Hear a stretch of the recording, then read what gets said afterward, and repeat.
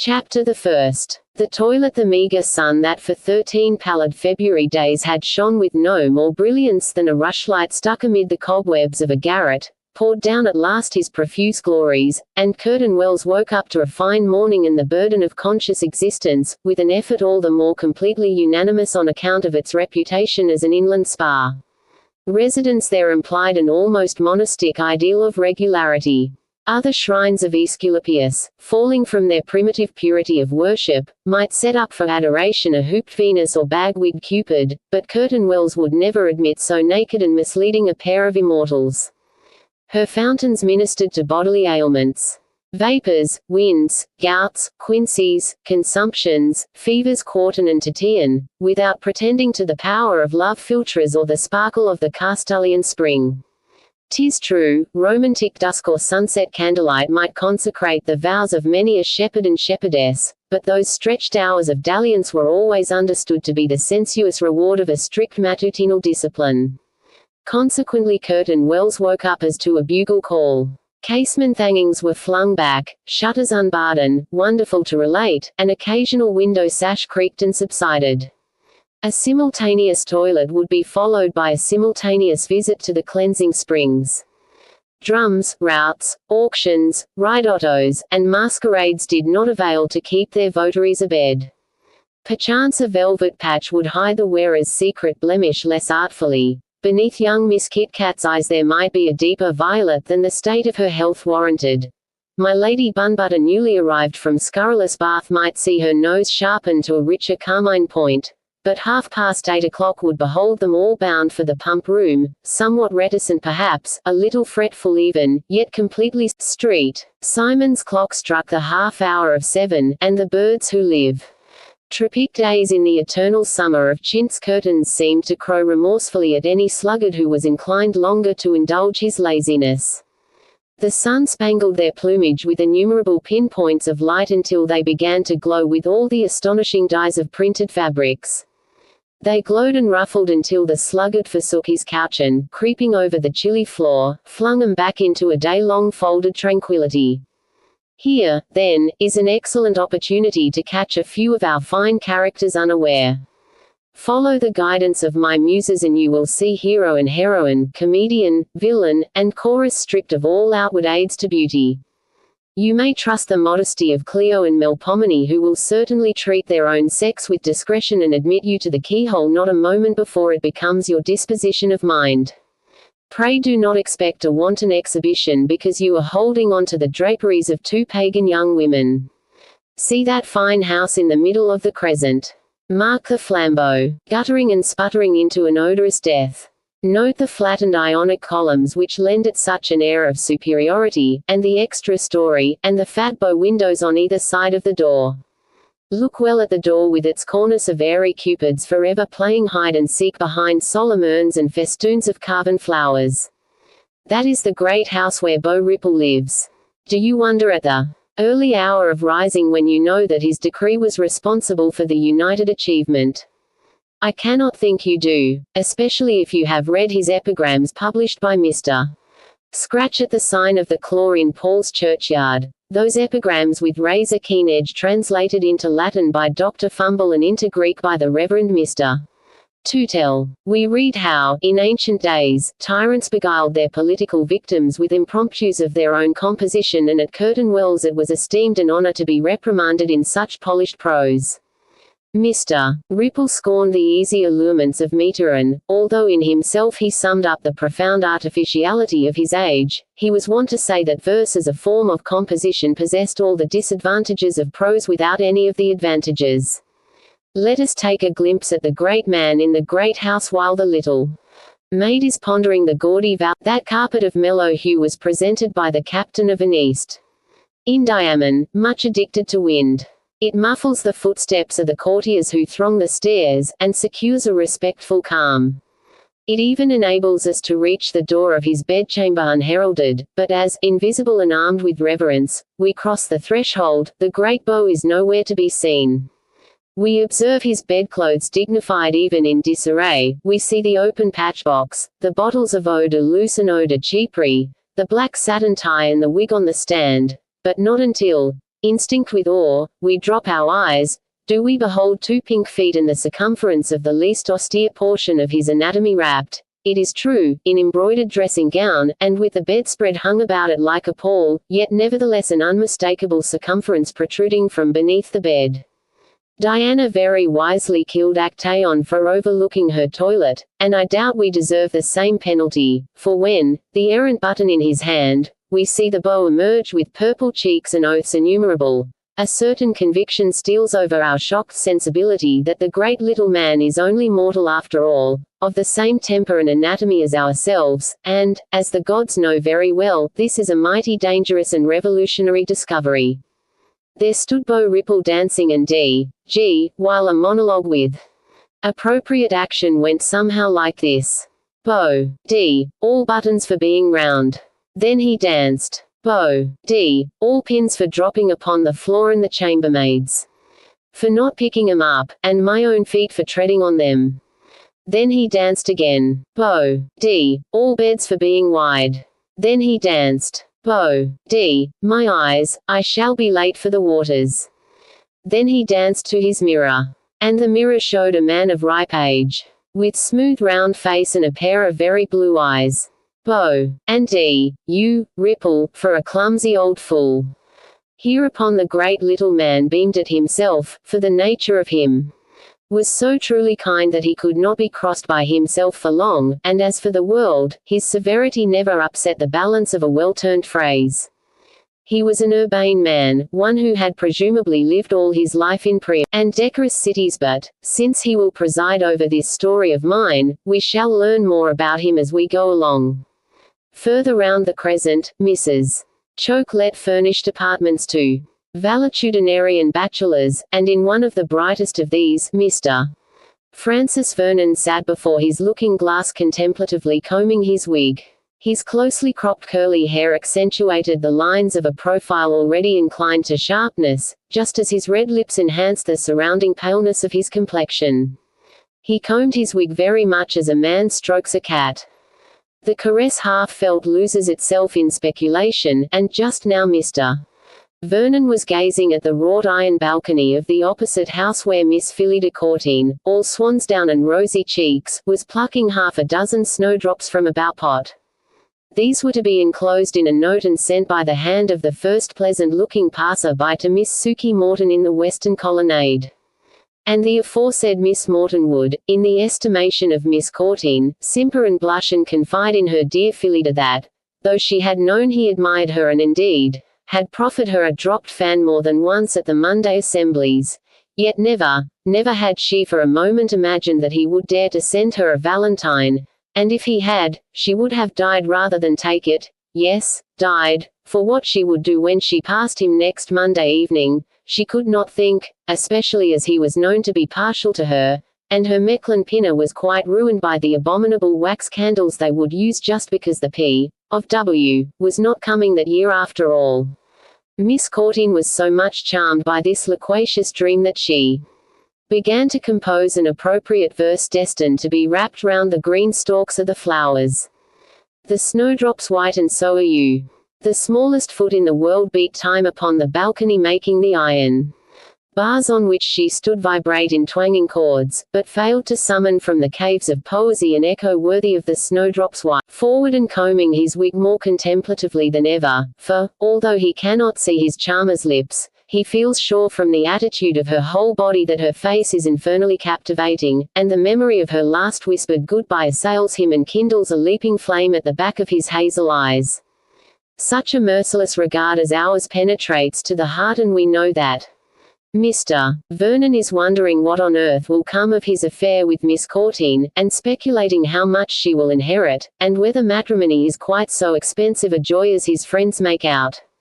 The thought of money writes an ugly twisted line across his high smooth forehead, and this line broadens into 100 little tributary lines as he thinks of his debts.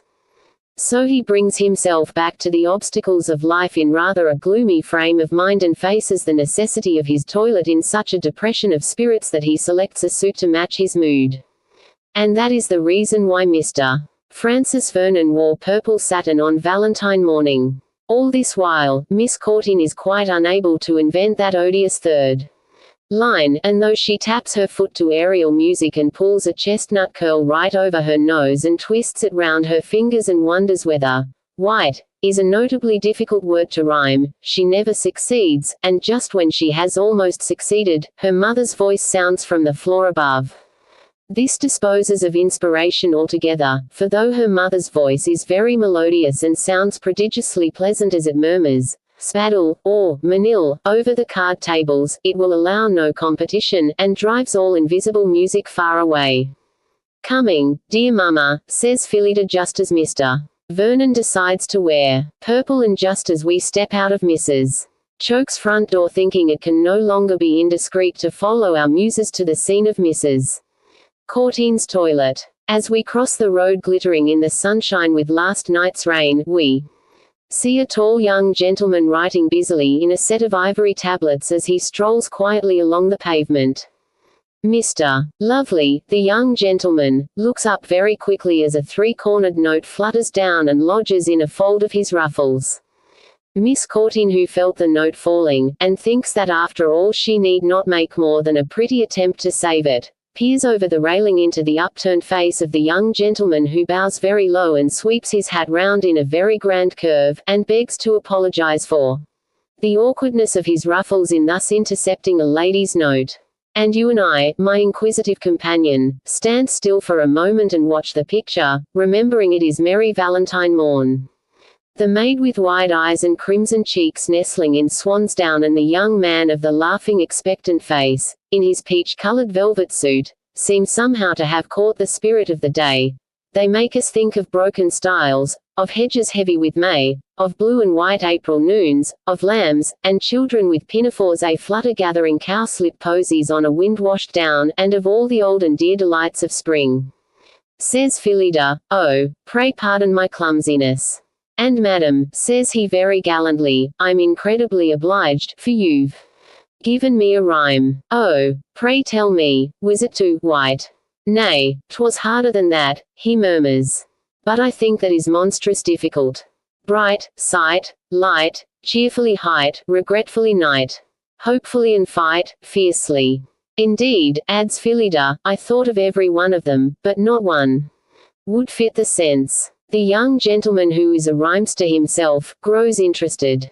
"Might I," says he, "without impertinence inquire your necessity?" "Sure, 'tis for a Valentine," and as Mr. Lovely's face darkens, she hurriedly adds, "for a young lady, a friend of mine, you'll see the direction writ on the flap." His face clears again and he asks, "You wish it delivered?" "Oh, sir, how did you guess?" "By accident, ma'am, or a happy intuition. I stepped out to take the air this fine morning, and chance has discovered for me an incontrovertible excuse for such idle exercise. To be footman to a sister of the Muses is surely appropriate service for a poet." How romantic truly! But the tale of the sigh is interrupted by her mother's voice, and she has bare time to murmur her thanks, drop a genteel curtsy and vanish. As for Mr. Lovely, he has registered a vow to attend the Monday assembly next week instead of sitting down to hazard at the Blue Boar Inn. Above stairs all is confusion because Mrs. Courteen cannot make up her mind between yellow lutestring and orange silk. Phyllida, whose heart is full of the dancing springtide, thinks her dear mama should wear the brightest colors and the richest stuffs in the world. For if you would only allow the curtains to be drawn back, you would see what a golden morning it is outside, she complains to her mother, who answers, "Women of fashion, Phyllida, dress by candlelight for candlelight." Betty the maid agrees with her young mistress, "Sweet, pretty dear lamb." As she asseverates in Hampshire accents, "Orange silk, say I, and God bless the golden sun." Mrs. Courteen, who is sitting nearly half undressed and quite incapable of forming a decision, bids Betty go and find out Thomas's opinion. Thomas is the family footman and a great critic of men, women, and religions.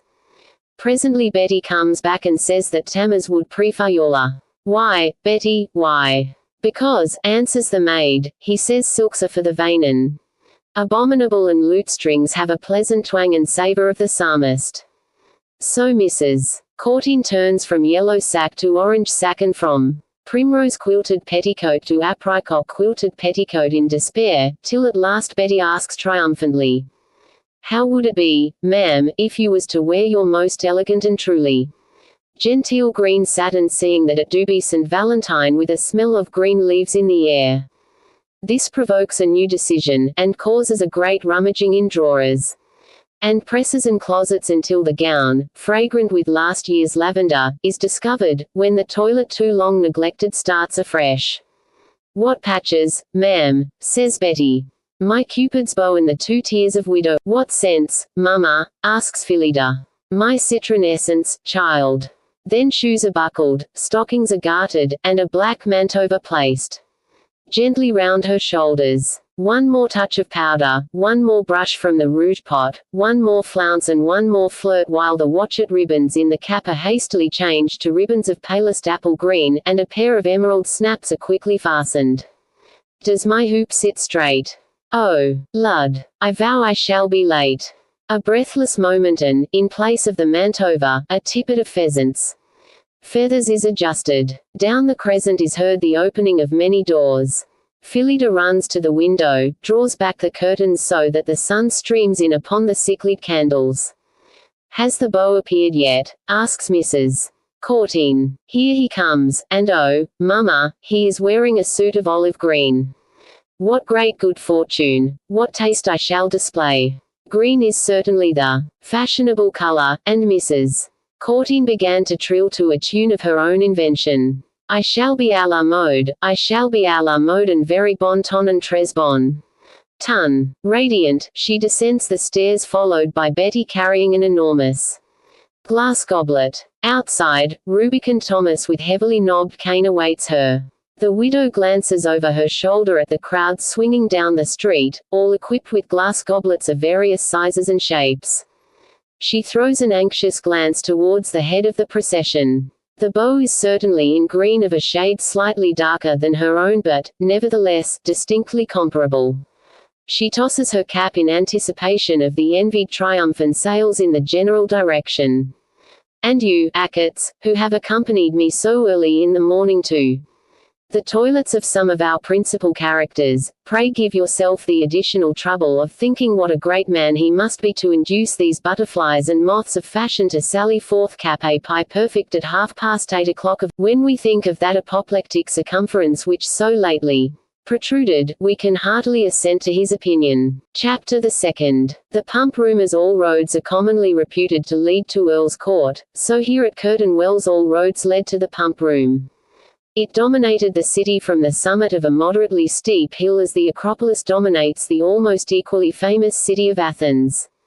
In certain aspects it bore a remarkable likeness to a Greek temple with its fluted columns and portico haunted by many white pigeons. It was even more like a gigantic summer house whose interior was always open to the four winds. Any reasonable explanation of a spring that gushed forth at the very top of a hill always eluded those who toiled laboriously up the slope, but, as a more religious butterfly once remarked, Providence plainly designed it to serve some useful purpose by allowing it to gush forth at such an unexpected elevation. The same lady used to regard volcanoes as an uncomfortable if divine method of destroying large numbers of papists together, and would pertinently observe that if England had admitted the claims of the pretender, she was convinced what was now a cool, health-giving fountain would have boiled over to the horrid accompaniment of flames and lava. At precisely 8:45, Beau Ripple paused at the foot of the hill to survey through a monocle his flurried followers. A wag once said that Ripple liked to gaze at life through the wrong end of a spy-glass, because he himself was of so small a stature. Whether this monocle actually diminished his world to the size of an ant heap, I do not know, but certainly the whole assemblage stopped to recover their breath as if conscious of their utter lack of importance in the eyes of the great little man. The physician-in-chief was solemnly beckoned into hearing. 2 minutes, said the beau. Mr. Oboe. The physician opened the lid of an enormous watch attached to a red silk fob and regarded the dial. Might, so complete was his abstraction, have been feeling the pulse of the exquisite mob behind him. Slowly the minutes rolled by while the beau took several possessive sniffs of the young spring air. Not an unseemly whisper disturbed the silence. So still was it that above the cooing of the sacred pigeons on the roof of the pump room, far down in the valley could be heard the lowing of cows. At 9 Mr. Ripple let his monocle drop. Mr. Oboe replaced his watch. The pump room bell began to clang very fast. The exquisite mob started to climb the hill and innumerable glass goblets glittered in the sun. When the summit was reached, the beau called in a loud voice.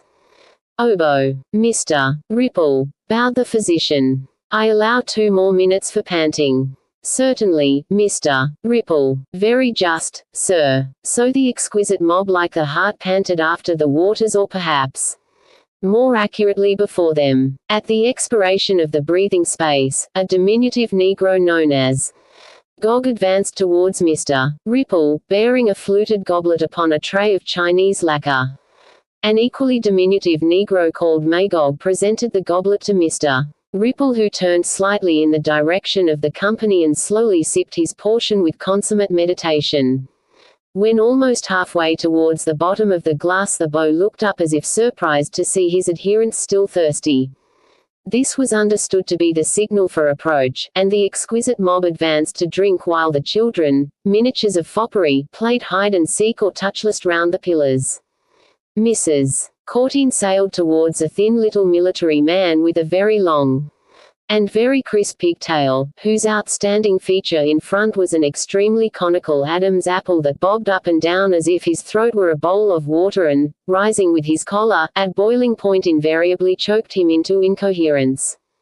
The Major would have passed for one of those half-pay officers who frequent watering places and rely for many of their meals upon an acquaintance with the tactics and strategy of the late Duke of. As a matter of fact, he had followed Mrs. Courteen to Curtain Wells from Hampshire, where he owned a small hunting lodge known as Ramillies House, Oudenarde Grange, and Malplaquet Place according to his humour, but for no discoverable reason besides.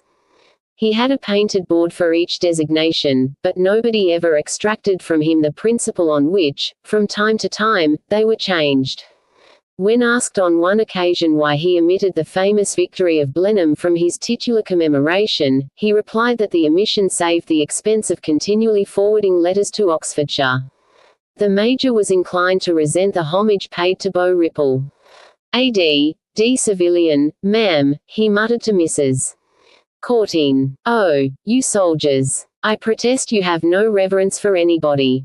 Not I, ma'am. I don't bow the knee to a living soul. Not at all. Sir Blood. Ma'am, the fellow's no better than a low adventurer. Would he fight? Not he. So he forbids us to wear swords. D. N. It, ma'am, a soldier without his hanger is like a monkey without his tail. That's what I say. So do I, Major, so do I, echoed a suave voice over his shoulder, and the Major, turning round, encountered the bland half-bored, half-tolerant smile of the great little man. Your similes are uncommon happy, Major. Tarry's apple throbbed and bubbled and rose and sank, but the beau passed on contemptuously, and a large flabby man in a suit of snuff-coloured frieze treading upon the Major's toe at this moment, the latter's wrath flowed into another channel. My toe, Mr. Moon, he said furiously. Your toe? Inquired the other with great earnestness. The question of disputed property which seemed imminent was quashed by the widow's interruption. 'Tis too early for argument. Come, neighbours, let us make our promenade. Where is Phyllida? But Phyllida was making her promenade at a careful distance behind her mother. Phyllida was taking the demurest little steps with an arm in her beloved Betty's arm and with a swansdown muff held against her Gentleman stopped to survey the promenaders over the tortoise-shell handle of his ebony walking stick. Phyllida and Betty stopped to see if it was truly 9:15 by St. Simon's Church tower. And every time the gentleman stopped to flick a speck of dust from his purple satin sleeve, by a very odd coincidence Miss Courteen always stopped to see if her shoe had really become unbuckled. This tends to show that in spite of all the precautions of Beau Ripple, the innermost fane of Aesculapius had been invaded by a strange god. I doubt Miss Courteen, considered by her mother too young for chalybeate, was learning to drink of that deep well whose waters will never run dry so long as maids and men frequent its precincts. The exquisite mob continued to circle round the pump room because the ritual of the cure prescribed an hour's steady promenade before breakfast. The scarlet heels of innumerable shoes clicked in unison, and the drowsy hum of morning small talk rose and fell upon the February air. All agreed it was a monstrous fine day for the season of the year. All expressed the opinion that by no stretch of imagination could such weather be expected to last. All wished it would indeed, and everybody asked his neighbor whether he intended to grace the next assembly, and the neighbor invariably replied he had every intention of doing so. Everybody bowed or curtsied very low to Mr. Ripple, and Mr. Ripple had a delightfully well-turned sentence for each of his subjects, as if he would reward their energy in rising so early. Occasionally the great little man would condescend to take a pinch of the best rappy with an elderly gentleman. But as he never took snuff with anybody under the rank of Viscount in the peerage of England, and as the peer thus honoured was bound to be above the age of 45, it happened that the elderly gentleman was always old Lord Vanity, the only individual present who satisfied the double requirement. How different this scene is from Hampshire, to be sure, though for my part one shall ever protest that those who have eyes to see, let 'em see, and people who accuse us of wasting our time forget how persistently they look for the arrival of the carrier. Whether or not Major not unlikely, sir, not unlikely. Well, sir, what the deuce are you grumbling at? Mr. Moon replied that he was not grumbling, he was merely commenting, and the two gentlemen bickered on across placid Mrs. Courteen like two children over a hedge. Meanwhile, on the farther side of the course, as the broad path round the pump room was called, Mr. Vernon was still keeping step with Phyllida and Betty, but so delicately did the former tread and so far aloof did he appear that no one suspected him of anything so low as ogling pretty Miss Courteen or her maid. Sometimes he would murmur, "When will my charmer be there?" and every time he asked this question, the charmer would send a rippling little laugh into her swansdown muff, and flash a glance over the top towards Betty, who would toss her head and imply that such curiosity was worth a long-delayed gratification. At last Mr. Vernon would take out his laced handkerchief and flick, presumably at a ghostly despair. Phyllida would be prodigiously afraid that her dear Ama, by that name only did she know her lover, was growing unhappy at her hard-hearted treatment, and, feeling she had tormented his patience long enough, would gently shake her muff until a piece of paper fluttered slowly to the ground. Mr. Vernon would stoop with indescribable grace and distinction of manner, and while Miss Courteen looked very demure indeed and quite innocent of anything or anybody in the world, he would put the piece of paper in his handkerchief and press the handkerchief to his lips and look round the corner of his eyes at Phyllida, who would just by chance be looking round the corner of her eyes to ascertain if her mamma were beckoning to her. And this used to happen every fine morning during the promenade, and continued to happen for many days afterwards. 9:30 struck, and the promenaders all turned on their heels to hear Mr. Ripple divulge the gaiety of the day. It is not to be supposed that Curtain Wells was careless of her pilgrims' pleasure. On the contrary, every hour of their visit was wreathed in delightful possibilities of enjoyment. At present it was winter, so that naturally most of the entertainments occurred indoors, but in late spring and summer a series of fêtes champetres and fêtes accusées, of moonlight concertos, harlequin ridottos, and lantern masquerades made Curtain Wells a tolerably attractive stage for the marionettes who postured and declaimed upon its boards. There was much tiptoe attention for the beau as he ascended a marble pedestal and slowly turned the pages of a notebook bound in tooled Morocco leather, gilt-edged, and of impeccable finish and design. "My lords," Mr. Ripple began, whereupon old Lord Vanity, blinking several times at his daughter Lady Jane Vane, took an extra large pinch of rappy. "My lords, ladies and gentlemen, I have the extreme honor to inform you that the public breakfast given to Sir Jeremy Dummer for the purpose of commemorating his 21st consecutive winter at Curtain Wells will be held deo volant at the Town Hall tomorrow the 15th instant." A murmur of delighted anticipation ran round the exquisite mob while Sir Jeremy Dummer, who was verging on nonagenarian antiquity, drew himself up very erect, quivering and doddering with senile pride. There will be the usual loyal and personal toasts, continued the beau, and at the conclusion of the entertainment the company will adjourn to the civic chamber, where I hope the ladies will be already arrived, in order to partake of a dish of tea. I may add that the tea, duty paid, has been generously presented by Mr. Hopkins of the High Street, well known to many of you as the incomparable provider of the rarer dried delicacies which have traced prodigal patterns over so many of your mahogany tables. The exquisite mob murmured its gratitude for the tea and the compliment, with much condescension and affableness, while the public spirit of the tradesman was generally extolled. Tonight at precisely 6:30, Mrs.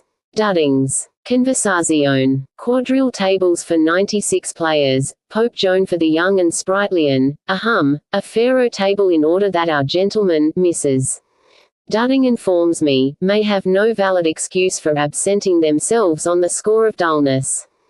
Chairs at precisely 10:30, and I must request you, my lords, ladies and gentlemen, to warn your chairman that quarterstaff play with the poles will be visited with your acutest displeasure. I am sorry to complain of an abuse on a morning when the prospect of nature is so vastly pleasant, but last week the whooping and holloaing of the partisans caused me to place basto upon the ponto of my vis-a-vis.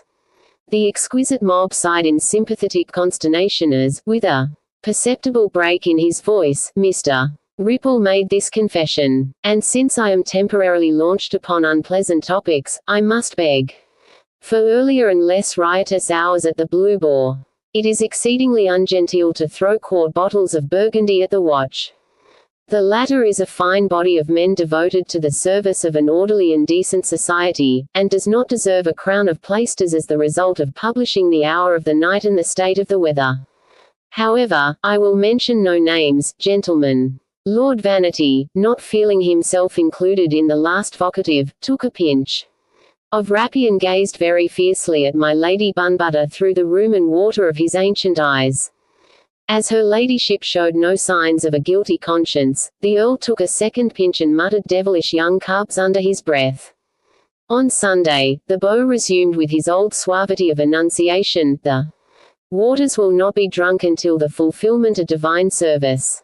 On Monday the usual assembly will be held, and a cotilin will be danced at 12 o'clock precisely. Chairs at 12:30 precisely. And now, my lords, ladies and gentlemen, nothing remains for me but to wish you a vastly enjoyable breakfast, a happy issue from your divers infirmities and a very good morning. This benediction was the recognized sign of dismissal. The beau descended from his pedestal and the exquisite mob betook itself downhill, although a few individuals waited behind in order to consult with the former on matters of etiquette, fashion and gentility, his advice being considered the most refined in the country. Mrs. Courteen sailed down upon Mr. Ripple and asked whether she was right in thinking that the moment when green should be worn was arrived. I think so, ma'am, the beau assured her. I think so, to be sure, a few of our more conservative fops hold that green should never appear before the Queen's birthday. But I differ from them, ma'am, I differ. You will No, indeed, sir. The widow hastily assured Mr. Ripple that her daughter was not near old enough to dream of such follies, while Major Tarry and Mr. Moon, whose skirts were stiff with valentines intended for Mrs. Courteen herself, looked very severely at the sun as if he were in some way responsible for the madness of love in the air. Tut tut. Youth's the time for love, as Mr. Gay sings, and though I do not encourage the interchange of passionate sentiments among those who are seeking to recover their health, I regard St. Valentine's Day as a very proper festival for young men and maidens in whose hearts no degeneration is yet apparent. With these words Mr. Ripple drooped his left eyelid lower than ever. Fie, sir, we shall have the child vapored like any woman of fashion, if you put such inflammable ideas into her head, complained Mrs. Courteen, who was just beginning to be more than a little jealous of her daughter. Not at all, ma'am, said the beau, I swear I saw an agreeable spark toast Miss Phyllida in Colebiate, the irreverent dog, but I forgave him, upon my honor, I was near doing the same thing myself. Now Phyllida was not at all anxious for her mother to think she had an admirer, and yet with youth's vanity, she could not resist a half-acknowledgement of the beau's rally. Luckily for her, Major Tarry, who always resented his removal from the center of attraction, thought it was time to assert his existence by demanding rather pompously if the beau saw anything unusual in the sky. "Yes, sir," the latter agreed. "I see the sun, which is very unusual at this season of the year." Mr. Moon gaped a smile, and Tarry's apple began to rise. He had anticipated a surprised negative from the beau, whereupon he intended to look very mysterious and say that after all perhaps he was mistaken. Thus, having impressed the bystanders with the notion that they were talking to a man of superhuman vision, he would offer an arm to Mrs. Courteen. "Run, Betty," exclaimed the latter, "and tell Mr. Thomas we await his escort." Thomas was at the footman's pump room, 100 yards down the hill. Here, every morning he mused regretfully upon the decline of beer drinking, supplanting the honest Esau ale. As for streams that spouted inexplicably from solid rocks, these he held to be an infringement of Moses' prerogative. He would unscrew the knob of his footman's cane for a morsel of Parmesan cheese and chew the cud of bitter reflection, while with the butt of his nose he would polish the silver ball till it shone with equal splendor. Betty found him thus occupied and, as he stalked after her in obedience to his summoning, she heard him mutter several times in quick succession, "Wells of Sodom, waters of Gomorrah, pillars of salt." Mrs. Courteen, as she curtsied her farewells to the beau, sank to the ground like a deflated balloon. This done, she gathered her party into hearing and occupied their outward attention as they walked in the direction of the crescent with a long and disjointed account of her health. "Why will you shake your muff so vehemently?" complained the widow. "'Tis full of dust," said Phyllida. "If it was, I am afraid Miss Courteen was trying to throw some of it into her." Chapter the 3rd. The Blue Boar. While the exquisite mob circled round the central fane of Aesculapius, Mr. Charles Lovely had enough lack of taste and orthodoxy to make a heretic promenade in the low-lying water meadows at the foot of the town. He had knocked 3 times at old General Morton's house in the western colonnade and delivered Miss Courteen's Valentine into the hands of Miss Sukey Morton's maid. She, poor soul, wore round her neck a brass button attached to a piece of string still reminiscent in tarred perfume of the Dorsetshire jetty down which she had wandered a year ago. It was streaking her breast with verdigris as if in some way prophetic of a heart that all too soon would be tarnished more irreparably by that faithless lover beyond the seas. Consequently Miss Morton's maid received the paquet with a sympathetic reverence learnt in long morning dreams when the sunlight splashed the walls of her garret in waves and ripples of faint gold. "Any name, Your Honor?" she asked. "I believe not. And no message?" She paused in bright-eyed hope of an assignation, which was to be the first step in the softening of her mistress' hard and imperious little heart. "None at all so far as I know, my dear," and Mr. Lovely passed on down the deserted street towards the meadows. The little maid stood on the steps regarding him. "'Tis a Valentine surely," she thought, and held the envelope between her and the Discoverer Sun. A red heart glowed through the paper, a red heart pierced by a flaming arrow. And hoot ha, thought she had a beau in her be so spiteful. She sighed as she gazed after Mr. Lovely. He do look proper and happy surely. The elegant young gentleman had, in fact, caught some of the harlequin grace of a fine morning in the prime of the year as he avoided the cracks in the paving stones to bring the meadows closer and make the colonnade less intolerably long. "Why, sec a rosy spark, for sure, she've no call to be jealous of me," thought the little maid, as her soul went winging over the great Atlantic whose roar filled the silence of her mind, to meet the soul of her sailor lover who was at the moment sitting upon an alien beach in the company of 2 dusky wantons and a bottle of Jamaica rum. Mr. Lovely turned the corner and the little maid vanished at the sound of a bell summoning her to tie one of her mistress' pink bows to a more modish angle. Our hero, for since perfect confidence should exist between us, I will no longer attempt to conceal his identity, continued to walk to the tune of a lyric always provided the measure did not compel him to step upon one of the fatal cracks. Soon he came to a road which ended in green fields sodden with winter rains, but soft and grateful after the arid pavement. Face to face with the pale blue February sky, he took up more earnestly the intention of the half-fledged songs that occupied his brain. Strange songs they were, fanciful and unrestrained in the eyes of their author and his contemporaries, who did not recognize in them an echo of one Mr. Herrick, dead, and now forgotten by the world of literature. His mother had read the poems to him as a child. The Hesperides of 1648 was the only book owned by the lodging house in Westminster where a dingy year of childhood had dragged out its course. In his youth, he had loved their sharp, elusive harmonies, and when he attained years of composition, could never free his own lyrics from extravagance so acquired, however assiduously he attempted to follow Augustan models. To his credit, be it added, he was always sincerely ashamed of his barbaric numbers and, as he grew older, was often successful in expressing the heart of a riotous evening in a clear-cut drinking song. Perhaps this vain pursuit of formalism in words made him neglect his private life, which ran a wild career checked by nothing stronger than the strings of his purse. As he leaned over a stile and watched the cattle, London, ye have been fresh and green, ye have been filled with flowers, and ye the walks have been where maids have spent their hours.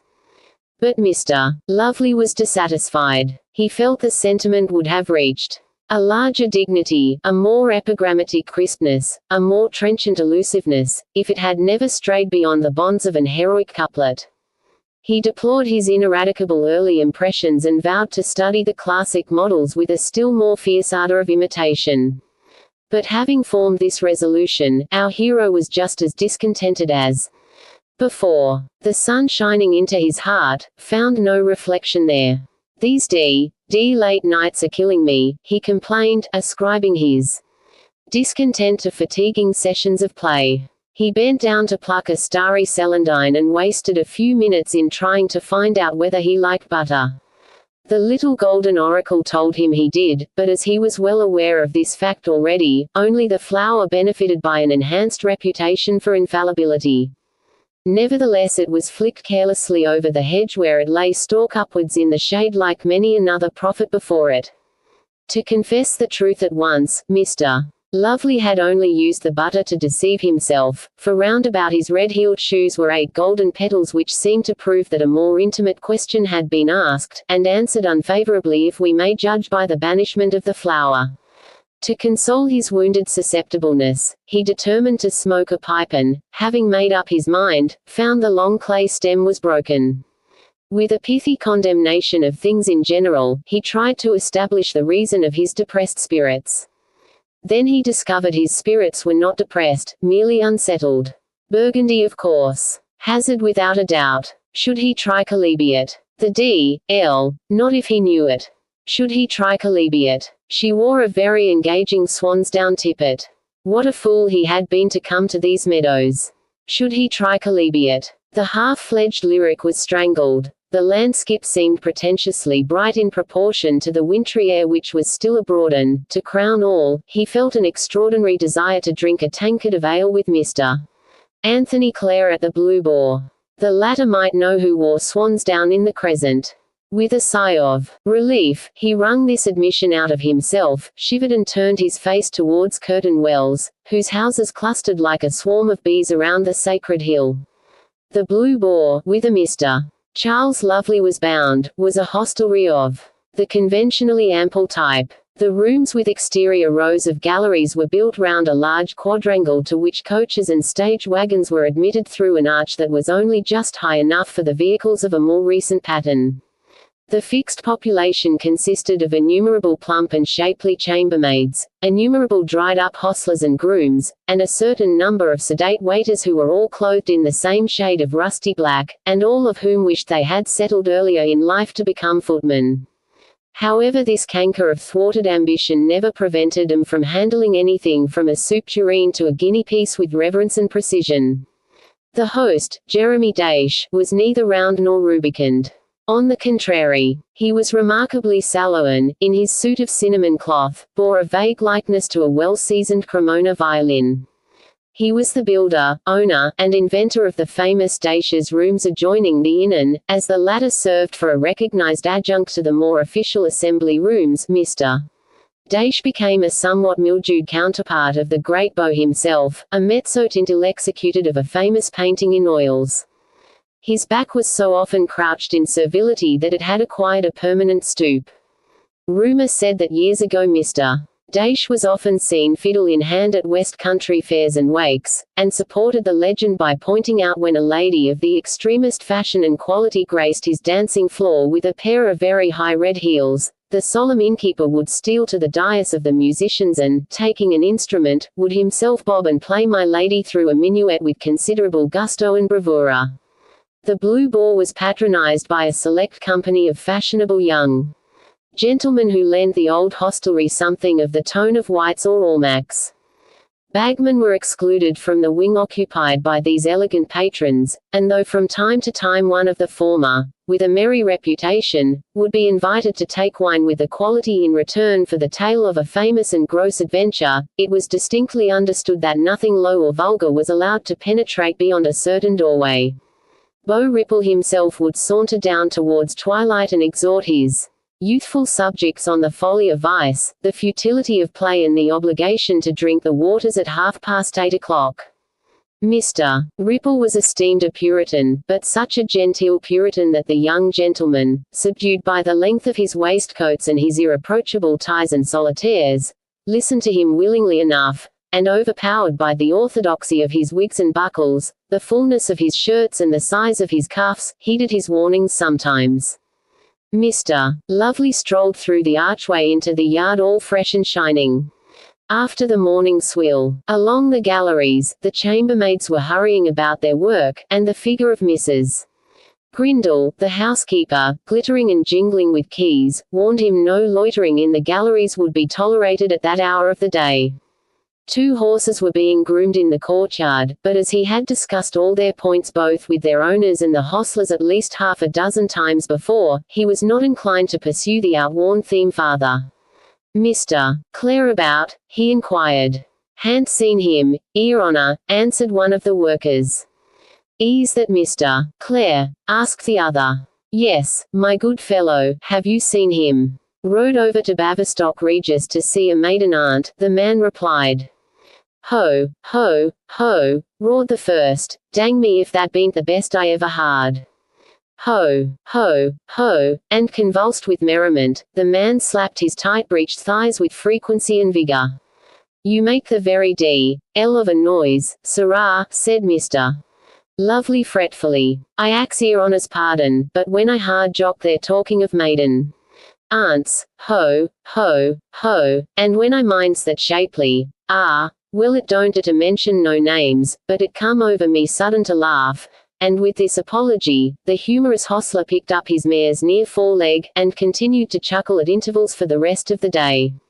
Mr. Lovely began to think Tony Clare was confoundedly young, and when one young man begins to think another young man confoundedly young, it is usually a convincing proof that the pensive young man is deep in love. What's a fellow to do? He sighed as he turned into the and surveyed the passers-by. He wondered what had become of his friends, and why the d—l all the world was gone mad because the sun shone with unwonted brilliance for the middle of February. Then he remembered it was Valentine Day and amused himself with the manufacture of paper darts which he shot at the prettiest young women in range. Unluckily, in an attempt to pierce the ripe heart of buxom Miss Page who assisted at the cook shop, he wounded the rector on the nose. This set him moralizing on the fortune of love. Could anything be more incongruous than love and the rector? Yet why not? We are all targets of a dimpled nudity. The phrase caught his fancy. Numberless cupids in attitudes of attack floated before his mind's eye. Dem, thought Mr. Lovely, my brain is like an Italian ceiling. Targets of a dimpled nudity. He flung back the lattice to its utmost extent and leaned out to the morning whence the chatter of the world without floated into the sunny room. Everybody is monstrous good-humoured, he concluded. But somehow it was no longer amusing to quiz the young woman in Mrs. Tabby's ribbon shop through his ivory-rimmed perspective. Somehow since yesterday her forearm had grown coarser. All the world's growing old, he grumbled disconsolately. But the world would not be vapored, and laughed and chatted and bobbed and flirted and chirped with all the selfishness of a world that is always young in defiance of the moods of her individuals. Suddenly the mob of cupids faded from his mind and the world at which he was scoffing ceased to exist. Surely at the very end of the high street, he could discern something which was slowly assuming the magic shape of a swansdown tippet. His heart began to beat very fast and he felt the rushing crimson flood his cheeks. Life was wrapped in swansdown, as, through clouds of the airy texture, his soul soared to unimaginable heights. Then came the descent and, waking as from a dream, he found himself staring down into a pair of wide blue eyes. In his embarrassment he knocked over a pot of jacinths and, above the noise of the fall, heard himself telling a swansdown muff he had delivered the paquet. Could anything be more enchanting than the warning forefinger, save the lips to which it was lifted? Could anything better console his enforced silence than the knowledge that between him and her existed a secret, floated away to some fairyland of their own, but a blue jacinth perfumed the air? Certainly the idlers of Curtain Wells had a fruitful subject for an afternoon's debate in the sight of young Mr. Lovely climbing out of the coffee-room window. Besides, if that were not amazing enough, the idlers were immediately diverted by the aspect of young Mr. Lovely gathering up the remains of a shattered flower pot and clasping a bruised jacinth to his silk waistcoat. They all agreed the incident had no explanation, and were even stirred out of their perpetual lethargy to muster round the entrance of the Blue Boar in order to verify a daring speculation that he was going to carry the fragments within. "Good gee," said Mr. Ripple, who was approaching the archway from the other side. "Good gee, sir, are you mad?" To Mr. Ripple the shock was great. He had aspirations for Mr. Lovely. To be sure, he was wild, an extravagant young dog, but then he possessed an inimitable assurance of manner, a pretty talent for polite verse-making, and a consummate taste in brocades. The Beau of late had often pondered the choice of his successor. He had aspirations for Mr. Lovely, and now he saw his favorite positively panting the most ungenteel motion and fatal to the fall of a waistcoat, not merely panting but smeared with mold, hugging potsherds, and apparently quite unmoved by his degradation. "Is it wonderful that Mr. Ripple cried, "Good gee, sir, are you mad?" "Yes," shouted Mr. Lovely. "Or drunk?" "Yes," shouted Mr. Lovely. As he seemed inclined to answer every question in the affirmative, the Beau remarked he wished to see a representative group of the young gentlemen at the Blue Boar upon a matter of the gravest social and civic importance. Our hero ejaculated, "With you in the twinkling of a bedpost," and raced across the yard, up the first staircase, along the first gallery and into the last room. A light broke upon Mr. Ripple's bewilderment. He has discovered some prehistoric relics. Probably cinerary urn, a lunette, or possibly a gold coin. In pleasant anticipation, the Beau, who was an intimate friend of Mr. Sylvanus Urban, beheld the folded copper plate illustrating the discovery and the rounded sentences on the opposite page of the Gentleman's Magazine in which the excavations would be carefully recorded by Horace Ripple. This must assuage my wrath, he decided by the door of the coffee room. To tell the truth, the Beau was on censure bent when he met our hero outside the Blue Boar. Already, that morning, he had alluded to the riotous nocturnal behavior. The assaults upon the watch, the fusillade of empty bottles, but not being able to descry a single offender, he determined that personal and individual remonstrance would be more efficacious. To the Blue Boar, therefore, he went, having first exchanged his suit of olive green for one of black satin unrelieved by silver and terminated by ruffles whose cambric fell in severe folds and condemnatory lines. As he stepped from the great house round the crescent and along the High Street, he passed in sombre eclipse upon the gaiety of subjects shining with the reflection of his genteel rays. Presently Mr. Lovely came back, still bearing the marks of the potted soil. Was it an urn? Mr. Lovely looked surprised. A lachrymatory perhaps. Or a lunette. Or, Mr. Ripple grew breathless with excitement, not an image of Aesculapius. "Pray, sir, are you trying to humor a madman? Because on my soul, I Don't know what you were driving at. So, sir, your late frenzy was nothing more than the unbridled haste and inconsiderate volition of youthful folly, sternly demanded the beau. Faith, I knocked over one of old Dacia's precious pots, and was making haste to remove it from the region of his laments. That's all, and there's my hand on't. You will pardon me, replied the beau, drawing back. I have no objection. The beau was about to point an example to adorn his statement when he was interrupted by the entrance of severe Mrs. Grindle, clasping her nose with one hand, and with the other holding at arm's length the offending jacinth by a shred of its roots.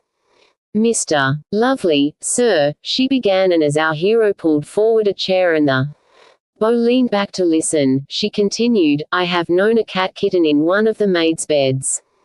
How very distressing, murmured the beau, letting the firelight play in the diamonds of his rings. But never, never, proclaimed Mrs. Grindle, swelling like Mr. Handle's Largo, have I known a young gentleman want to turn his bachelor bed into a ploughed field. Mr. Lovely, sir, I'll trouble you to say if this is your planting, or did you wish to insinuate that your bed was not made this morning? Mrs. Grindle, madam, replied the accused, you have heard of beds and you have heard of garden beds. Mine is a garden bed. A parterre impromptu, a landskip in miniature, a bucolic of slumber, a dimity eclogue. In a word, but pray, Mrs. Grindle, my dear Mrs. Grindle, out of regard for me, rehabilitate that jacinth without a word to Mr. Dash, and I, out of regard for you, will certainly pay for the washing of the bedspread. Mr. Lovely smiled so very engagingly and looked so completely innocent of any desire to insinuate anything except Mrs. Grindle's good nature that the housekeeper gave way, condescended to smile and, as she retired, threw a quick glance in the direction of a mirror to notice the angle of her snowy cap. Having reduced Mrs. Grindle to affableness, Mr. Lovely turned his smile towards the beau. The latter had watched with much satisfaction the progress of his favourite's negotiations, thinking to himself that a man who could circumvent such a dragon as the housekeeper would be very well able to keep in order the most self-assertive of duchesses. He began to relent his indignation and, as Lovely smiled at him, to see in his late impetuousness no more than the natural activity of a jolly young man. Moreover, for a certain reason, he had a genuine affection for the rogue, and was glad to perceive his high spirits. I came here this morning in the hope of a serious they're all gone after maids.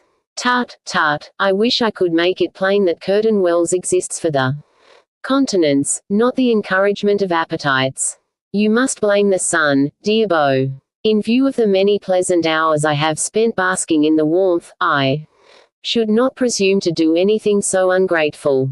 But I will remark that the sun in his human guises is not to be considered a beneficial example to young men at a stage in the history of mankind when maidens are no longer able to transform themselves into umbrageous laurels, thus rendering impertinent and inconvenient what at first seemed appropriate and inevitable. I allude, sir, to the legend of Apollo and Madame Daphne. However, my dear Charles, here the beau laid 3 tapered jeweled fingers upon the extremity of Mr. Lovely's left shoulder. You overwhelm me, sir, with your condescension. The omission of the surname by Beau Ripple is the bestowal of a title. Very well put, Charles, said the older man contentedly. 'Fore gad, you do me credit. Snuff, sir. Charles, we may follow the lead of Mr. Ripple was now veritably astonished. Never could he recall such an instance of the beau's condescension towards a man of his years, and he dipped his fingers into the proffered snuff-box with greater bashfulness than he would have displayed towards the powder-box of Titania. However, though the rest of our young gentlemen are, after maids, the beau stumbled over the crudity of the phrase, I am happy to see that you are engrossed by the seemlier pastime of horticulture. Was it fancy, or did Charles really see his mentor blow a tuft of swan's down from his cuff? I wish, the latter went on, to remonstrate with you on the indecorous character of your midnight entertainments. Owls, under Providence, are allowed to shriek and hoot after sundown, but there seems no reason for extending to men the privilege accorded by a divine creator to owls. In short, Mr. Lovely, there has been an atrocious hurly-burly in this house every night of late. Pray do, youth, dear Beau, hot-headed, open-handed youth. Yes, I know something of youth's anatomy from a personal experience of the happy state, but youth, Mr. Lovely, is a mighty inadequate justification for a circular scar on the forehead of one of our most respected and silver-tongued watchmen, a scar inflicted by the unconsumed but necessary concomitant of a quart of Burgundy. It was an accident, sir, young Tom Chalkley of the foot. I have observed, Mr. Lovely, that if one of these missiles happens to strike the body against which it is aimed, the result is invariably an accident, whereas if the missile goes wide of the mark it is a poor shot. But it cannot go on, Mr. Lovely. It shall not go on. The residents acting in conjunction with the visitors reserve the right to expel summarily any person who causes public offense, and I, as their accredited representative, should be in the highest degree culpable if I allowed it to go on. Consequently, my dear Charles, I appeal to you as to one possessed of some influence over the more violent spirits, to do all in your power of persuasion to prevent it from going on. Now, as the successful quart bottle had been thrown by our hero, and as he was usually the chief agent in promoting a disturbance, it is evident that Mr. Ripple secured his unparalleled authority as much by tact as by severity. Dear Beau, you shall be obliged, said Charles, and now pray tell me, who wears a white swansdown tippet and lives hard by the great house? I am not accustomed to observe the minor variations in feminine costume, answered Mr. Ripple with some austerity. Nay, but a hermit froze to his psalter must have noticed her, protested the younger man. The analogy is incomplete. I shall be at the assembly on Monday night. You could not be more worthily employed. And I shall effect an introduction under your patronage. That very much depends on my good behavior, asked Charles. On the immunity of my watchmen from further assaults. Dear Beau, we are all targets of he hesitated, of a dimpled nudity. Or an empty bottle. Love in a bottle, there's the world. The flesh, I think, sir. Faith, Satan must have a fine sieve if he can separate the pair. I am no theologian. Then you'll present me, persisted Charles. You will protect my watchman, demanded the Beau. On Monday night, urged Charles. Every night, added the Beau. Unconditional surrender is my ultimatum. But I hope I know how to display generosity towards a vanquished enemy. You will attend the public breakfast awarded to Sir Jeremy Dummer. Truly I. Tut, I insist. My old friend Lord Cinderton arrives today with his invalid son, George Hearthbrush. I should like the young man to see your cherry and trout pink cuffs. Too unseasonable a combination of colors for breakfast. Pshaw, your appearance will give a fillip to his impoverished appetite.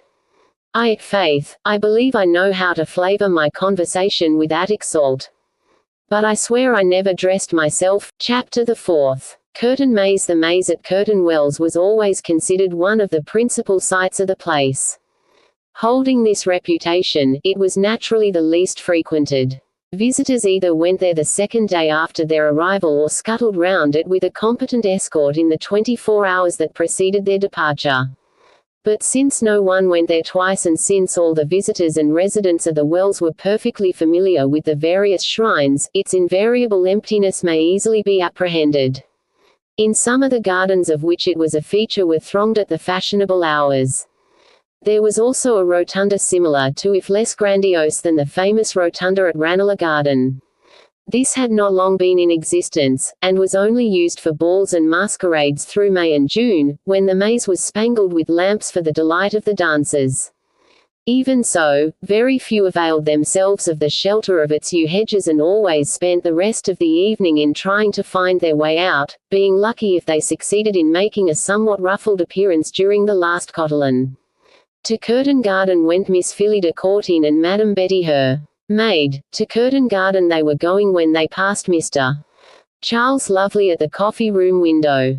Betty belonged to a type of womanhood that grows with age, increased fat, and pursiness, into a nurse such as Mr. Shakespeare drew in Romeo and Juliet. If she had been brought up in a disreputable purlieu of the town, she would have become a personally chaste procuress, but, nurtured among the buttercups, she merely had a perpetual desire to see her pretty young mistress aflame through the careless progress of some gay spark or other. Whatever there was of passion in her meadow-born soul fed itself on objective embraces. She was never a maid for a kissing gait at long shadow time, but when she saw Phyllida's heart flutter with quick emotion before the approach of Mr. Vernon, a primitive frenzy set her cheeks aglow and fired her eyes to a livelier blue.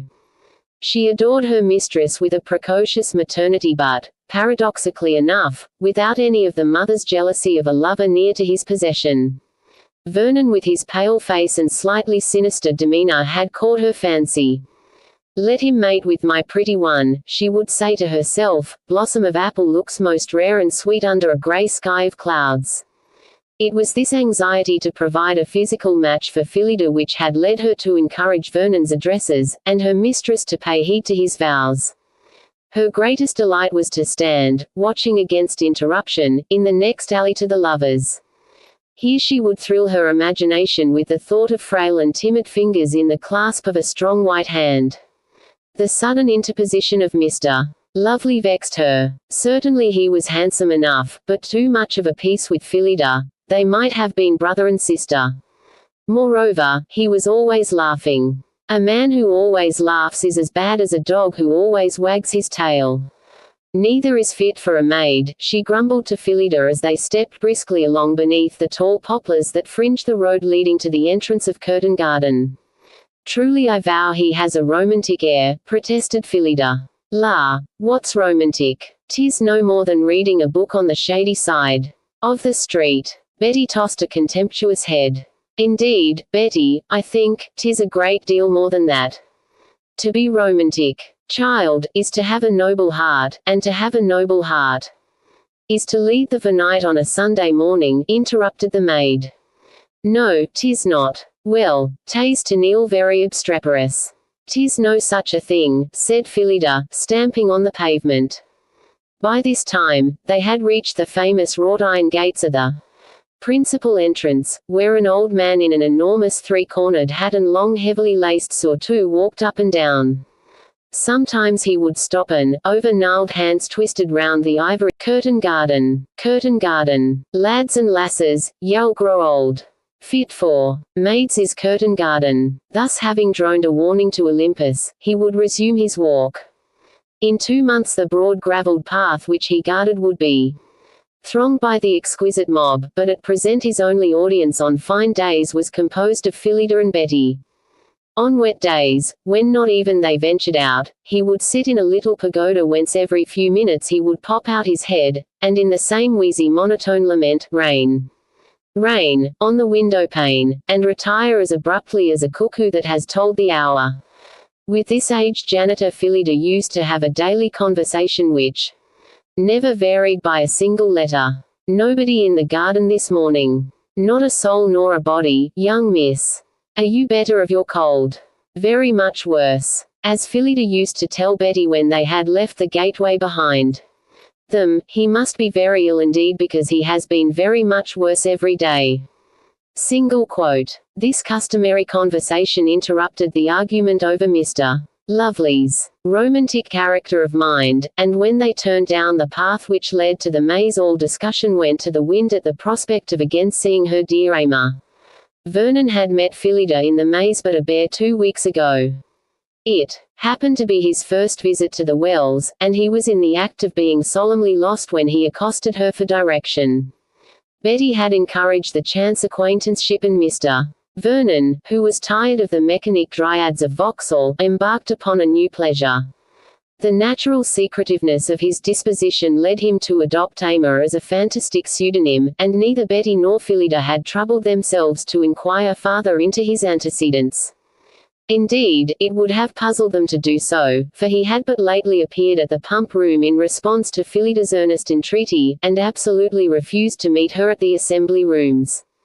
Consequently, had she felt inclined to indulge a suspicion, there was no one to whom she could appeal except perhaps Beau Ripple, and he, of course, was not to be thought of in connection with so trivial a matter.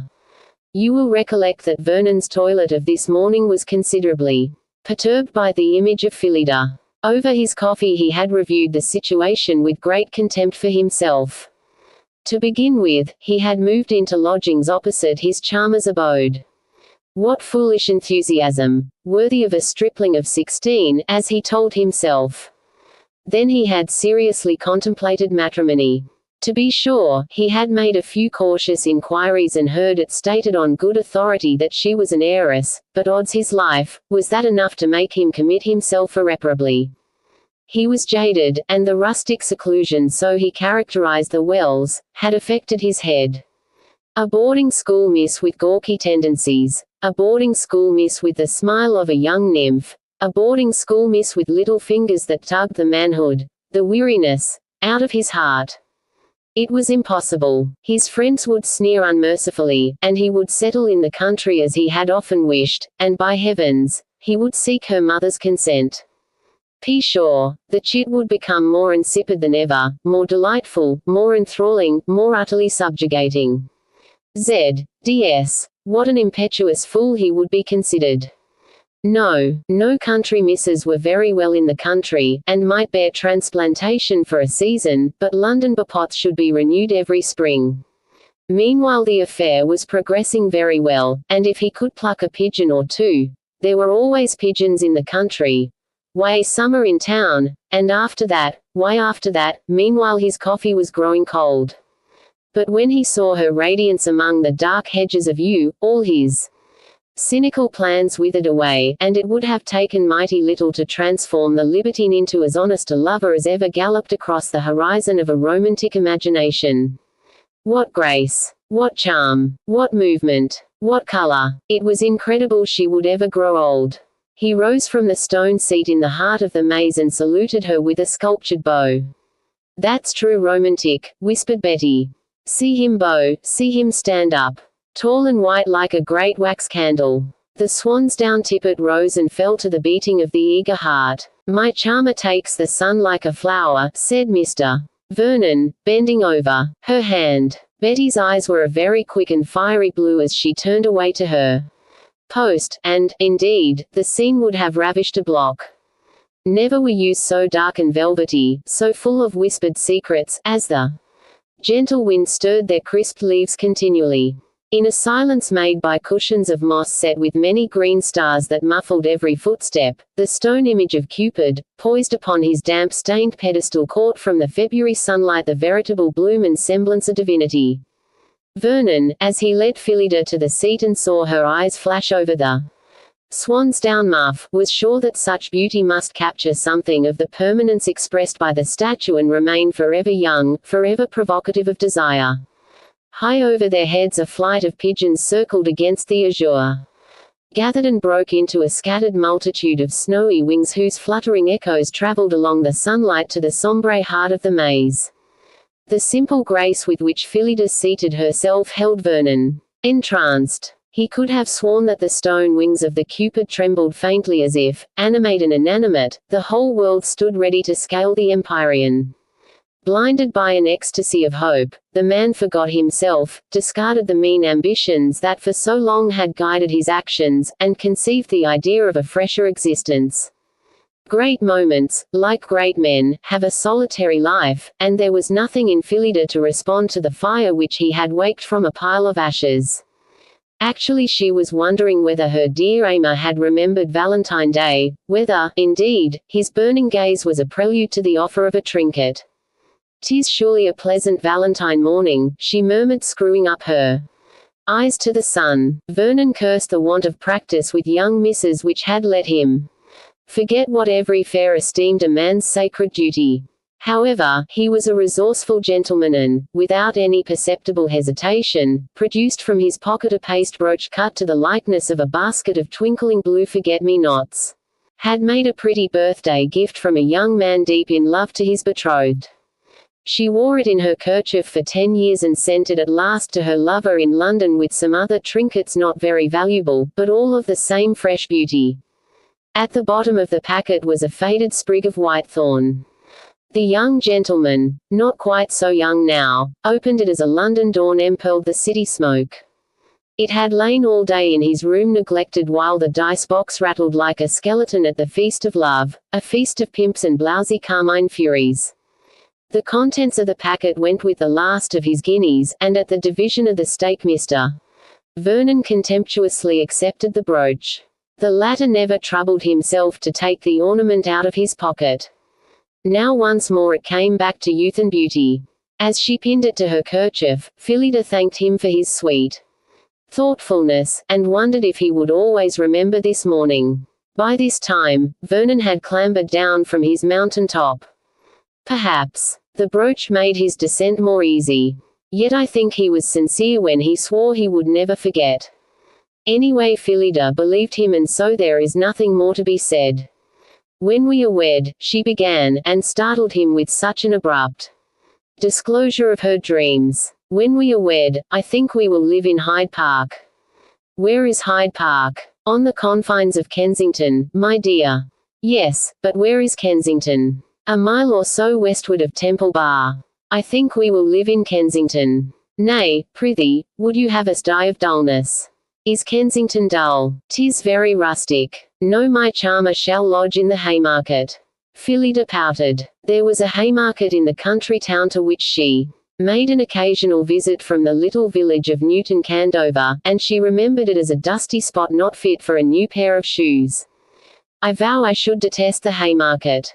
Nay, 'tis the gayest place, and what will my Aimer be doing? He will be looking over his angel's shoulder. Then they'll envy me more than ever, said Phyllida with a contented laugh. Vernon pressed her hand and looked round quickly as a man will before he attempts the first kiss.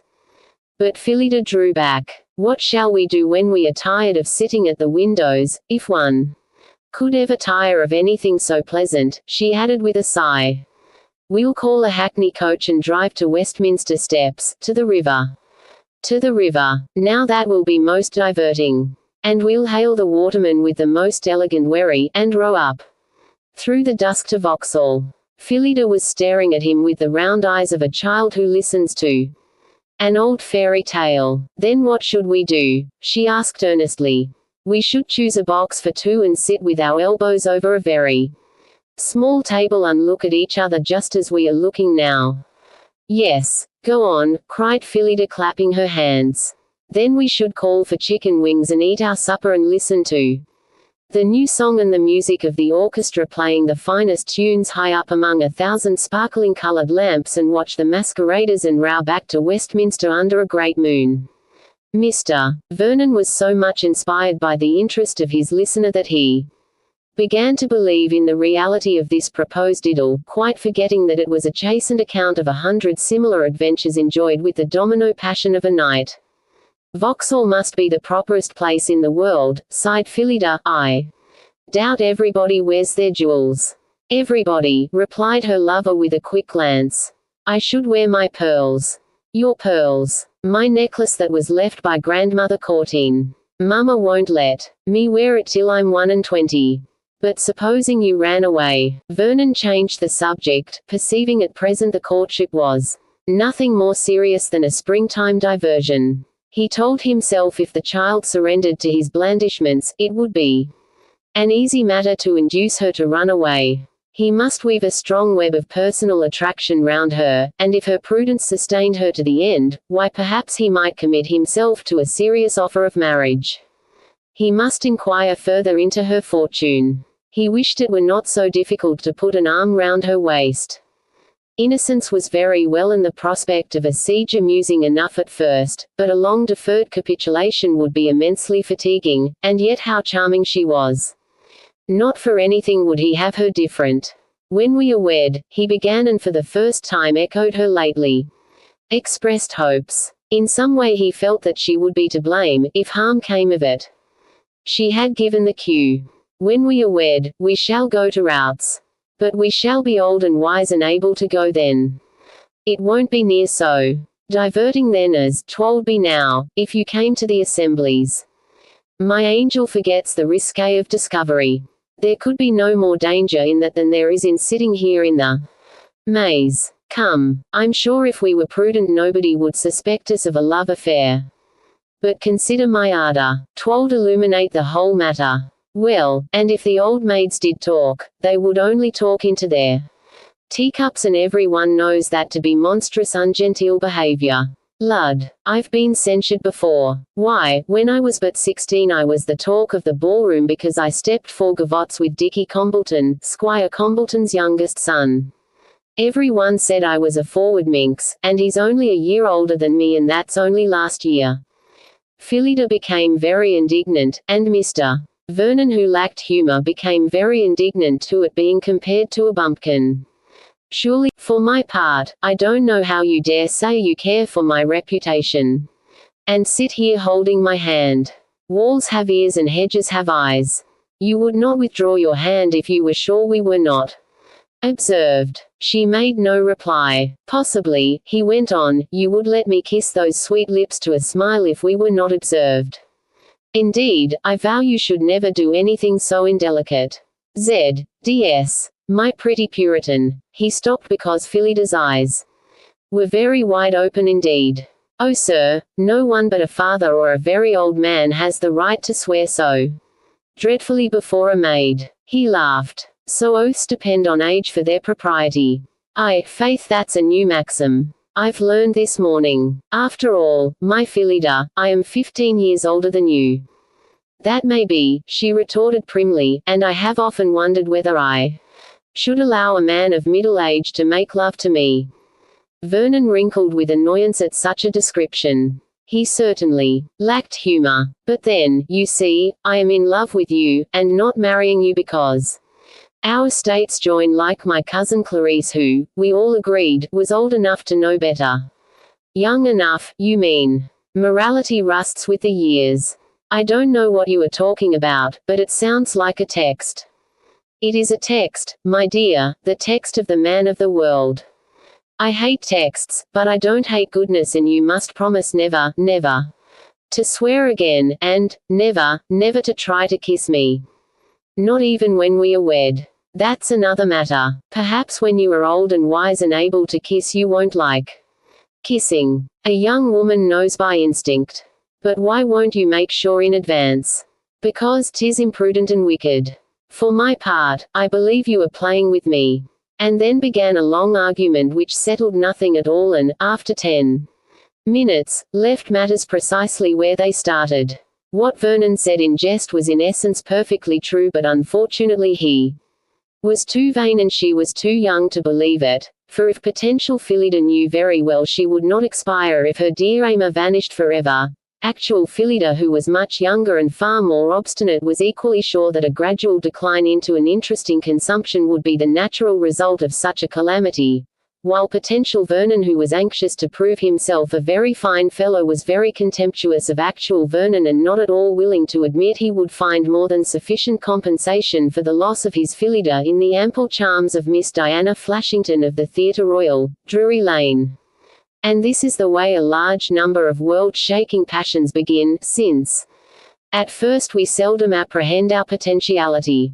The quarrel was interrupted by the sound of approaching voices just as Betty came flying round the corner with the news that Mr. Thomas and your mama be coming as fast as legs can carry, this way as ever is. The implication of a rapid advance is to be understood merely as relative to their usual rate of procedure.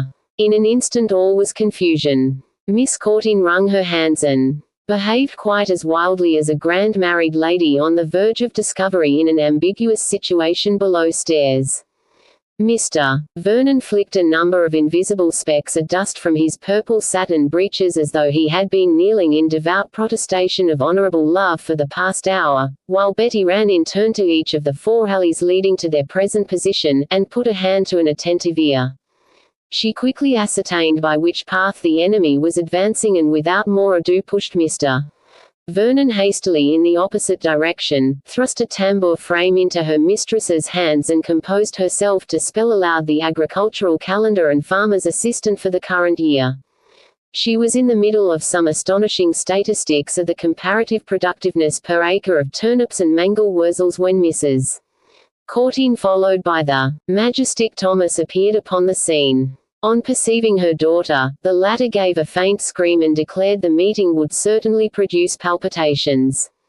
At the utterance of this fatal word, Thomas immediately unscrewed the knob of his cane and drew forth a bottle of salts. Phyllida performed the same conjuring trick with her bag, while Betty, after some lace-involved rites in which a crimson garter played a prominent part, offered a third bottle not more than a moment later. By the tonic influence of several sniffs, Mrs. Courteen was sufficiently revived to ask in a stern voice what Phyllida was doing in this ungodly place. Thomas accompanied the query by muttering "Canaanites" several times in quick succession under his breath. What the commentary was intended to imply no one knew, but there was a general belief that the footman symbolized states of mind, people and actions of which he disapproved, by the various hostile tribes encountered by the Israelites during their wanderings. Phyllida assured her mother she was working a peacock in blue and scarlet wool for the seat of a chair, and when Mrs. Courteen demanded why she was not sitting on her own balcony, for the privilege of possessing which she paid an additional 5 and 6pence a week in rent, the daughter protested the east wind chapped her ankles. "Chaps your ankles, miss. What do ye mean by chaps your ankles? At your age, I didn't know I had ankles. Woolen hose was what I wore, and I should have been whipped if I had ever dared to think my ankles were not as thick as marrow bones." Phyllida begged her dear mamma's pardon and hoped to be forgiven, but could not help remarking the sun was so warm that she had felt quite positive her dear mamma would be pleased to see her take the air. "'Twas very unkind of you," complained the widow, "to presume so far on my acknowledged indulgence of your whims.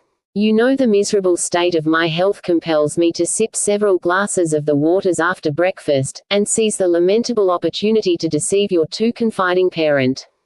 How am I to know you have not been sitting?" "Well, well," said Mrs. Courteen, as if resigned to her daughter's iniquity. "Go home and pray that you may become a more dutiful child."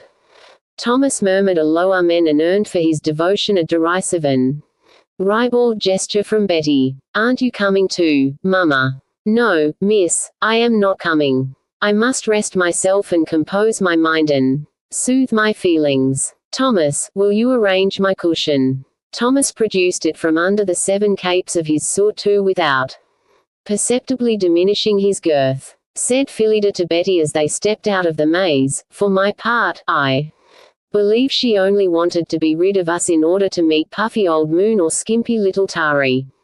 And this supposition was perfectly true. Chapter the 5th. The public breakfast at 12:30 of the following day, masculine curtain wells began to arrive at the town hall determined to eat the health of General Sir Jeremy Dummer with all the vigor of an appetite unspoiled by a morsel of food since yesterday's supper. No procession was arranged by those responsible for the entertainment, but the habit of punctuality instilled by the great little Beau secured an unrehearsed pageant. There was no marshaled order, but since everybody set out from his abode at the same time, the component populations of the place were compelled to effect a military method of progress. It was quite unpremeditated and, therefore, the more impressive. The town hall designed by Sir John Vanbrugh had been erected by public subscription to serve as a memorial to those gallant natives of Curtain Wells who fought and died under the Duke of Marlborough. That the aforesaid gallant natives were only 3 in number and in no case killed in action was no cooler to the furnace of civic gratitude kindled by the signing of the Peace of Utrecht. In their delight at the discomfiture of the quarrelsome Whigs, the citizens expressly stipulated there should be no hint of war and war's alarms in the construction of their hall. There were to be no cannon eternally belching forth stony smoke, no image or superscription of Mars or Bellona. Greaves, bucklers, spears, culverins, swords, scimitars and grenades were forbidden by name. The central medallion of the pediment should enshrine civic unity. So the reigning mayor was represented in all the pomp of office grasping the hands of 2 equally befurrowed and beshamed aldermen. It was an affecting combination of the real and the allegorical. A second medallion contained a voluminously draped and very substantial lady who with absent gaze spilled from a heavy Etruscan vase a large stream of petrified chalybeate. Her faraway look might be attributed to an effort at ascertaining what a small Aesculapius was doing to a serpent on the summit of a diminutive Pelion. This was health. Finally, a third medallion held a peer in coronation robes thoughtfully regarding the front of St. James Palace. A curved scroll announced this pensive aristocrat to be the representative of society. Civic unity, health, and society. Could any other personification so justly convey the essential quality of curtain wells? And not a pike or arquebus to frighten him out of a rigid serenity. Upon this sermon in stone, 3 streets converged, which at 12:30 were all thronged. Since the breakfast was essentially a male function, the civic band by a happy inspiration of the bandmaster thundered out "The Girl I Left Behind Me," as in its wake a number of prosperous tradesmen tripped to the measure of the tune. Haberdashers and cheesemongers, drygoodsmen and fishmongers, butchers, tailors, saddlers, cooks and silversmiths all marched along with a pleasant emotion of relief. Fortified by preliminary tankards of ale and unhampered by prosaic wives and daughters, they retreated from nothing save the business of serving customers. Vapors were dispelled by the breeze of trumpets, and the thoughts aroused by the music of the song only added a pungent spice to their dreams of food and confirmed their faith in the superiority of breeches over petticoats, at any rate when walking away from the latter. Meanwhile down the central street came another crowd, not marching with the precision of movement inspired by the escort of the band, but still urged to a certain unanimity of gait by the common object of their advance. Mr. Mayor, preceded by his mace, set the time, and a line of aldermen carefully ordered their pace to his. Behind the aldermen came the watch. This was a mistake. The latter should have led the dignitaries, but had spent so much time in buttoning and unbuttoning its capes and belts, in brushing its hats and polishing its staves that it was late, thereby belying its name. So the watch followed behind and vented its contrition on a mob of boys in occasional backhanded cuffs and current imprecations. Behind the boys marched 3 small girls. Amazons heedless of the embargo laid upon their sex. However, both these processions were overshadowed by the prodigious importance. Let me therefore, without being held to have violated the decency of orderly narration, insert at this point a supplementary chapter which may serve as a program to the entertainment I hope worthily to recount. Chapter 5a. The Order of the Exquisite Mob. General Sir Jeremy Dummer in a sedan chair borne by 2 veterans of the militia. Beau Ripple in damson-coloured velvet coat and breeches, with waistcoat of old rose satin trimmed with silver and rose silk stockings clocked with the same. Mr. Ripple with admirable condescension occasionally arrested the progress of the march in order to address a word of encouragement to Sir Jeremy Dummer, who was inclined to be querulous from want of food and the action of the chalybeate. The Earl of Cinderton in smoke-grey silk with cuffs a clouded blue. The Honourable George Hearthbrush, his son, in a lighter shade of the same. The Earl of Vanity looking like a fly, in amber. 5 baronets in various degrees of feUILLE mort. 4 knights of the Shire trying to look like baronets and horridly bruised by the palings in their attempts. 17 exquisite young gentlemen all exactly alike and only to be distinguished by the various shapes and sizes of their patches. Major Constantine Tarry, who had devoted the sleep of the preceding night to the preservation of his pigtails rigor and appeared very pale beside his red coat in consequence. Justice Gregory Moon looking much the same as usual save for a sprig of yew in his buttonhole. Mr. Charles Lovely and Mr. Anthony Clare arm in arm. The former, wearing a cherry-coloured velvet coat with waistcoat and breeches of trout-coloured silk, the latter in uniform cucumber green. Both laughed very loudly and cheerfully from time to time. 5 elegant young gentlemen including a lieutenant of His Majesty's Navy, a cornet of the great 23 old men suffering from various diseases. 38 old men all firmly convinced that they were suffering from gout but all perfectly healthy in truth. 45 old men equally firmly convinced that they were suffering from other and various diseases, and all equally healthy in truth. Mr. Obo the physician watchful of his patient's demeanour and quick to confirm the slightest suspicion of ill health. Mr. Francis Vernon in a tawny suit of figured Manchester velvet. 15 or 16 gentlemen of various ages, sizes, ranks, costumes. Complexions. Chapter 5 resumed. Beau Ripple mounted the steps that, in diminishing semicircles, reached the entrance of the civic hall and, turning his head, froze into silence with a cold stare of surprise. The concluding crescendo of The Girl I Left Behind Me, as if the half-drawn breaths of the musicians were suddenly changed to icicles.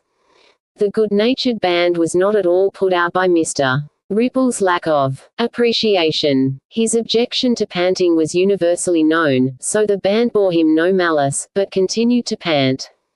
As the music stopped, Mr. Mayor began to walk up the steps also. No doubt his ascent would have been as active as the Beau's if he had not been hampered by the civic robes on which he trod at every alternate step. Possibly the freezing disdain of Mr. Ripple had made the steps more glacial than their wont.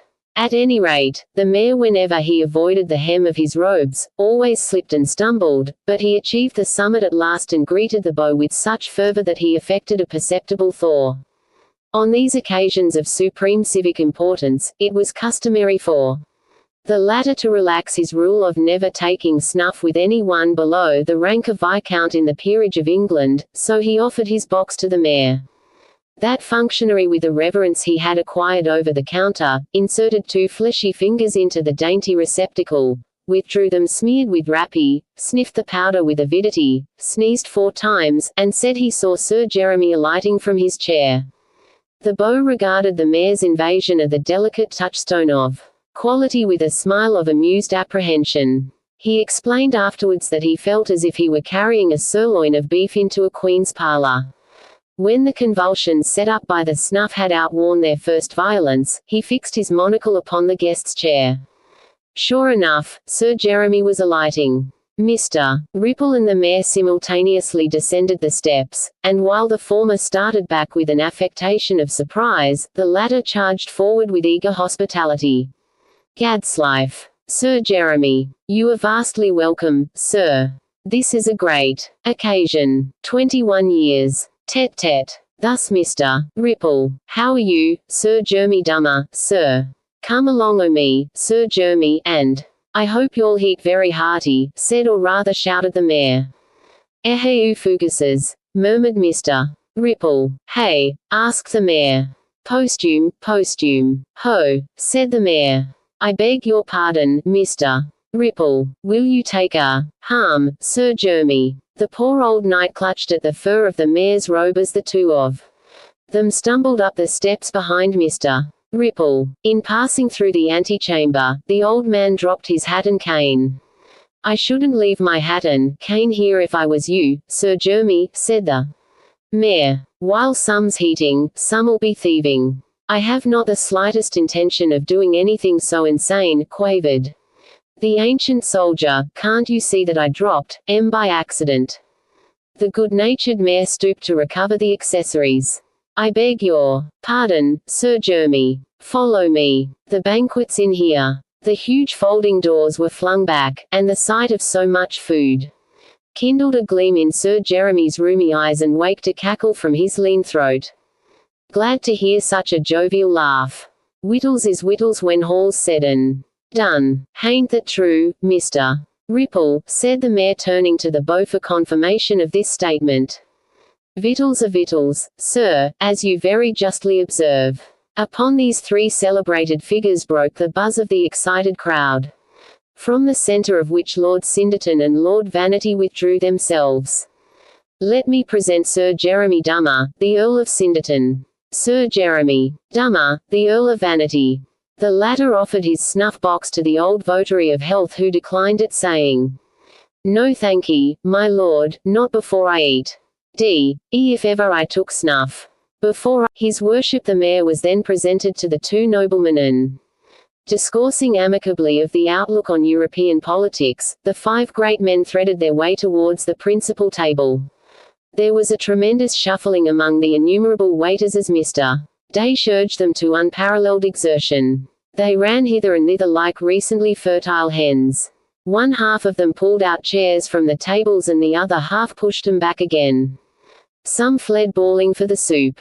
Others conversed in excited whispers. At last the assembled company to the number of 300 persons stood each member in the place he had selected. What caused a further delay? Why did Mr. Dash hurriedly wave back the white-capped cook bearing the first tureen? Through the doorway pattered little Mr. Archdeacon Conabier. "I'm late," he muttered. "I know it, I'm aware of it. I'm late. Maria, my love, I'm late, I'm very late." The beau was looking at the large clock below the gallery at the far end of the hall. "Will you ask a grace, Mr. Archdeacon?" he said. The mayor smote the table with a silver hammer as the parson slipped into his place. "For what we are going to receive, my dear Mr. Ripple, 'tis no use to tell me the contrary. I know I am very late." The public breakfast had begun. I think it was the great drive. Johnson, whose forehead while he ate was dabbled with perspiration and the veins of it red and swollen. At any rate the mayor had a similar appearance. He devoured his food as if he feared the cherubs sporting in the gilded panels of the ceiling would descend and snatch it from his plate. Mr. Ripple ate very modishly. One would have said he had watched the honeyed meals of many butterflies. For all his fork's fastidious action, it managed to pick the best of a fricassee. Rounds, ribs, and sirloins, he deplored. Sir Jeremy Dummer evidently felt that his sensibility to the honor awarded to him deserved practical gratitude. Hanger. He slashed at every course that came along, but, accuracy being impaired by muscular fatigue, he was content to swallow much of his food whole. Sir Jeremy Dummer ate 2 plates of turtle soup, the better part of a codfish, the wing of a capon, the wing of a duck, the breast of a pullet, a hot buttered apple dumpling and 2 or 3 slices of ham which he had not noticed before. Sir Jeremy Dummer drank 2 tankards of old ale, 1 bottle of Madeira, 2 bottles of port, and on the following day, Sir Jeremy Dummer died. He had always been famous for trencher play until condemned by Obo to milky sustenance to which through 21 winter seasons he never willingly yielded. This commemoration of his abstinence was his opportunity and his revenge. Could he have made a worthier end? For my own part, I should not presume to say so. Meanwhile, unconscious of this premature obituary, Sir Jeremy Dummer enjoyed the breakfast amazingly. At first he was inclined to peevishness through not being seated upon a sufficiently high chair. Mr. Dash, however, with ready tact secured one of the civic cushions and so enabled Sir Jeremy, comfortably ensconced in crimson velvet, to eat his last breakfast at ease.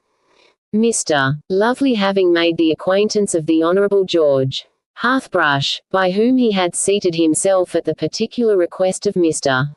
Ripple, discussed with animation the food on his plate and the last foppery of the town. Mr. Hearthbrush, a lantern-jawed young gentleman with a sincere devotion to turtle soup, observing that Mr. Lovely was about to leave his portion, begged him to hand it over. Charles, who invariably encouraged every man's idiosyncrasy, sent the word down the table to pass up every neglected plateful. This request, Mr. Hearthbrush found himself surrounded by half a dozen portions. Thereupon he declined all other dishes and was faithful to soup for the rest of the meal. "I suppose you find the difference in temperature sufficient variety?" asked Mr. Lovely in a tone of great interest.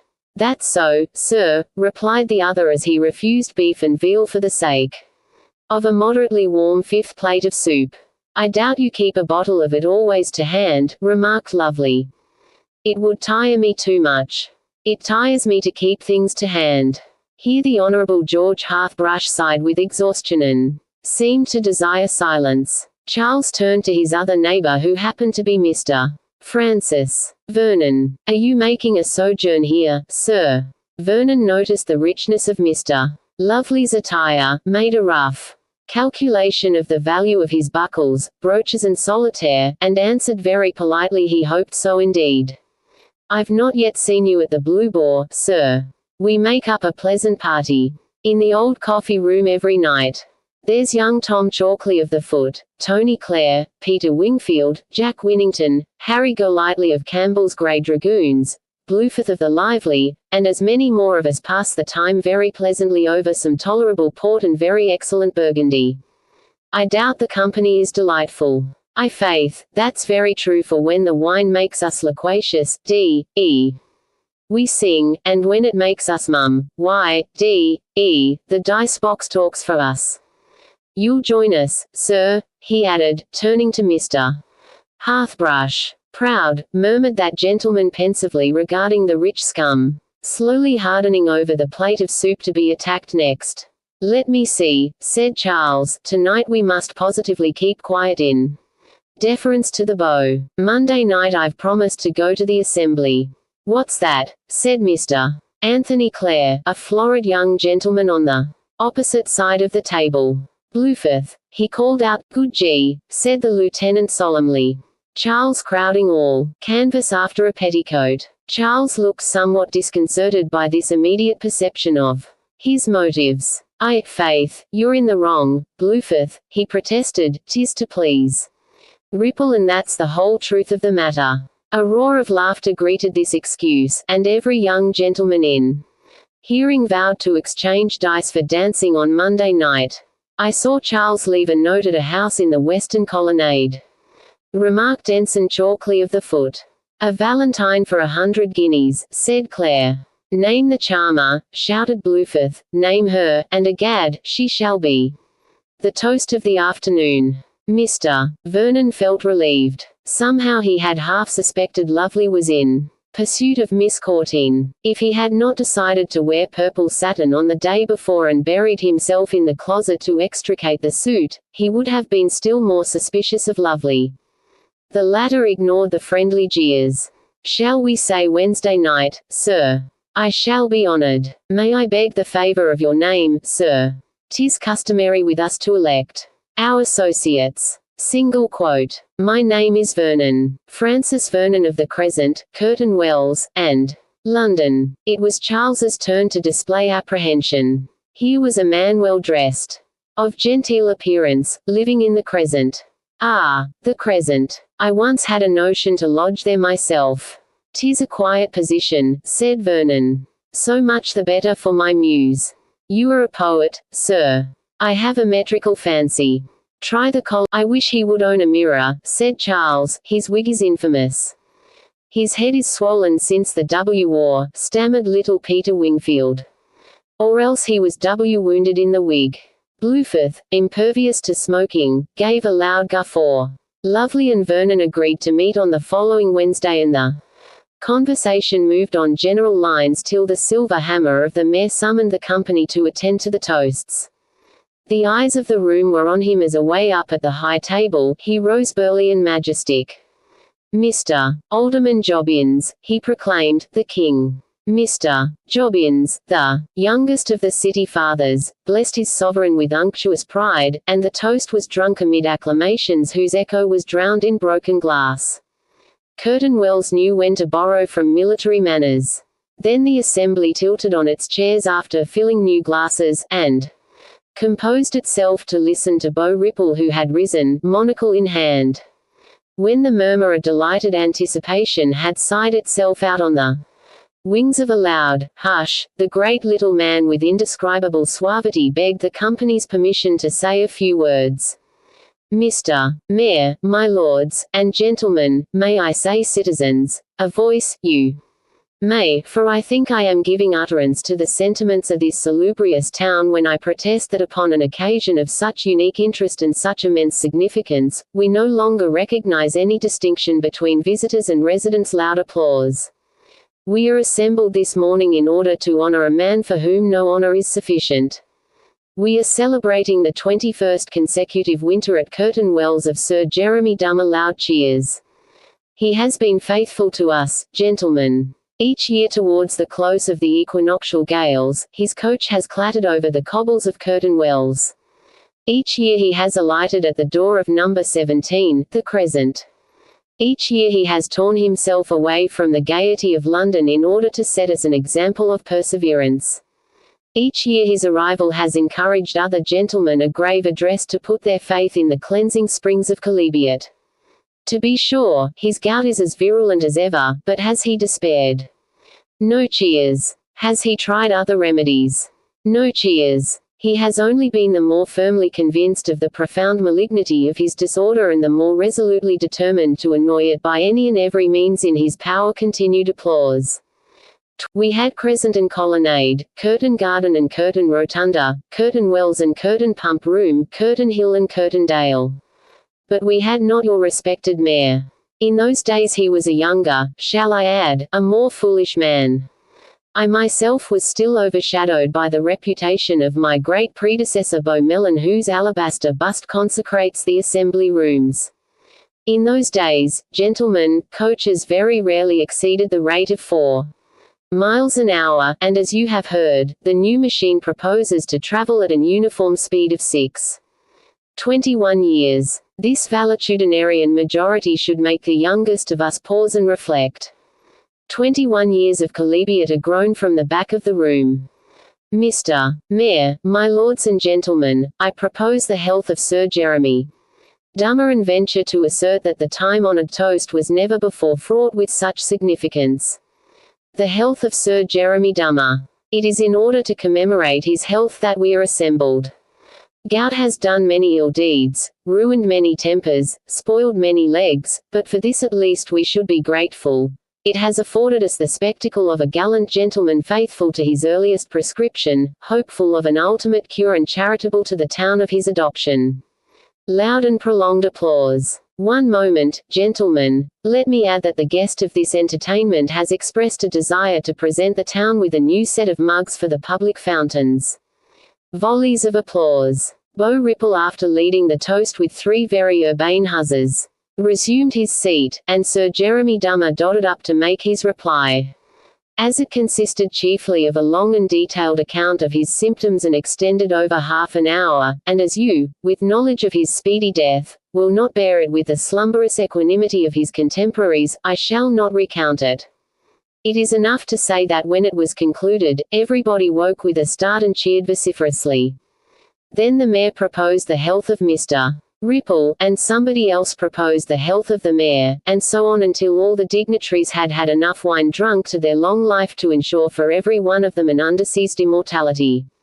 When the toasts were finished, the quality adjourned to the civic chamber to meet the lady, off to put the seal on a great occasion by talking it over in the various taprooms round the town. Vernon was not inclined to brave the extension of the affair when he perceived his new friends cautiously escaping from the Beau. He hated to be conspicuous, and it was a small pleasure to meet his Phyllida among the dowagers.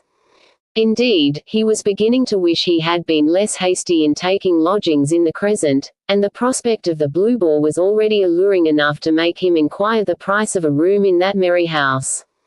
So he asked if he might take Mr. Lovely's arm. In the square, the elegant young gentleman made a bright knot. "What's to be done?" cried the lieutenant.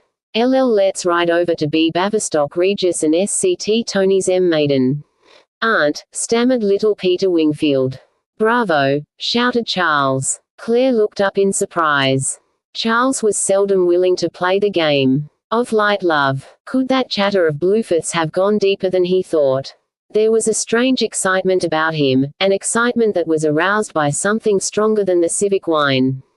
Was he in love? Mr. Anthony Clare was puzzled. "You must know, gentlemen," said Mr. Lovely, "that this maiden aunt is of a very singular complexion. 'Tis usual, as we are all aware, to look to maiden aunts for legacies and presents, but this lady, as I know by the state of Tony's purse, gets more than she gives."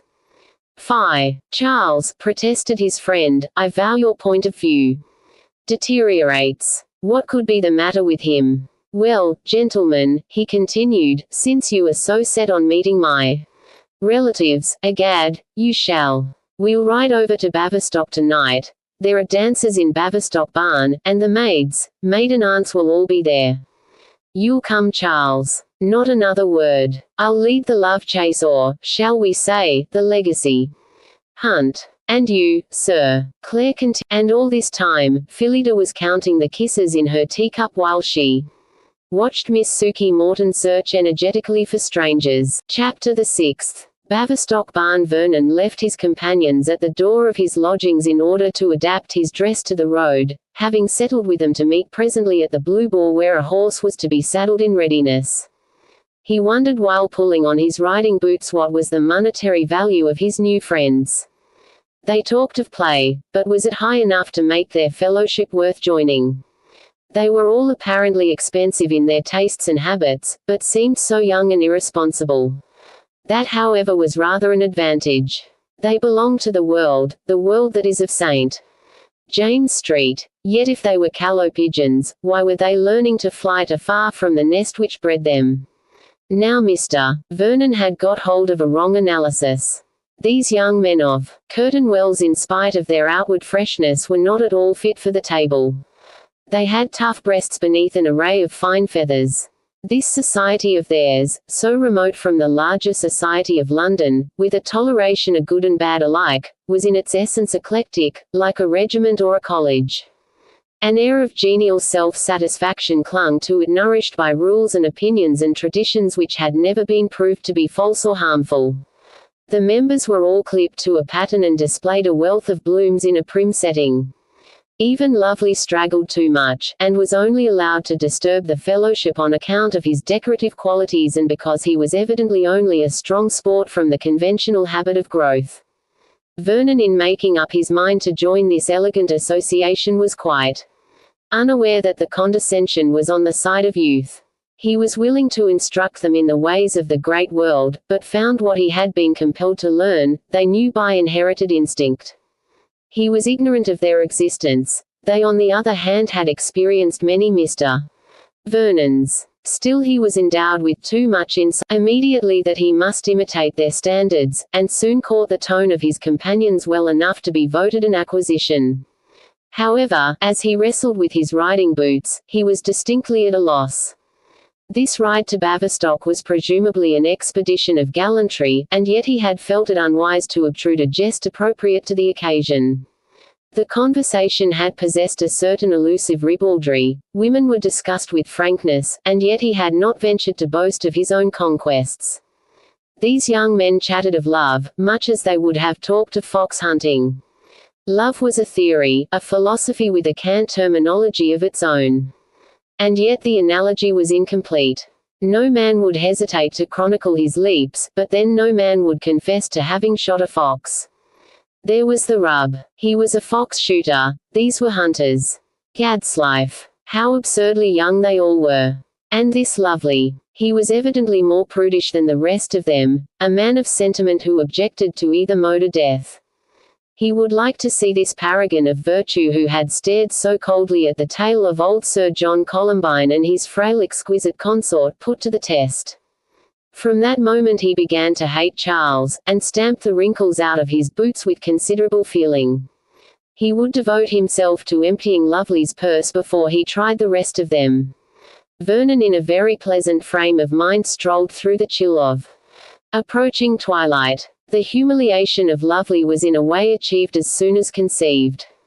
This was how Vernon always escaped from awkward situations. He so seldom faced facts.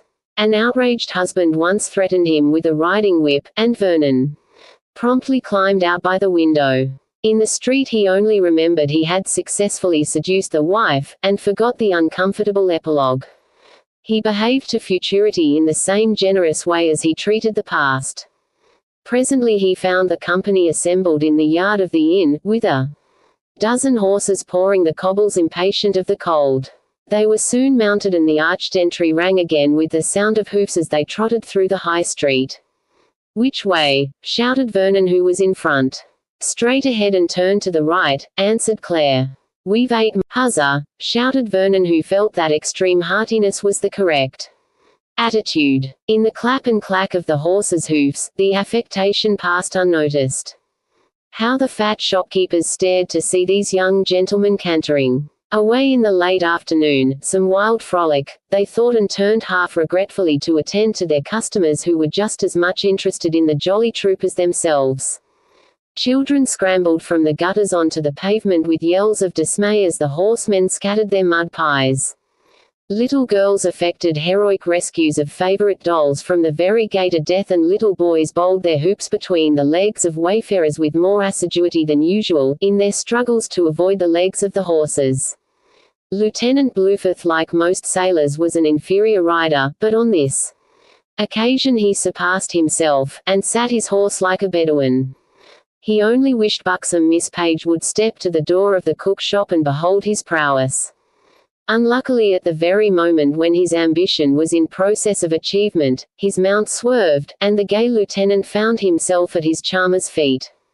The inevitable idler secured the horse, and Blueforth, having no small change, was obliged to reward him with a crown, and what is more, look as if he enjoyed the expense. To give him credit, he certainly succeeded. Do you always propose yourself in that precipitous manner, Charles? Inquired as they cantered past the last house and gained the hedgerows. You pay very little heed to her corns. The lieutenant uttered an enormous guffaw that made his mount swerve. Again, the Royal Navy is always so devilish romantic, stammered little Peter Wingfield, who looked like a precocious boy beside the burly officer. By G, puffed Blueforth, that reminds me of a good story I heard of. An ensign in bolts. He was a D bashful man, and couldn't abide the women. One day he was making his compliments to the colonel's daughter, a gaunt hussy of 35 summers or winters. He hung back outside the parlor door for some time, mustered up courage to enter at last, dashed into the room and, tripping over his hanger, found himself kneeling at her feet. This was a bad beginning truly, but in trying to retrieve the position, he clutched the air and caught hold of her skinny hand. They were married in the spring, and the garrison said he badly wanted her money. In the outburst of laughter which hailed the climax of the story, Vernon asked with much interest what the young woman's dowry was worth. The subject fascinated him. Don't know, sir, replied Blueforth, but I saw the jade at Portsmouth last year, and I'm D if £50,000 would have made her endurable. They were riding through a pleasant country of meadows and small streams, so Charles walked his mare to admire the willows empurpled by the fast-gathering dusk. Vernon seized the opportunity for conversation. A fine landscape, he remarked. Charles looked up half angry. He disliked a man who suited his words to his own supposed tastes. It might be finer, he said shortly. Without a doubt, replied the other. You'll pardon my ignorance, Mr. Lovely, but of what does the entertainment before us consist? Charles's face grew clear again at once. At any rate, the man did not claim omniscience. The entertainment, sir, is composed of fiddles and country dances, enjoyed by the light of tallow dips in an old barn. There will be some ploughboys, shepherds and farmers, with a few milkmaids and farm wenches, and the whole will resemble a painted Dutch interior. And you propose to join the merrymaking? We do. It should be a diverting experience. I hope so indeed. My friend Clare vows he has discovered a Venus masquerading in fustian. His maiden aunt, in short. The same. Like all small societies, sir, we have our intimate jests which, to a stranger, must seem excessively threadbare. On the contrary, said Vernon, they possess an engaging spontaneity, which flatters me with the suggestion that my own youth has not vanished irreclaimably. And yet, he sighed, I am a man whom the world insults by claiming as its. You have traveled? Inquired Charles. I have made the grand tour. That is a pleasure which I still owe to myself and to my country. You lack energy, of the kind expressed in gold. An hour's good luck at the tables. I've enjoyed some dozens, interrupted Lovely. Almost enough to pay for twice as many less fortunate periods. Then why continue to play? Why fall in love? Why die in a consumption? Why live this life of ours at all? Your question, sir, takes little account of mankind's innate perversity, and no account at all of his tastes and disposition of mind. On the contrary, argued Vernon, I esteem all these at their greatest effect, but regard with equal reverence the doctrine of free will. I myself, but why should I fatigue you with personal anecdotes? Pray continue, said Charles eagerly. He was always alert at a confidence. and plumed himself on his ability to read human character. In this case curiosity outran discernment, and he failed to see the improbability of a man like Vernon exposing his temperament without securing a compensatory advantage. I myself, Mr. Lovely, was once addicted to the equally expensive habit of intrigue, but I found it led me into so many cursed situations that I forced myself to enjoy less compromising pastimes. I chose cards. Ah, cards, commented Charles. But here again, Vernon continued, I found the introduction of a passionate element ruined at once my pleasure and my skill. I was confounded. To be sure there remained wine, but whoever heard of a man's will exercised by wine? To be frank, Mr. Lovely, I was unwilling to take the risque of defeat. So I am to regard you as a disappointed voluptuary, a hedonist.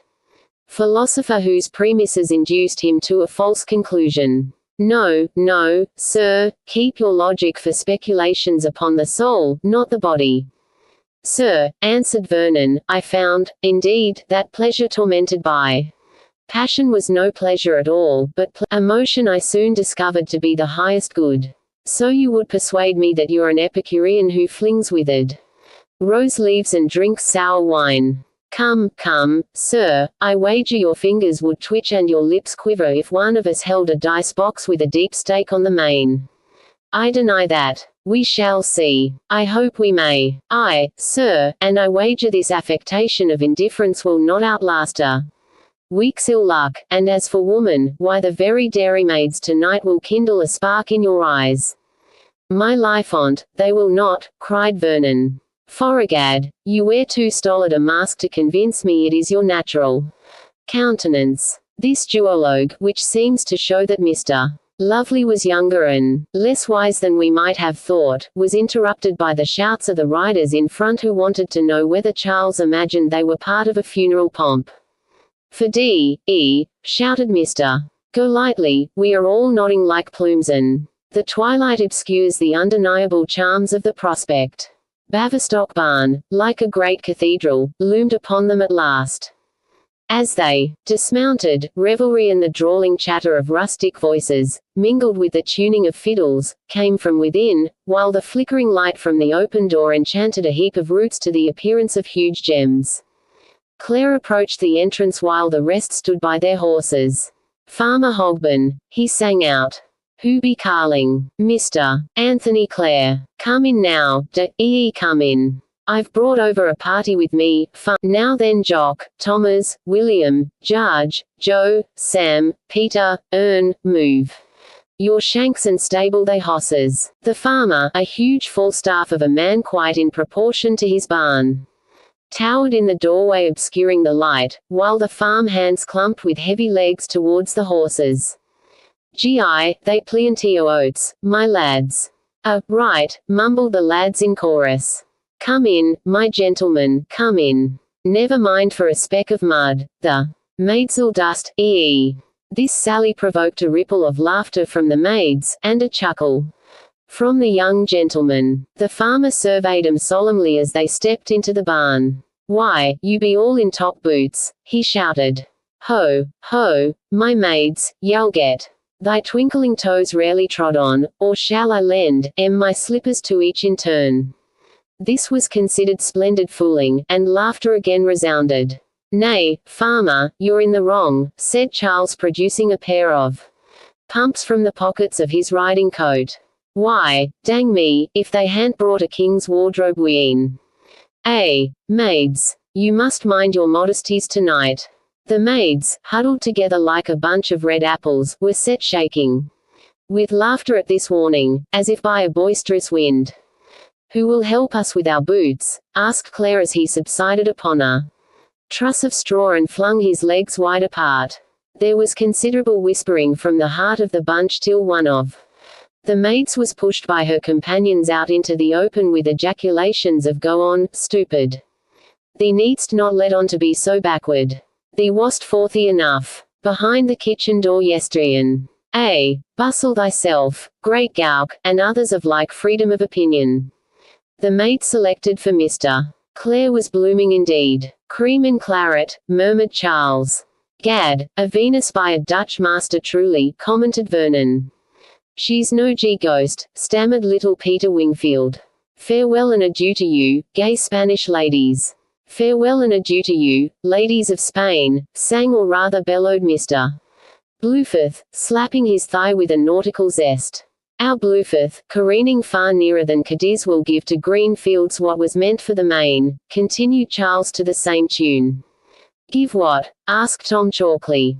The breezy charm of his manner, replied Charles. Now ensued jests, giggles, laughter, pranks, and struggles, as each gentleman persuaded a fair to wrestle with his riding boots. Vernon, who had forgotten to provide himself with pumps, remained aloof from the merriment, not sorry for an opportunity to convince Mr. Lovely of his remoteness from anything so vulgar as excitement. Great was the mirth of everybody when the lieutenant produced an enormous Valentine that depicted a peculiarly fat Cupid winking at a dairymaid over a brimming bowl of milk. Greater still was the mirth when he presented the token with much earnestness to the bashful lass they called Marjorie, and it became uproarious indeed when he explained he had wished to offer it on the preceding night, but had been deterred by Mr. Clare's reputed jealousy. Who ever heard tell of such a thing in the milk before? 'Tis a Cupid, Marjorie, said Mr. Clare. There now, and if I didn't go for to think it were a baby, declared Marjorie. Farmer Hogben, coming back from attending to the horses in time to hear this remark, called out in his great voice, Don't fret thyself, my lass, what thee wants'll come soon enough, I warrant. Now my gentlemen, take your partners, we was just going to begin a round dance. Tune up your squeaking boxes, fiddlers, and tip us come lasses and lads. The fiddlers smiled encouragement at the dancers as they struck off with the gallant old tune. Even Mr. Vernon, boots and all, armed to buxom Mrs. Crumplehorn, the cowman's wife. The sanded floor of the barn resounded with the perpetual tripping of toes and heels. Come, lasses and lads, take leave of your dads. The waist of every fair was encircled by a neat arm that tapered to a fine wrist as the dancers swung down to their places. Little Peter Wingfield, unable to enfold the ample Polly, was given her pinner as if he were indeed the child his appearance and behavior proclaimed him. Every one admired the first two couples that took the middle. Mr. Lovely was so graceful and Mr. Clare was so thorough. Round they went and down they went and across and through and over and under, while the rest of the dancers clapped and tapped their appreciation. Faster and faster went the fiddles, faster and faster went the shoes. Thicker and thicker rose the sand and sawdust from the floor until the barn seemed to be the center of a raging storm, such a wind the petticoats made and so dense became the atmosphere. Thunder was added when the gigantic farmer and the burly lieutenant, whom merry chance had thrown into the arena together, charged through their parcelle, bellowing the while with gargantuan laughter. At last the fiddles stopped and, panting mutual congratulations, the exhausted couples subsided upon the various trusses of straw laid along the side of the barn. Even the ivory paleness of Mr. Vernon's cheeks wore a faint tinge of carmine, and some curls of his modish wig were very slightly ruffled. Jock, Thomas, William, Judge, Joe, Samuel, Peter, and Ern, who had gathered into a critical knot, feeling themselves eclipsed by these active visitors, were released from their sheepishness by a demand for the bowls of spiced ale. After this, they played Kiss in the Ring, and it was truly a most exhilarating sight to see Mr. Anthony Clare with flapping coat-tails in pursuit of the blooming Marjorie, who was soon caught not very unwillingly, as we may suppose. It was ludicrous in the extreme to see little Peter Wingfield darting hither and thither like a little brown rabbit. And how all the world laughed when she lifted him up and gave him a resonant kiss on his little red lips. As for the large farmer and the burly lieutenant, they thundered after every maid in the barn quite regardless of any rules and, as I think, kissed the most of them very heartily indeed. But the chief excitement of all was caused by a great white owl that came flapping down from the rafters and put out half the candles with his great sweeping wings. How all the lasses screamed and how earnestly the lads reassured them, and though the former were repeatedly told that owls while feeding on mice had not yet imbibed their habits, they persistently held their skirts a little higher than usual and nestled very close and comfortable to the exquisite young gentleman from the Blue Boar. Then, of course, they all danced Sir Roger de Coverley, and drank more spiced ale while they rested. Somebody called on Charles for a song and he gave them one of his own which everybody agreed was much too serious for so jolly an occasion. Charles swore he had composed the tune himself, but everybody else vowed they had heard it before, and as for the words, there was not a trace of originality about them. However, his voice was pleasant enough as he sang, "When in the dews of early morn my Chloe trips for May, across the fields of springing corn I watch her pass, the fairest lass, that e'er was won with vows of love upon a summer's day. Ah, shame that I should leave thee, dear, and cross the roaring sea, that I should leave thee lonely here. Think not, sweetheart, because we part and I to foreign lands do rove, thou art less dear to me." Blueforth protested he had said goodbye with almost identical rhymes in every port of the two hemispheres, and moreover was not ashamed to confess as much. All the maids, however, grew quite tearful and vowed the evening was spoiled. Indeed, they made such ado that Charles sang one of Mr. Durfee's ballads to cheer their spirits and succeeded in providing such a burst of laughter that the echo of it never died away during the rest of the evening. Of course, it was decided they must dance Sir Roger once more and, that duty accomplished, it was discovered that Anthony, Clare and Marjorie had vanished. Of course everybody wondered where they could have gone, and when they returned in time to take a last sip at the spiced ale, it was noticed that Marjorie hung back in the shadows with a melancholy expression of countenance that made her companions nudge each other with wise looks. Soon word came that the horses were saddled and waiting. Goodbyes were murmured, and many a promise to come again was faithfully sworn and many a kiss given and taken. The ousted yokels held each a soil-stained hand for their genteel rivals to mount from. The maids stood huddled in the flickering light of the open barn door.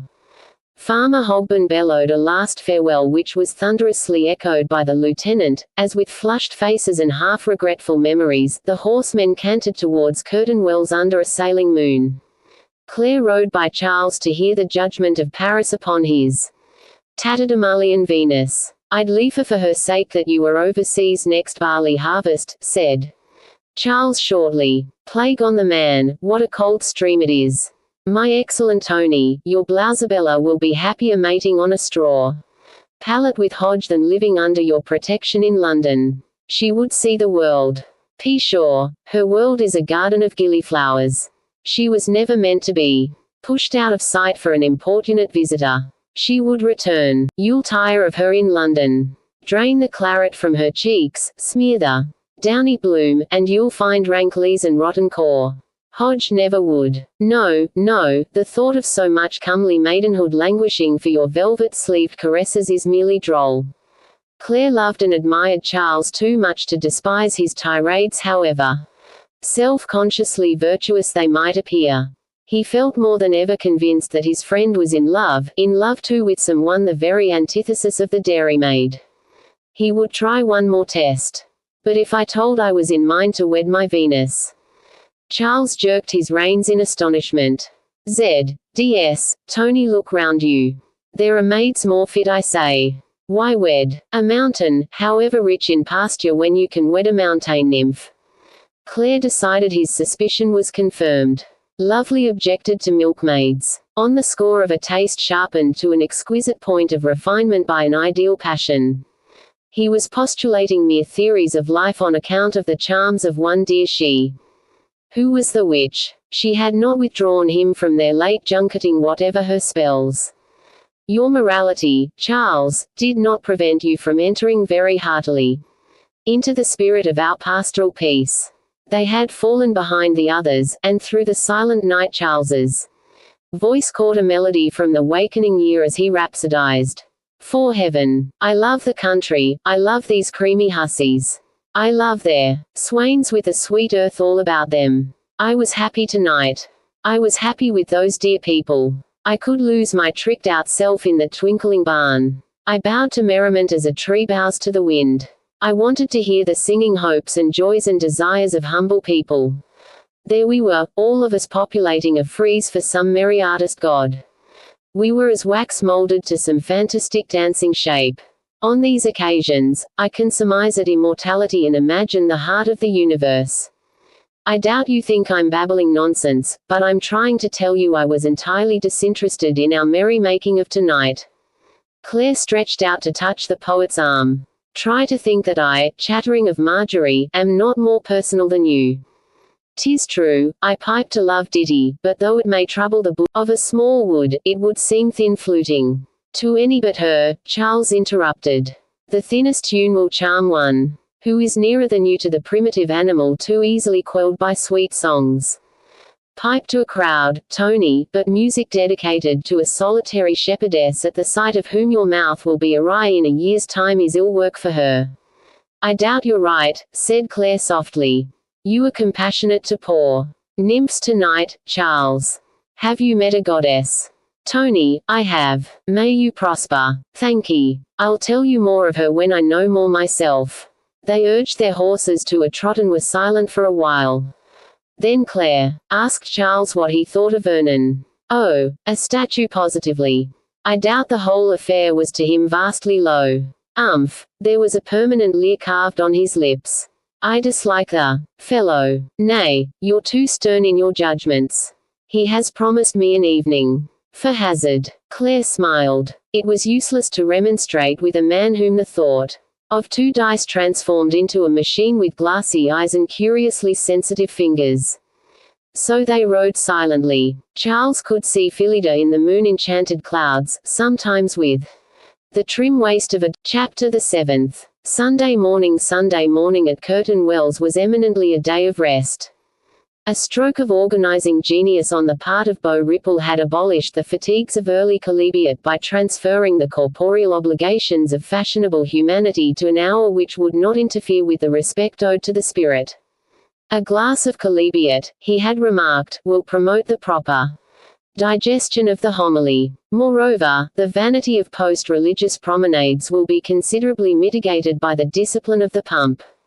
At Courteen Wells, therefore, soon arose the pleasant custom of inviting one's friends and neighbors to partake of a substantial breakfast before setting out to St. Simon's Parish Church. The neighbors, if gentlemen, were expected to provide a suitable escort for their lady hosts, and there was not a dame in the town who did not make it a point of honor to be armed in at the great west door on fine mornings or handed out of her chair with cautious ceremony if the weather was unsettled. The widow Courteen was not the woman to neglect or despise any prescriptive right conferred upon her sex. It was not surprising, therefore, to see Major Constantine tarry and Mr. Gregory Moon turning solemnly into the crescent on the first Sunday morning whose events I am privileged to chronicle. The demeanor of neither gentleman would have allowed us even a momentary hesitation as to the day. The Sabbath wrote itself in the devout wrinkles of Mr. Moon's domed forehead and expressed itself in the stiff curls of the Major's military wig. As they drew near to Mrs. Courteen's house, the latter voiced a desire to see eggs and bacon upon the breakfast table, and the former encouraged his ambition by repeating a legend of a fecundity among hens unusual at this season of the year. "Your turn to knock, Tarry," said Mr. Moon, in a rather depressed voice, as he fumbled with the steps from which the Major assaulted the door with military abruptness. To them after a decent interval appeared Thomas in resplendent waistcoat of Sunday and with nose polished to the limit of a nose's power of brightness. "Is your mistress within?" inquired the Major. "Within and awaiting you," said solemn Mr. Thomas. "Then I think, Mr. Moon," said the Major with half a turn, "we will step inside immediately." "I think we may venture," replied the latter. They were ushered into the passage where Thomas received their hats and canes. Thomas had such a sober effect on his fellow men that the slightest action in which he took part was conducted with a ritual at once austere and grand. One felt that the delivery of a hat, smallsword, cane, or message possessed at least the dignity, the entire absence of all worldly considerations that belong to the Sunday alms. "Will your mistress receive us in the front parlor or the back parlor this morning?" inquired Tarry, whose legs were prepared for either emergency. "In the front parlor," said Thomas. "Miss Thomasina was ill this Morning. In the back parlor, I presume, said Moon. Very ill with retching and divers pains, continued Thomas. Poor Thomasina, said the Major with an attempt at jocularity. A feeble animal, said the footman, and too fond of grass, and the grass of this city is fit only for Nebuchadnezzar. A bright fire was crackling in the grate, and on each hob a kettle of burnished copper sang with considerable sentiment. Thomas withdrew, and the Major and Mr. Moon took up the Englishman's position on the hearthrug with coat-tails wide apart to allow the grateful warmth free access to whatever chillness of morning air still clung about their bodies. So they remained, silent, wrapped in the dignified contemplation of an inferior painting in oils on the opposite wall. No doubt in reality their thoughts, the widow's own room or possibly in the kitchen whence from time to time ascended the pleasant jingle and chink that heralds food's approach. No doubt they would both have stood there long enough for us to moralize on England and the greatness of England, had not Mrs. Courteen come into the room just then. Ponto, Phyllida's black spaniel, sidled in with a breakfast and Phyllida herself followed, and the freshness of her in the morning was strewn about the room like petals of roses. Conversation at breakfast suited itself to the solemnity of the day. The widow sighed at every remark that was made, and in the gentle pathos of her manner indicated placidly her conviction of fleeting time and sorrow, and all those melancholy reflections which are considered proper to the Sabbath. However, at all times she was accustomed to preserve a cloistral rigor of speech before her daughter. No one loved better to gather the easier blooms on the safe side of the garden god's perfumed hedge, but they could only be plucked in numerous corners of ballrooms and during secluded promenades. The presence of Phyllida made her mother's blood so much rennet. Conversation became mere verbal curds and whey. However, the justice talked into his cup of the swift approach of spring, of the benefit of sun, the intolerable increase in vagrancy, the need for repressing poachers. If platitudes were esteemed as high as rolling hexameters, Moon would have been among the epical poets. As for Major Tarry, he thrashed each topic as if his tongue were a little rattan cane. One felt that any observation was regarded by that gallant gentleman as an awkward recruit. He had an air of drilling the conversation. After breakfast, the various members dispersed to acquire a seemly attitude towards matters of religion. Since the search for attitudes occupies a vast deal of human energy, it may not be out of place to inform my reader where the half-dozen required for morning prayer at St. Simon's were found. The widow Courteen found hers hidden between powder puff and patchbox. Miss Courteen found hers between the lines of a three-cornered note. Madam Betty found hers in the choral secrets of Miss Courteen's left ear. Mr. Thomas found his in a Bible as large and heavy as a Bible should be. Major Tari found his in the stem of a churchwarden pipe. Mr. Moon found his in the best attitude that exists. Soon Mrs. Courteen's chairmen were knocking at the door and the whole party prepared to set out. The widow seated in her chair, hummed a hymn tempo diminuendo. The Major marched upon her left and the Justice upon her right, and Thomas marched in front. Phyllida and Betty kept to the pavement and had scarcely time to wonder if all the world would be at church, when they arrived at the porch and found that all the world certainly was. As the Major had handed the widow into her chair, Mr. Moon handed her out, and the party of Mrs. Courteen proceeded to Mrs. Courteen's pew, while Mrs. Courteen's chairman carried the chair to an alley beloved of chairmen and proceeded to doze away the Sabbath morning in its damask recesses and were no doubt as comfortable as their mistress in the musty cushions of St. Simon's pews. In the western gallery, 3 fiddles, 2 hautboys, and a bass viol squeaked and groaned with much fervor. In the pulpit the parson squeaked and groaned with equal fervor, and in the desk below the clerk squeaked and groaned with most fervor of all. When the parson threatened damnation, the ladies fanned themselves rapidly, and when he spoke of alms and oblations, they consoled themselves with caraway comfits.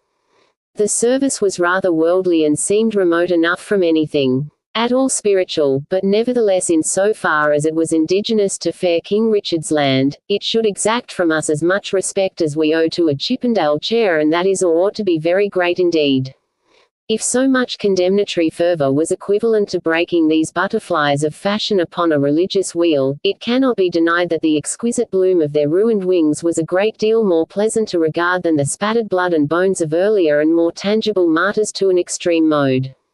The parson continued to prophesy hellfire. But hellfire means so many kinds of illumination. Certainly it had an invincible attraction for these gay moths and butterflies. Perhaps they thought of it merely as a huge aggregation of wax candles by which most of them had more than once been morally singed. If any permanency of emotion was and, thanks to chickens, there would always be painted fans. This was the sum of the congregation's united reflection during the sermon. Individually, no doubt, each soul played with more particular premises, but the ultimate conclusion was the same for all. After so much damnation, the blessing was a rhetorical anticlimax.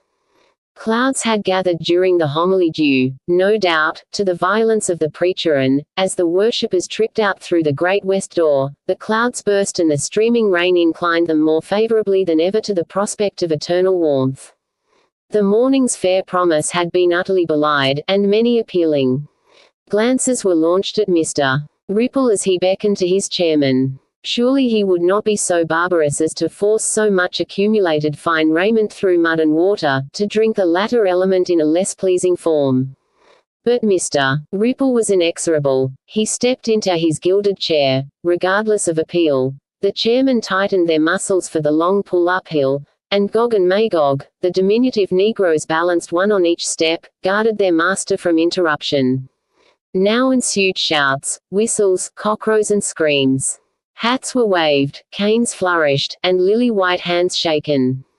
All this uproar was due to the fact that there were just half as many coaches and chairs as were required, and when these were filled, and on their way to the pump room, there remained in the church too many foolish virgins, too many improvident dowagers, too many thoughtless beaux. The rain fell in torrents, and the last vehicle had turned the corner. A desolate remnant surveyed the situation. It was wet enough. Now arose one of those crises which are inseparable from a despotism. Somebody, for his presumption will always remain anonymous, somebody suggested that the idea of climbing the hill of health in such a downpour was unimaginable. We shall be banished. Curtain Wells will no longer know us. Again the daring voice was appraised. We are strong enough to defy Ripple. He has no right to make us wade through mud for a whim of his own. If we do so, we'll do so in shifts and shirts. The unknown voice gathered force with each new proposition, and the startled exquisites huddled closer in a very ecstasy of perturbation. Shall damask flowers lose their beauty? Shall silver lace be tarnished and broideries lack luster because Ripple has commanded the impossible? Silk is the fashion, aye, and watered silk, but not sodden silk. Well was it named the pump room, for such shall we become, mere pumps exuding moisture at the propulsion of a tyrant. The apparent carelessness of the unknown tyrannicide had its effect. A suspicion began to creep in that Mr. Ripple's domination was based on insecurity. The thin end of this destructive wedge was enough to break open the fortress of their duty and, the rain stopping for a moment, the stranded exquisites hurried home to discuss the probable result of their revolt over hot rum and lemon.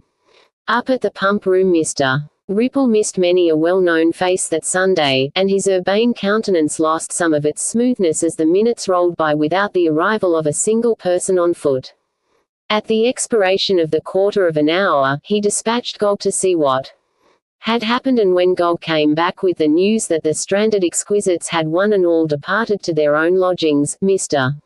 Ripple ascended his marble pedestal with an air of determination. My lords, ladies and gentlemen, he began, and just then Magog hurried up with a Beau's glass of chalybeate.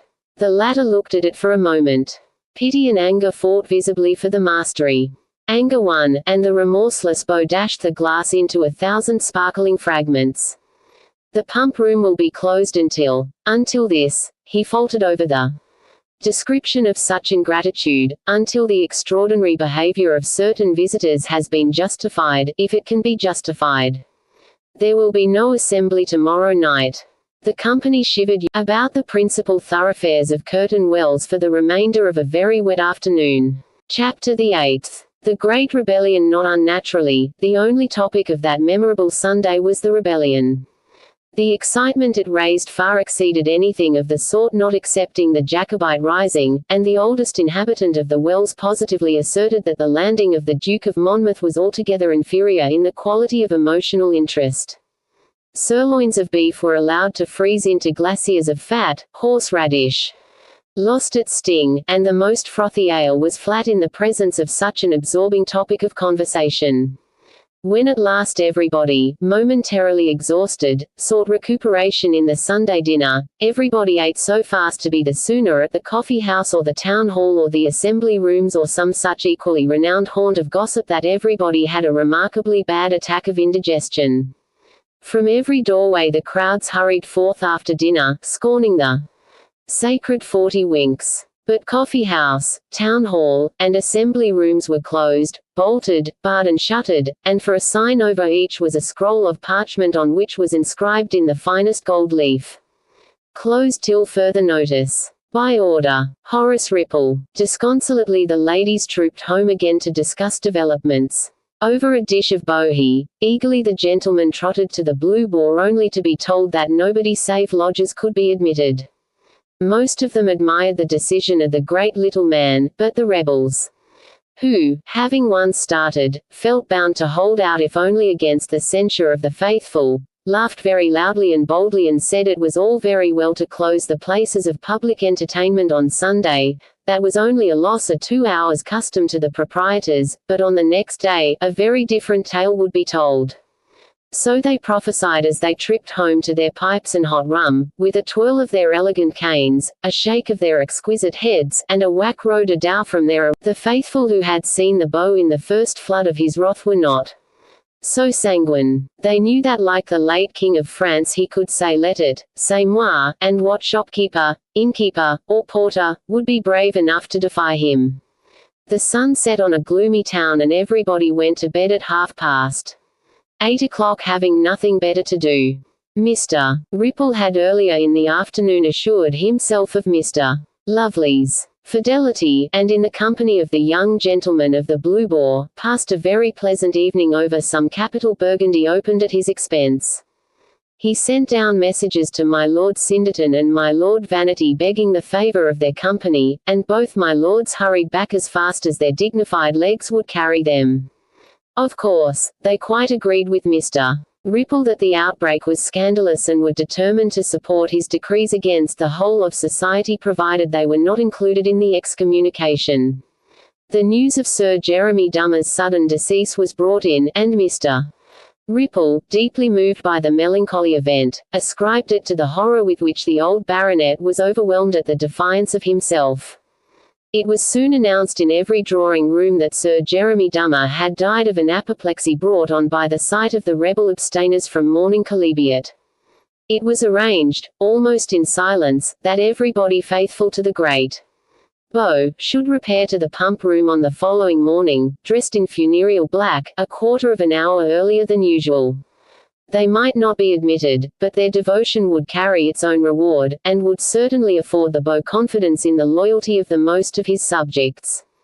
It was farther arranged that a deputation of the leading visitors and residents should wait upon him at his lodgings with an address black-edged, assuring him of their sorrow and fidelity. As for the rebels, they must make what terms they could. At 11 o'clock of Monday forenoon the deputation waited upon the Beau and was ushered over the Turkey carpet into his urbane presence. Apparently he was quite untouched by the almost servile assurance of loyalty contained in the address. He begged leave to inform the company that, while sensible of their compliment, he could not permit any public amusement until the ringleaders of the revolt had, hat in hand, implored his forgiveness.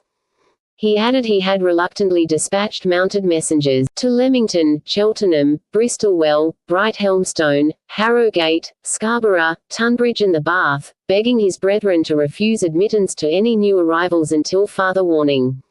He was confident that his appeal would not be disregarded.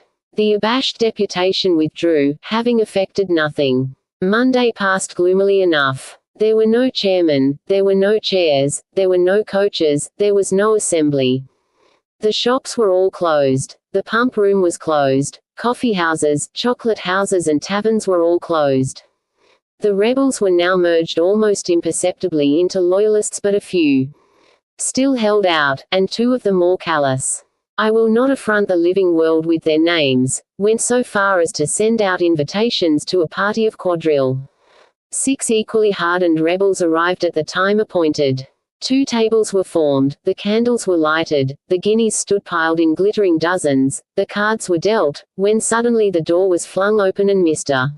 Ripple in black satin, armed with a spade, marched into the room. I think, ladies and gentlemen, that I am Spaddle this evening, he proclaimed in a voice of ice. The 8 rebels dropped their cards. It was impossible to play with any calmness in the presence of that menacing figure whose contempt was so sublime. The ladies fluttered from the room in dismay. Gentlemen, said the beau, you will call at my house tomorrow with the humblest apologies for this evening's outrage. Then he vanished from the room. It only remains to add that the gentlemen did call at the great house on the following morning, where their humiliation was complete, if we may judge by an alabaster tablet set up in the portico of the assembly rooms, where it remained until the other day, when, alas, the famous old rooms, so long the most frequented shrine of wit and beauty in England, were pulled down to make way for a public library. The tablet, which was in the likeness of the ace of spades, bore the following inscription: sacred to the memory of justice, decency, and order. This tablet was erected by 4 gentlemen, in token of their respect for Beau Ripple, King of Curtain Wells, for many years, arbiter of fashion, and oracle of wit. The great and only. Chapter the 9th. The Assembly. The submission of the recalcitrants secured once more to Curtain Wells her public amusements, and the Monday Assembly was announced for Wednesday evening. Everybody determined that it should make up in brilliance what it lacked in punctuality, and all private conversations, routs, and quadrille parties were, by general consent, postponed. We have temporarily got out of touch with the lesser intrigues of this history, but truly all such were eclipsed by the great rebellion, whose echoes drowned the whispered vows of lovers and the murmur of scandalous small talk. The prospect of peace set everybody at amusement, with vigor refreshed by the momentary lull in the gay tempest of their lives. An additional excitement surrounded this assembly, because it was everywhere reported that the young gentleman of the Blue Bull would be present in force. This rumor was, indeed, likely to prove true, for the young gentlemen, already determined to discover Mr. Lovely's charmer, were confirmed in their resolve by a desire to reciprocate the beau's lately implied confidence in a way more likely to gratify him than any other. The prospect of dancing with young Tom Chalkley of the Foot, Tony Clare, and Peter Wingfield, or Lieutenant Blueford of the Lively, fluttered all the young ladies' hearts and very many of the old ones. Moreover, there were the Honourable Mr. Hearthbrush and Mr. Golightly, and above all, there was Mr. Charles Lovely, who, if he were a poet, was also a man of the extremest fashion and finest taste, and so at once genteel and romantic. Altogether the postponed assembly promised to be a great success. Miss Phyllida Courteen hoped that her dear Ama would make an exception for once, but Mr. Vernon declared he would by no means commit himself to such public adoration of his fair, so she was forced to content herself with the prospect of teasing Miss Sukey Morton about the anonymous Valentine. She knew that her dear Morton would suspect Mr. Chalkley, who, with a politeness for which the British Army has always been famous, had once recovered her dropped fan. This somewhat ordinary event had led Miss Morton to colour the whole world to the hue of a red coat. All the dearest confidences exchanged with her beloved Courteen referred to young Mr. Chalkley, who was quite unconscious of the amount of room he occupied in Miss Morton's heart, and was used to regard women as musquets for the presenting of arms, but nothing more. The whole of Wednesday had been spent by the ladies of the Wells in refreshing their bodies with sleep and rouge alternately, and the sickle moon in the frore February sky looked pale and ghostly beside the sleek tapers that twinkled in every window pane and the ruddy flambeaux of the lackeys as they stamped up and down in waiting to escort their mistresses to the ball. Phyllida was not long in putting on her white muslin nightgown with flowered sack, And as her curls had neither to be subdued by powder and pomatum, nor frizzled to a mock vivacity by restorative tongs, she sat in the bow window of her bedchamber and stared at the young moon. The curtains were drawn back, but, even so, she could still see innumerable shepherds arming as many shepherdesses through the pattern, and, as the fire light flickered over them, they seemed, indeed, to be stepping a forgotten dance. I should like to live in a curtain, thought Phyllida, and be always young. And always happy and always hand in hand with, but after all nothing could be less like a shepherd than Ama, and just then the little flame that had been urging all the figures into motion turned to a noisy puff of smoke. The picture faded from her mind and the voice of her mother destroyed the last gossamer fancy that floated through her brain. The widow's room was billowy with rejected petticoats on which, like Sirach, floated garters, stockings, and gloves, while a large constellation of paste gleamed fitfully through the murk of a Paris net. In the midst of the delicate havoc sat the widow, uncertain as ever what colour and stuff would most become the evening. The major spoils my rose lustring and my orange sack makes the justice. Look like suet, said Betty. The widow was about to reprimand her for the simile, but as it perfectly expressed what the justice would look like, she refrained.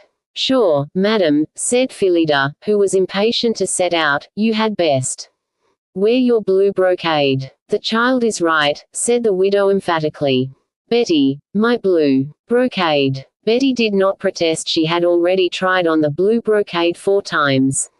Because, if she had, the widow would instantly have thought that green would be better, and the argument would have begun all over again. At last the widow was dressed. The coach was at the door, and in a very short time made one of a long row of equally cumbersome vehicles that extended far down the high street. Mrs. Courteen, peering from the window, announced she had caught a glimpse of Lady Bunbutter stepping out of her coach in blue brocade.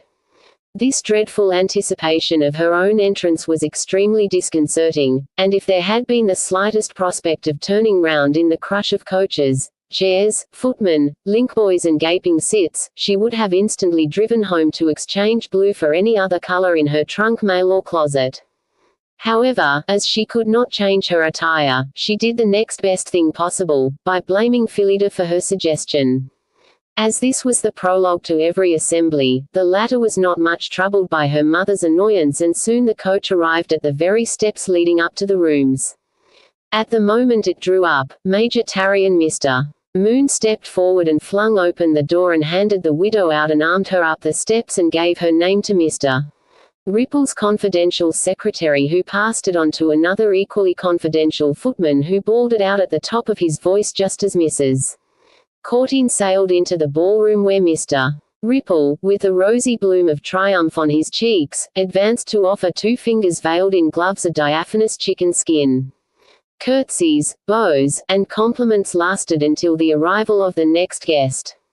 When the widow with her faithful ancients surveyed the room in a grand promenade, Phyllida made off to greet her dear Morton with half a glance in the direction of the young gentlemen from the Blue Boar, who were grouped rather stiffly at the other end of the ballroom.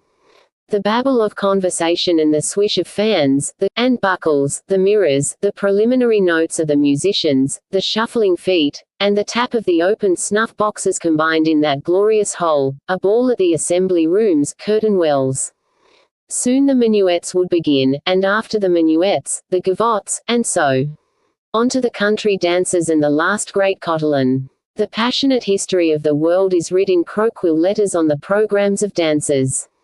What jealousies and yellow-winged envies hovered on the cool air of waving fans, what vows would be made and broken in those alcoves, now serene and empty, before the last flambeau expired in the gutter outside. What mean ambitions coiled around every genteel fine hoop. Yet Mr. Ripple was so suave, Mrs.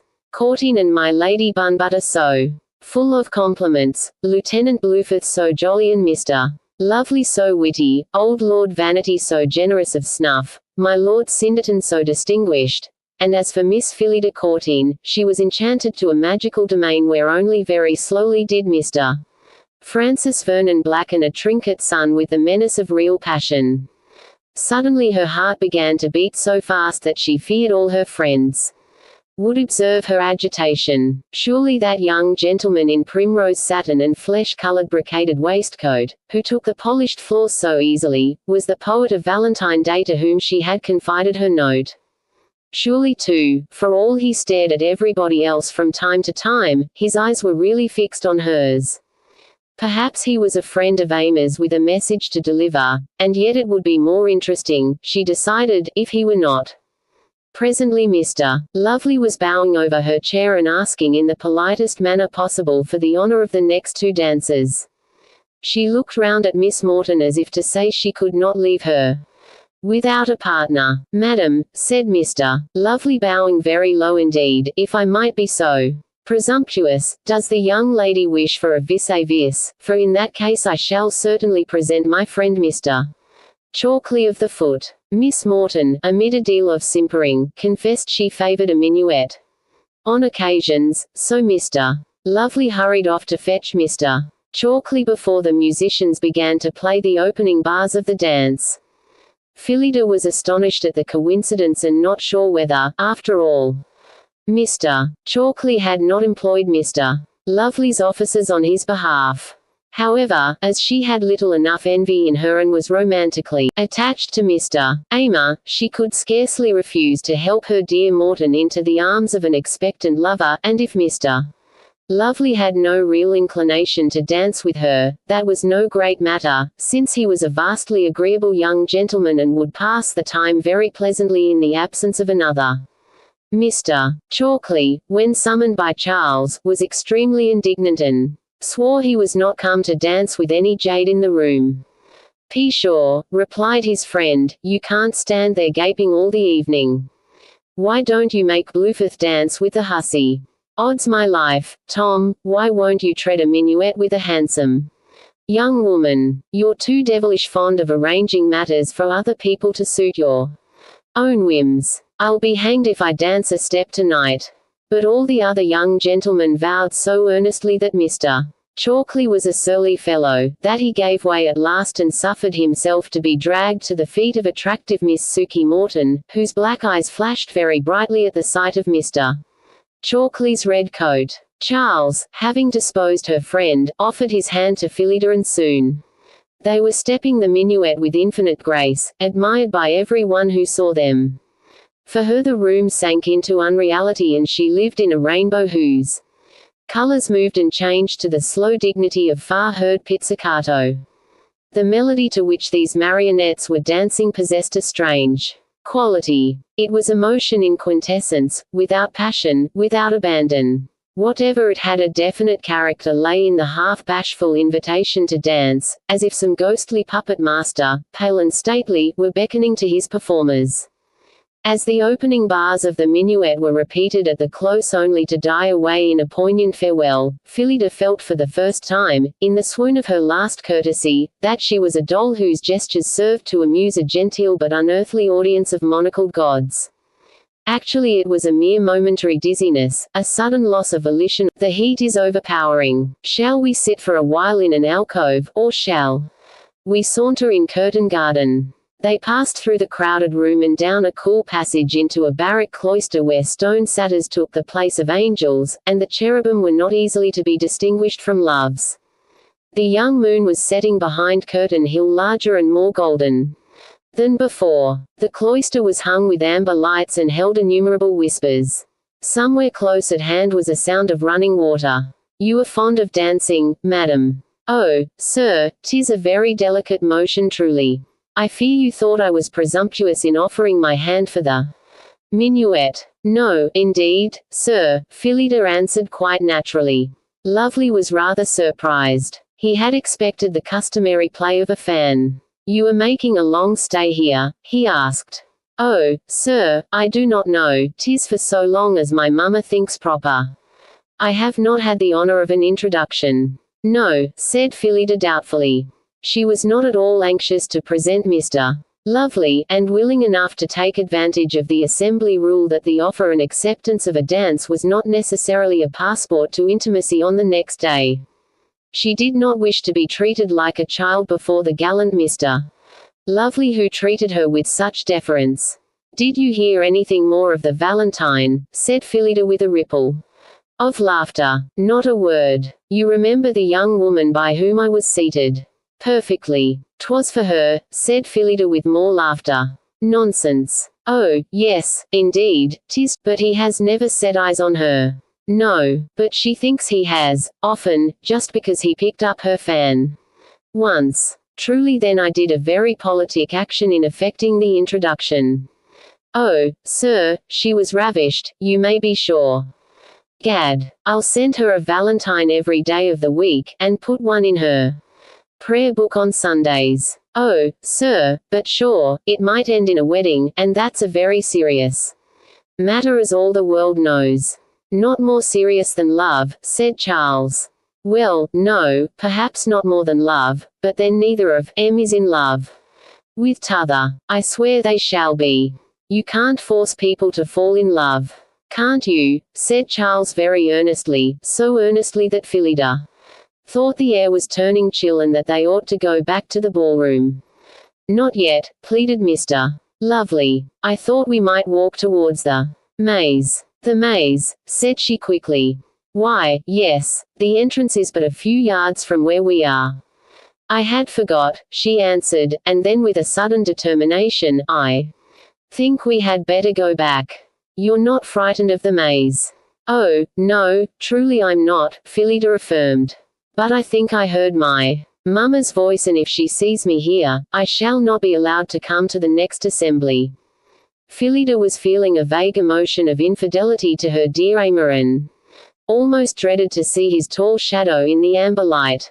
As you will, he said in some disappointment, but we han't had a deal of conversation yet. That's true, she replied, but this is only our second meeting. Madam, said Charles with a bow, I should never presume to put upon it an interpretation so complimentary to myself, but, seriously, you will give me 2 more dances tonight. It would be indiscreet. Nay, I do not think so. Your friends would laugh. I do not think so. Mr. Lovely looked so fierce that Phyllida hurriedly promised to gavots, and Charles, who was something of a Gascon, could not help congratulating himself on his speedy success. They walked back to the ballroom almost in silence, and above the chatter of folk in the lobby, heard the opening of a plaintive minuet. Lovely, when he had left his partner, walked over to his friends of the Blue Boran was greeted with a shower of sallies. How now, Charles, have you been smuggling rare spirits in the cloister? Cried Blueforth. Snuggling would be better, stammered little Peter Wingfield. Charles glared at both the young gentlemen, who laughed very heartily indeed, and were not at all put about by his frowns. Oddslife, Charles, said Mr. Chalkley, where have been your eyes these past 6 weeks to have so lately discovered the fair Courteen? Charles looks at women through dice boxes, said Blueforth. And what's worse, sees double wherever he looks, added Mr. Chalkley. Charles, added Mr. Anthony Clare, be wise. Some knave of clubs will trump your queen. Mr. Clare, said Charles, drawing himself up very straight and looking as grand as possible, I'll trouble you to croak when I ask for your noise. As for you, gentlemen, you're too free with your words, D to the lot of you. Thereupon Mr. Charles Lovely swung himself out of the room with such an air that the young gentleman looked after him in some apprehension. Egad, commented Chalkley, the man must be. We can't all turn parsons because Charles is bewitched by 2 blue eyes. Grumbled Chalkley. This was the opinion of the company, and though in their hearts they excused Mr. Lovely, they were loud in their condemnation of his churlish behavior. Clare, afraid he was gone to work off his injured feelings by reckless play, soon followed him out of the ballroom, but could not find him at the tables. Charles had, in fact, turned into the garden. Cupid had pierced him with a long sharp arrow, and he was not yet able to bear a rough hand on the wound. The night air came over him fresh and cool. In the darkness he was more than ever enthralled by the image and pale fancies of an ideal passion. Yet for all he was a poet, or perhaps just because he was a poet, his love was tinted with the hues of convention. She was like those Madonnas who appear to peasant children, Madonnas in crude crinoline robes sewn with tinsel stars. One feels that much of the apparition is due to preconceived opinion. So with Charles, his love made one of a list of women dating to the queens of Babylon. There was too much Bob A. Cherry about her and too much cream. She stood, too, on such a high pedestal that if she owned feet of cracked clay not a soul could have seen them. Charles felt very angry with his bachelor friends, and when Claire joined him at the end of an alley was in no mood to be pleasant company. "Sure, Charles," the latter remonstrated, "you're the last man to tie yourself to the skirts of a goddess. There's a medium between an angel and a woman of the town," said Charles sententiously. "But the woman was once an angel to somebody, and, foragad, I believe, you do your charmer an injury to make her such a paragon of air. I swear those eyes can flash with more than saintly ecstasy. Z.D.S. Tony, you are bent on a quarrel. I tell you the child's name shall not be a toast for my profligate friends. You are not better than any of them. But at least I can reverence purity. Aye, and so can Bluefith." D.E. swore Charles. The argument would doubtless have continued, if the sound of voices approaching had not made the two young men pause involuntarily. Two people were passing down the adjoining alley, and it was impossible not to overhear some of the conversation, which was sufficiently ridiculous. A feminine voice declared that soldiers were romantic, and a voice of opposite sex replied that as an attribute of class, it was an undeniable quality, but not for that reason universally applicable to individual members of that class. "But a scarlet coat is so dazzling," argued Treble. "Madam," said Bass, "I cannot claim that my profession is romantic. The law, madam, has no time for romance except perhaps in the examination of an unwilling witness, but what my profession lacks, my name possesses. Moon, madam, I venture to affirm, is a singularly romantic name." "It is," murmured the widow, "for, of course, it was she. The moon is the method of illumination adopted by every poet of distinction. How true that is," she sighed. "I might add that so far as dazzling goes my name is as capable of extreme refraction as the red coat of a soldier. Moreover, madam, the latter is very antipathetic to the complexion of a woman of quality. But the coat need not be worn, Mr. Moon. It could exist in a bottom drawer, I should feel it was there, and I could sometimes brush it even. Good heavens, ma'am, has not the law an equal fascination? Do you know that my house is full of legal cases?" "How untidy," said the widow reprovingly.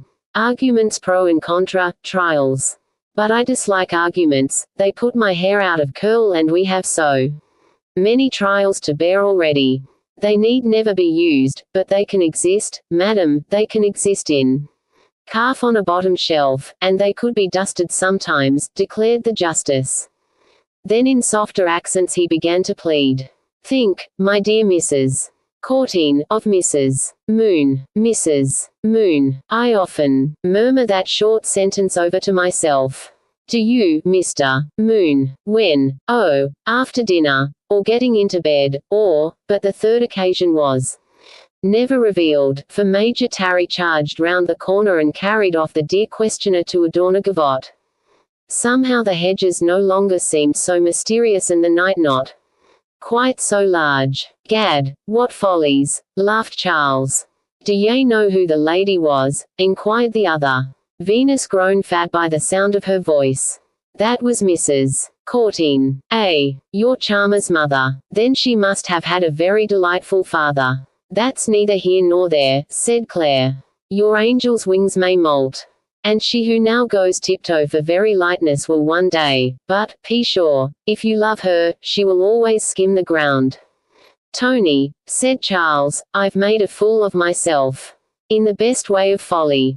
It may seem odd that Charles should have been so ready to admit the mortality of his goddess, but after all as yet his love was an apparition. No miracles had been worked at the shrine, and she had a mother. Also Charles began to smell romance, of which he pretended to an exaggerated horror. Like mother, like daughter. He made up his mind to neglect Miss Phyllida Courteen, and having done so, went back to the ballroom with the temerity of a successful anchorite. Yet when he saw her again she was young and adorable, and he was as madly in love with her as ever, all the more perhaps because he realized that one day she would fade. However, he was no longer so full of heroic rebukes for his friends. Perhaps, like the Greeks, he was beginning to understand that romantic Troy was a menace to the common sense of the world. Charles found the young men in precisely the same position as that in which he left them. "Oddslife," cried Blueforth, "there's Charles come back. What, man, have you been languishing under the sky? Your mistress has been dancing merrily with 'tis a pity that none of you have enough impudence to follow his example," retorted Charles, "for on my soul you all stand stiff and awkward as the figures on a Gothic tombstone. Gad, I've a mind to tell the ladies how nimbly you tripped it at Baverstock, Blueforth, and as for you, Tom, I'm hanged if I'd be cut out by a beggarly half-pay militia captain," continued Charles, pointing to the disreputable captain man who was handing Miss Morton through the gavotte. "Well said," Claire joined in, "we shall find it more difficult than ever to believe Blueforth's tales of conquest in the ports of civilization. Unless," added Charles, "like a picture by a great master he possesses an immovable reputation and attracts by beauty in repose." "Ha, ha, ha," bellowed the lieutenant, "you should have seen me at Minorca. These finicking hussies aren't worth the shoe leather one uses in dragging them round the room." But just as Mr. Blueforth was about to give a discourse on the beauty, grace, and agility of feminine Spain, Mr. Ripple scaled the rigid group. "Now, gentlemen, you are not dancing. Come, this won't do. I've let you off the minuets and gavottes, but I insist on the country dances. Let me see, Lieutenant Blueforth, I have the very vis-a-vis you are looking for. Mrs. Georgina Bean, widow of the late Captain Bean, of your own service. She will like to hear the latest marine information." Blueforth struck his colours with an almost humble salute. "Mr. Chalkley," the beau continued, "Miss Marjorie Mansell, a young lady fresh from boarding school, will certainly suit your accomplishments. Treat her kindly, sir. Mr. Golightly, I insist on your dancing with Lady Jane Vane. Your father and hers were intimate friends. Mr. Hearthbrush, your respected father tells me that he has a particular desire you should dance with Miss Mimsy. She's an heiress, sir, and as good as she is wealthy. Come, gentlemen, make no doubt that I shall find a partner for every one of you." The young gentleman, a little stiffer, a little more awkward, followed Mr. Ripple very mildly across the room. The rest of the assembly fluttered quite perceptibly at their approach. Lovely had no opportunity of asking Phyllida to dance with him as by the arm with all the grace in the world and discussed the attraction of the British Army with much fan play and volubility. He met Phyllida in the course of the dance and begged her hand for the cotillion, but she shook her head gravely with a glance in the direction of old General Morton, and Charles passed on to less interesting encounters, much exasperated by the impertinence of old age. "Why aren't you a soldier, Mr. Lovely?" asked Miss Morton in a wondering voice. "I like to pull the sheets over my head when I sleep," said Charles very solemnly, "but soldiers always have to put 'em on top of a pole. Oh, but think of war and fortresses and sieges and bivouacs. I dislike war, I object to fortresses. For sieges I lack the patience and I abominate bivouacs. But the uniform is so gay," persisted Miss Morton, "and so martial. A footman's, ma'am, is twice as gay and 3 times as martial. Nay, I vow you're jealous of the army. Madam, is that surprising, when Miss Morton inclines so much to scarlet? Nay, now you are laughing at me," she pouted, "and I hate to be laughed at. Are you a friend of Mr. Chalkley?" "Indeed, I hope I may describe myself as such," said Charles. "Does he paint landscapes as an amateur?" inquired cunning Miss Sukey Morton. "Not that I am aware of." The disappointment visible on her countenance recalled the incident of the Valentine, and he made haste to add, "Though now I come to think of it, I found him cutting out an ace of hearts one day last week." An ace of hearts, said Miss Morton very innocently. Why, what would he do that for? I asked him as much, and he muttered something about a torn velvet patch. But his behavior that day was monstrous odd altogether, for I remember I found him later on the bowling green of the Blue Boar picking snowdrops, and when I rallied him, he asked me for. Miss Morton danced for the rest of the evening as though her scarlet heels were little flames. The hands of the clock were nearing the magic hour of the last cotillion, and everybody was hurrying in search of partners and places, when the appearance of Gog and Magog, with Mr. Ripple's marble pedestal, warned everybody that the great little man was about to make an announcement. Everybody waited with extreme deference and not a whisper disturbed the religious peace. The room was quite still save for the tinkle of jewelry and the slow sighing of the fans. The beau ascended his pedestal, calm and majestic, while the listeners craned their necks to attention. My lords, ladies and gentlemen, you are doubtless all aware that we have to lament the sudden death of that respected model of fortitude and perseverance, Sir Jeremy Dummer. A sympathetic murmur floated along the wind of the fans. I am happy to tell you that he died as he lived, fighting. He died, if I may use so vulgar a metaphor, in harness, the harness of an old war horse who, having fought the foes of England during his prime, continued to fight the greatest foe of England during his decay. That energy which erstwhile displayed itself in the trenches of war enabled him for 21 years to persecute by every means in his power that enemy of all of us, the gout. He sought to starve it into capitulation by restricted diet, he tried to storm it by sudden charges of chalybeate. My lords, ladies and gentlemen, it was in the middle of one of these gallant sallies that he died. In a word, he was halfway through a glass of the cleansing liquid when death overtook him.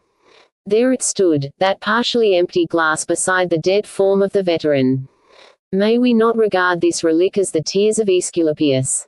Shall we not enshrine these sparkling drops in a lacrimatorian, having sealed the sacred fluid with the city seal, shall we not set it in a prominent part of our civic museum?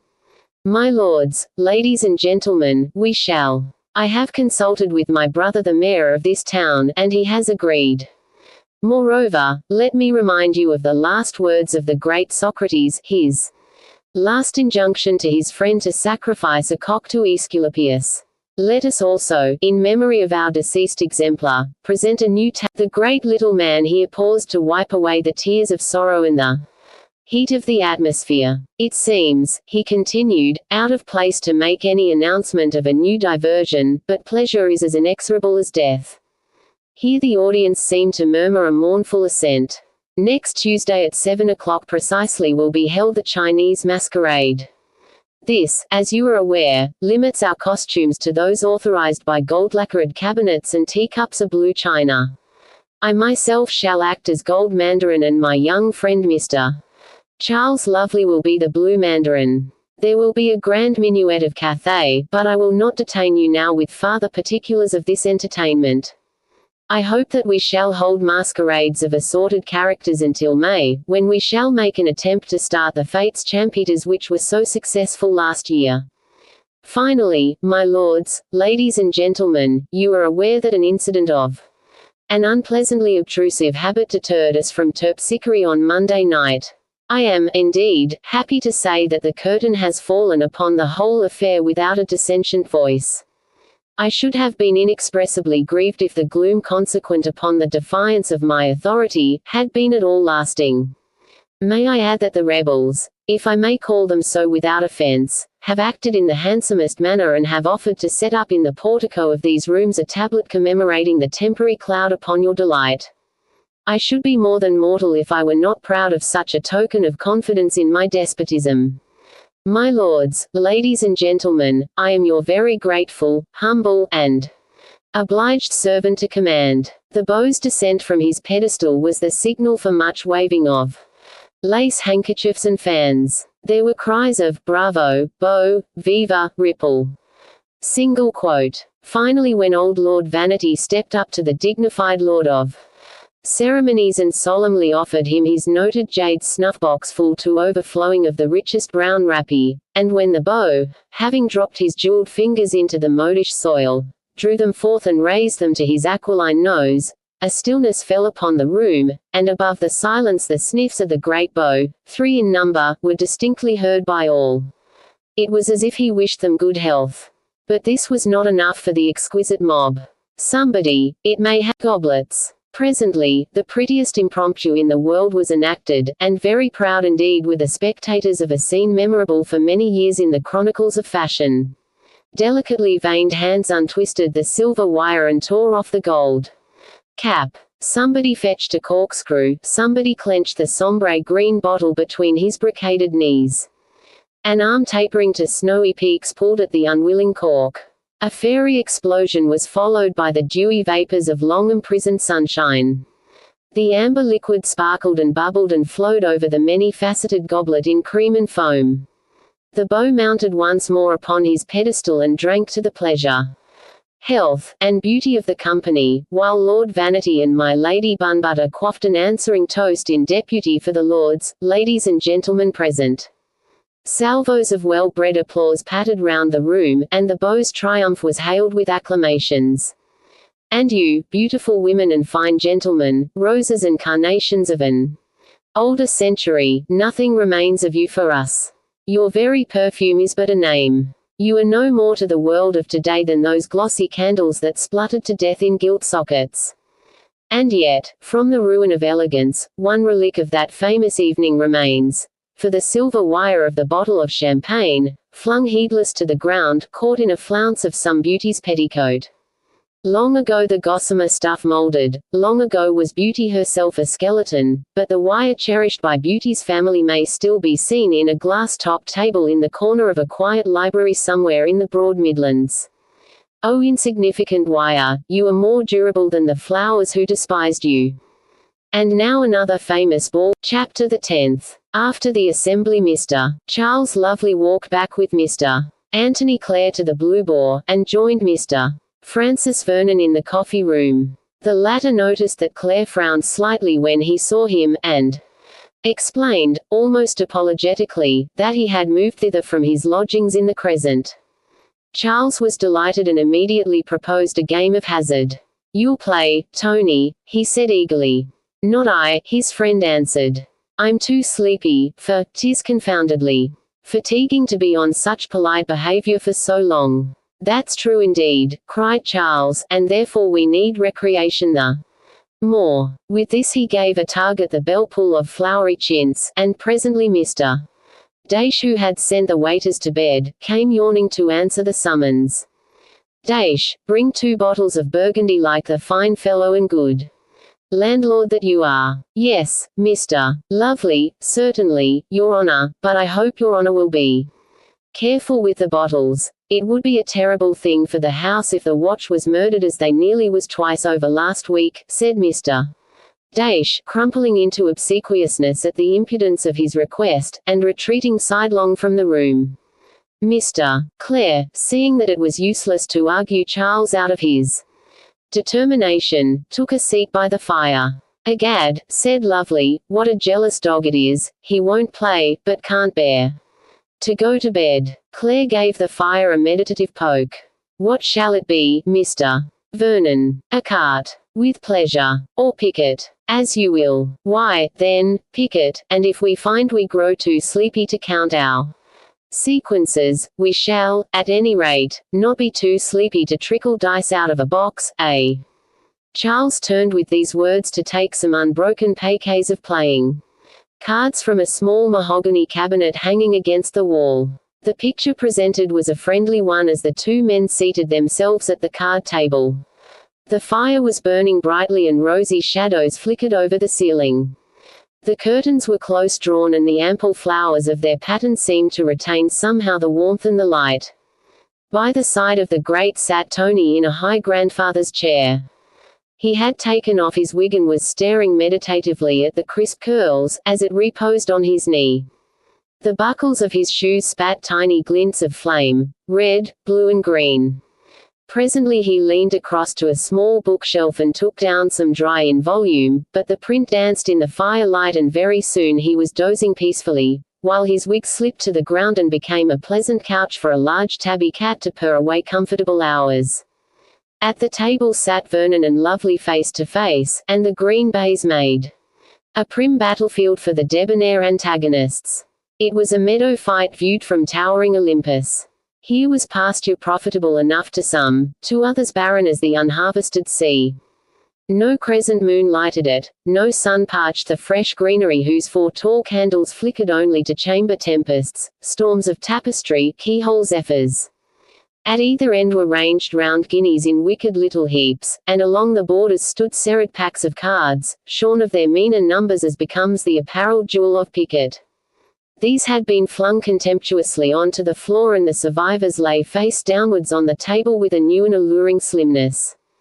Their backs were so innocent, mere festoons of flowers and bouquets of rosebuds, yet their very innocence only served to enhance the red and black determination of their faces. How the royal cards reflected in their appearance the temper of their courts! How sombre suited went the Queen of Spades, how pensive seemed her consort, while the savage ace was hung with garlands of mourning and sable flowers of Proserpine. The Queen of Diamonds looked harassed. The knave had a lean eye and the king himself seemed peaked and careworn. The club court was a swarthy and more brutal counterpart of the gay hearts, and the gay hearts, with ripe dewy mouths, had yet a certain sly sensuality that bred distrust. Then the tournament began. The stacked guineas sprawled in golden disarray and dwindled and swelled and tinkled to the tune of the game.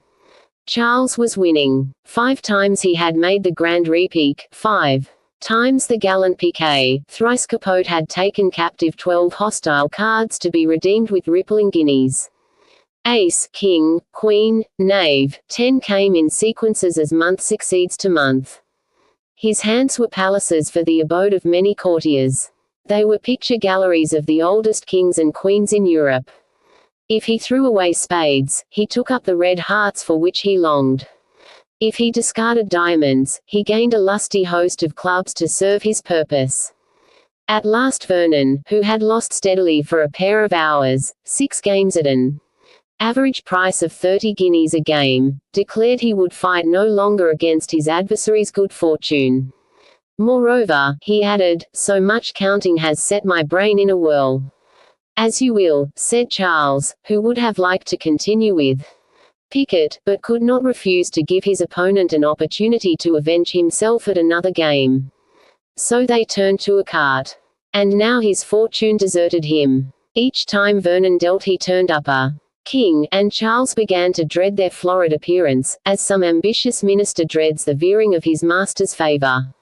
Those kings who had hitherto been numbered in his hands in 4s and 3s, those puppet kings, had won a new dignity from the only game which accords them their rightful place at the head of the pack. Each one had acquired, it seemed, a personality that threatened him. Time after time were his jeux de règle defeated by the most astonishing combinations of ill luck.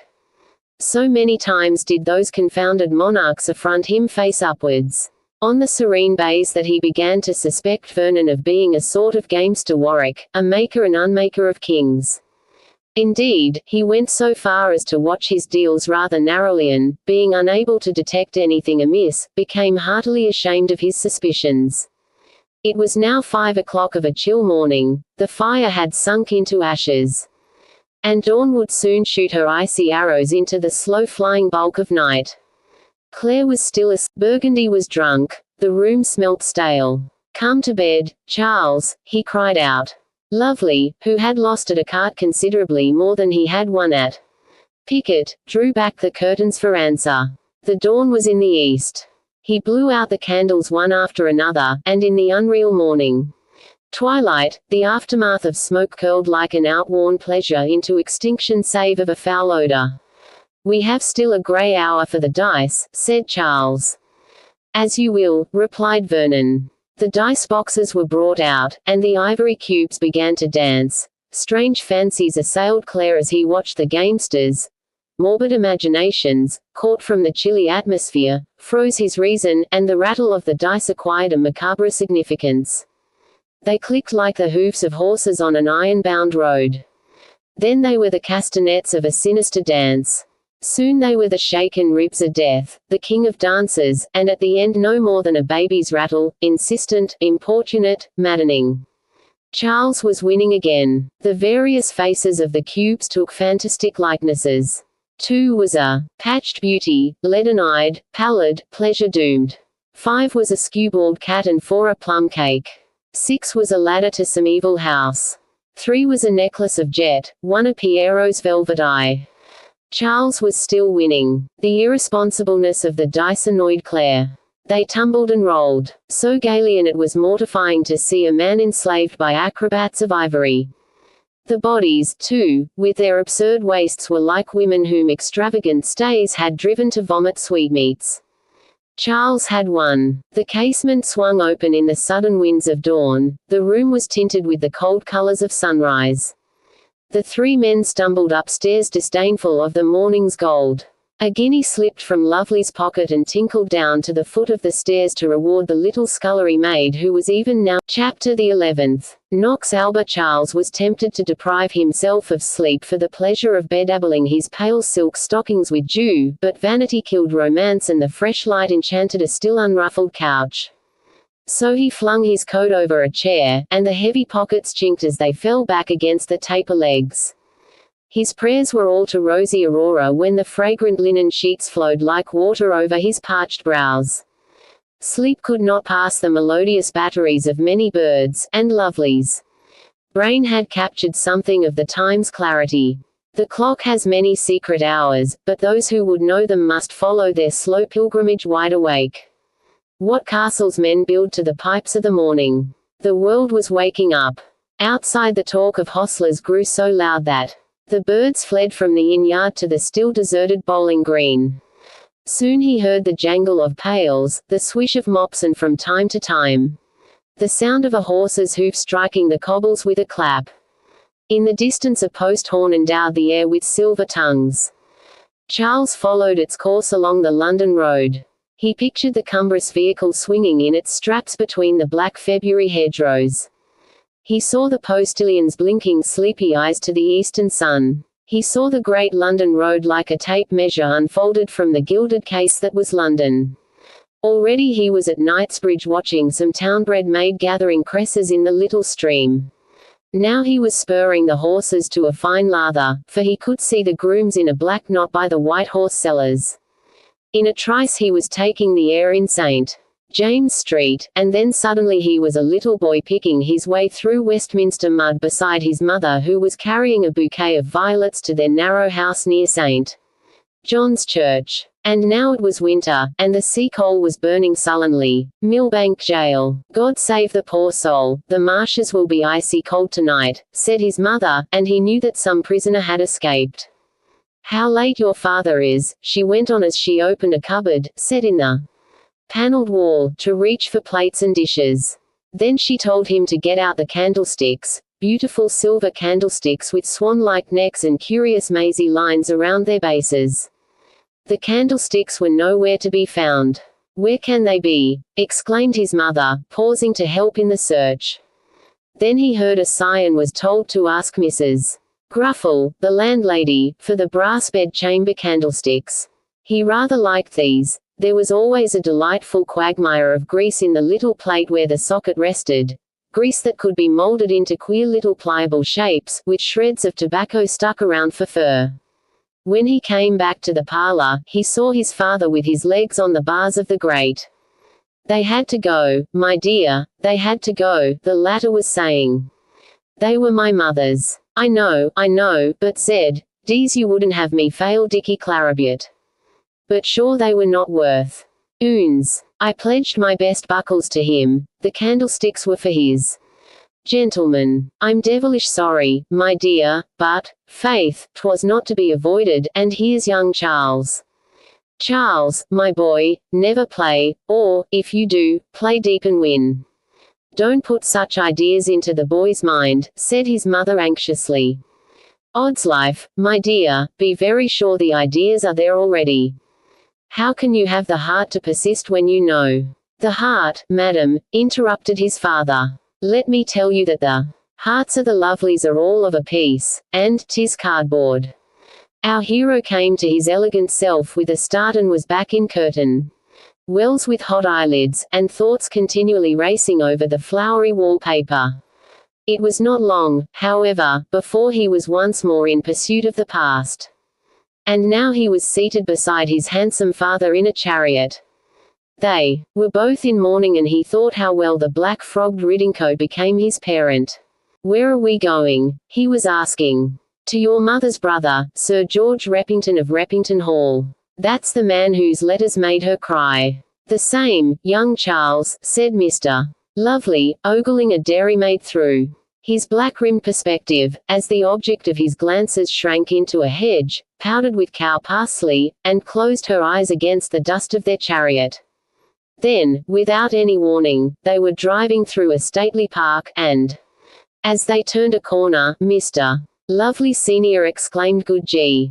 A cemetery indeed." Charles looked up and saw a field full of small cypresses with rank grass growing between them.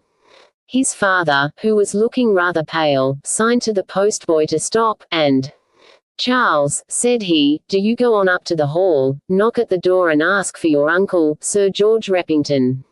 I'll wait for you here." As he set out in obedience to his father, he heard him mutter, "This was the very place. I swear this was the place, and not an apple tree left." And then Charles, diminutive enough in his black suit with miniature small sword of cut steel, was asking two enormous footmen in canary-coloured velvet for Sir George Repington.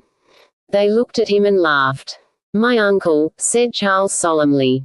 And they laughed again, but one of them murmured, "This way," and walked up a very wide and very slippery staircase, while Charles stumped up behind him. Halfway, his sword belt came undone, and the sword clattered down upon the polished oak stairs with a noise that seemed to resound a dozen times through the quiet house. As he did not dare to keep the canary-coloured gentleman waiting, he picked up the toy weapon, clutched it tight in his left hand, and entered a big dark room where a gentleman with iron-grey close-cropped hair sat reading in a chair with a very tall back, his wig balanced upon his toes. "What the d***'s this?" asked the grey gentleman, jumping up. "Your honour's nephew," said the yellow gentleman. What? Leave us, sirrah, and what do you want?" he said, turning to Charles. Charles could only watch the long furrow over his nose and wonder how deep it was, when the grey gentleman caught sight of the small sword. What the d***, give me that," and snatching the weapon, he broke it over his knee and flung it into the grate. "Please, sir, my father sent me to see you." "Who's he?" "Valentine Lovely, sir." Good gee," muttered the old gentleman. "And Mrs. Lovely, did she send you too?"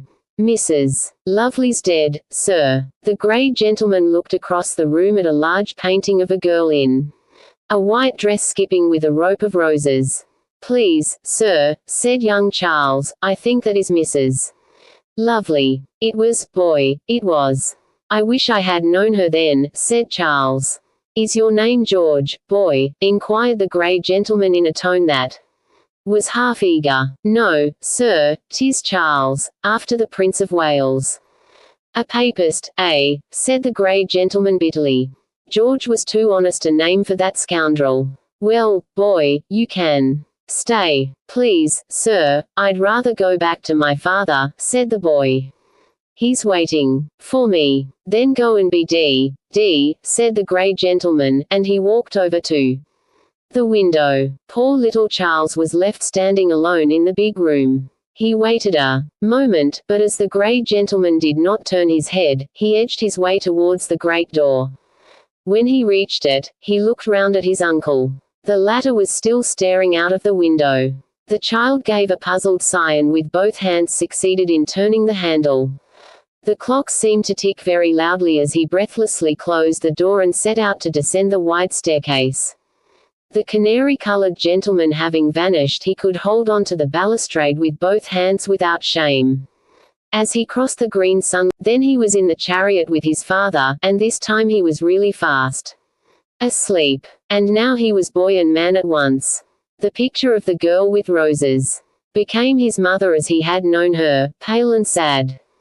Then it would change and become Miss Phyllida Courteen, strangely like his mother, and sometimes the Queen of Diamonds would be mopping and mowing in a frame of golden George.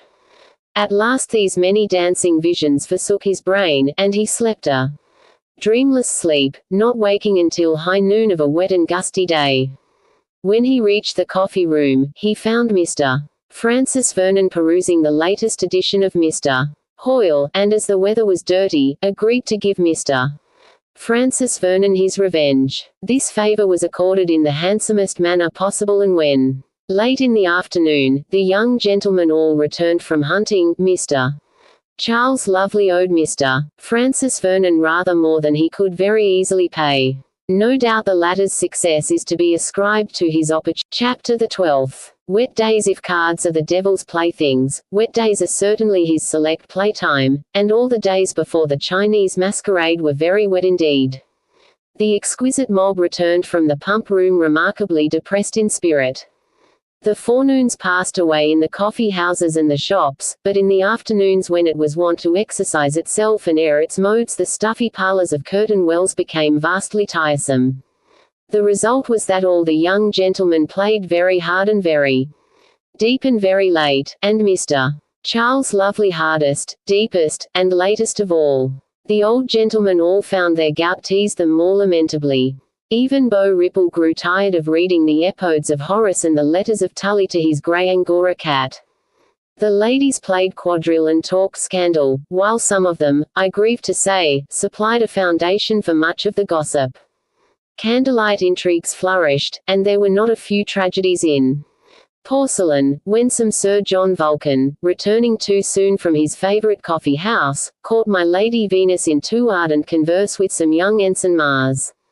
Very red grew the gallant ensign, near as red as his coat, while Sir John blustered and swore so loud that he almost cracked the walls with his fox-hunting voice, and my Lady Venus fluttered her fan to the pace of her dainty heart, tinkling out exquisite little lies as soulless as unreal, but quite as fascinating as some frail musical box.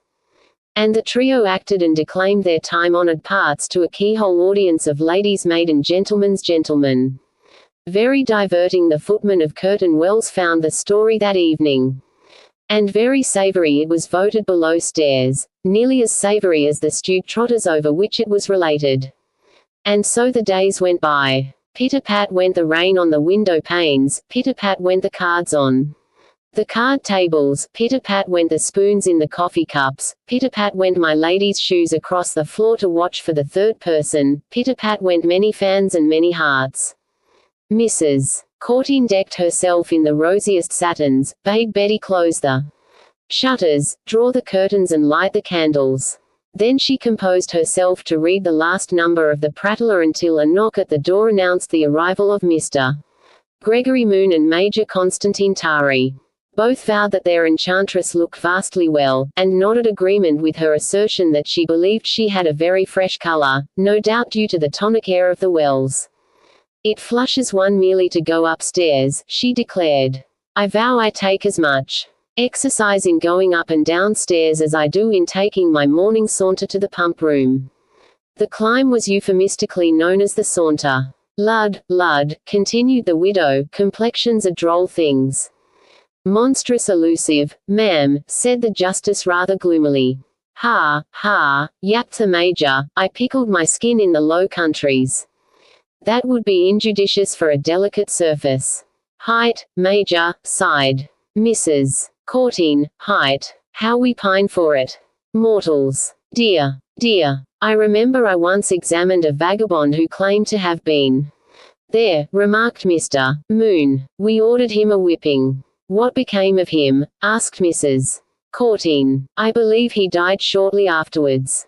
"Well, well, kill or cure. Kill or cure." The widow flashed her white shoulders in an elaborate shudder. "Talking of kill or cure," exclaimed the major, jumping up, "did I ever repeat my tale of the Hessian captain?" "Probably," said Mr. Moon mildly. "What do you mean, sir?" "You are somewhat inclined to repetition, sir." Mrs. Courteen hurriedly assured Major Tarry that she for one had positively never heard it. He did not say, "Have you heard?" That he probably has, dozens of times. Mr. Moon burst out in the nearest approach to a passionate enunciation that he ever attained. "I vow you do him an injustice. Pray tell us the story, Major," and the widow tapped the sword arm of the infuriated soldier 3 times. The painted chicken skin fell with so persuasive a touch that the apple sank to its normal position and, having turned his back on Mr. Moon, the Major began his tale. "Well, madam, you must know that in the year but before I tell this story, I should like to give you some idea of the disposition of His Majesty's forces." Mrs. Courteen sighed. She knew what giving an idea of the disposition of the forces meant. It was useless to protest however, for the Major was already marching round the room in search of appropriate furniture. He instantly declared that Mr. Moon's chair was necessary to the illustration. "Pray excuse me, sir," he rapped out. The Justice, with a reproachful glance at Mrs. Courteen, moved ponderously to the couch. "Well, madam, here are Thistleton's dragoons," and he gave a twist to the chair as he spoke. "Oh, yes. Very droll," said Mrs. Courteen. "Here," the Major continued, seizing another chair and planting it vigorously down by the couch, "here is Buckley's foot." "Mine, sir," said the Justice. "Your what, sir?" "My foot, sir, not Buckfeast's." The Major withered his rival with an eloquent silence. "Here am I," he said, snatching from the mantelpiece a diminutive Worcester shepherdess and placing it between the 2 chairs. The widow gazed anxiously at the pastoral soldier. "It belonged to the owner of the house. Here it." The Justice moved wearily to the window seat. That, at all events, was a fixture, he reflected gratefully. After much exertion Tarry succeeded in moving the couch in front of the door, so that if the piece of furniture in question was a poor representation of what it was intended to convey, it certainly made of Mrs. Courteen's front parlor something very like an impregnable fortress. "I should be glad to give you some idea of the enemy's earthworks," said the Major with a covetous glance in the direction of the chintz window curtains. Mrs. Courteen's fleeting expression of dismay warned him to prune the luxuriance of his examples, and as at that moment a tap at the door necessitated the instant surrender of Tournai to admit Mrs. Betty, farther operations were stopped. Moreover, the sudden capitulation involved the fracture of the Worcester shepherdess which, as Mr. Moon sardonically supposed, served to illustrate the point of the story. "You're killed, Tari, you're dead as mutton. I doubt a cure is inconceivable." Betty held a Chapter the 13th. Monarchy in Action. Mrs. Courten scarcely believed Betty spoke the truth.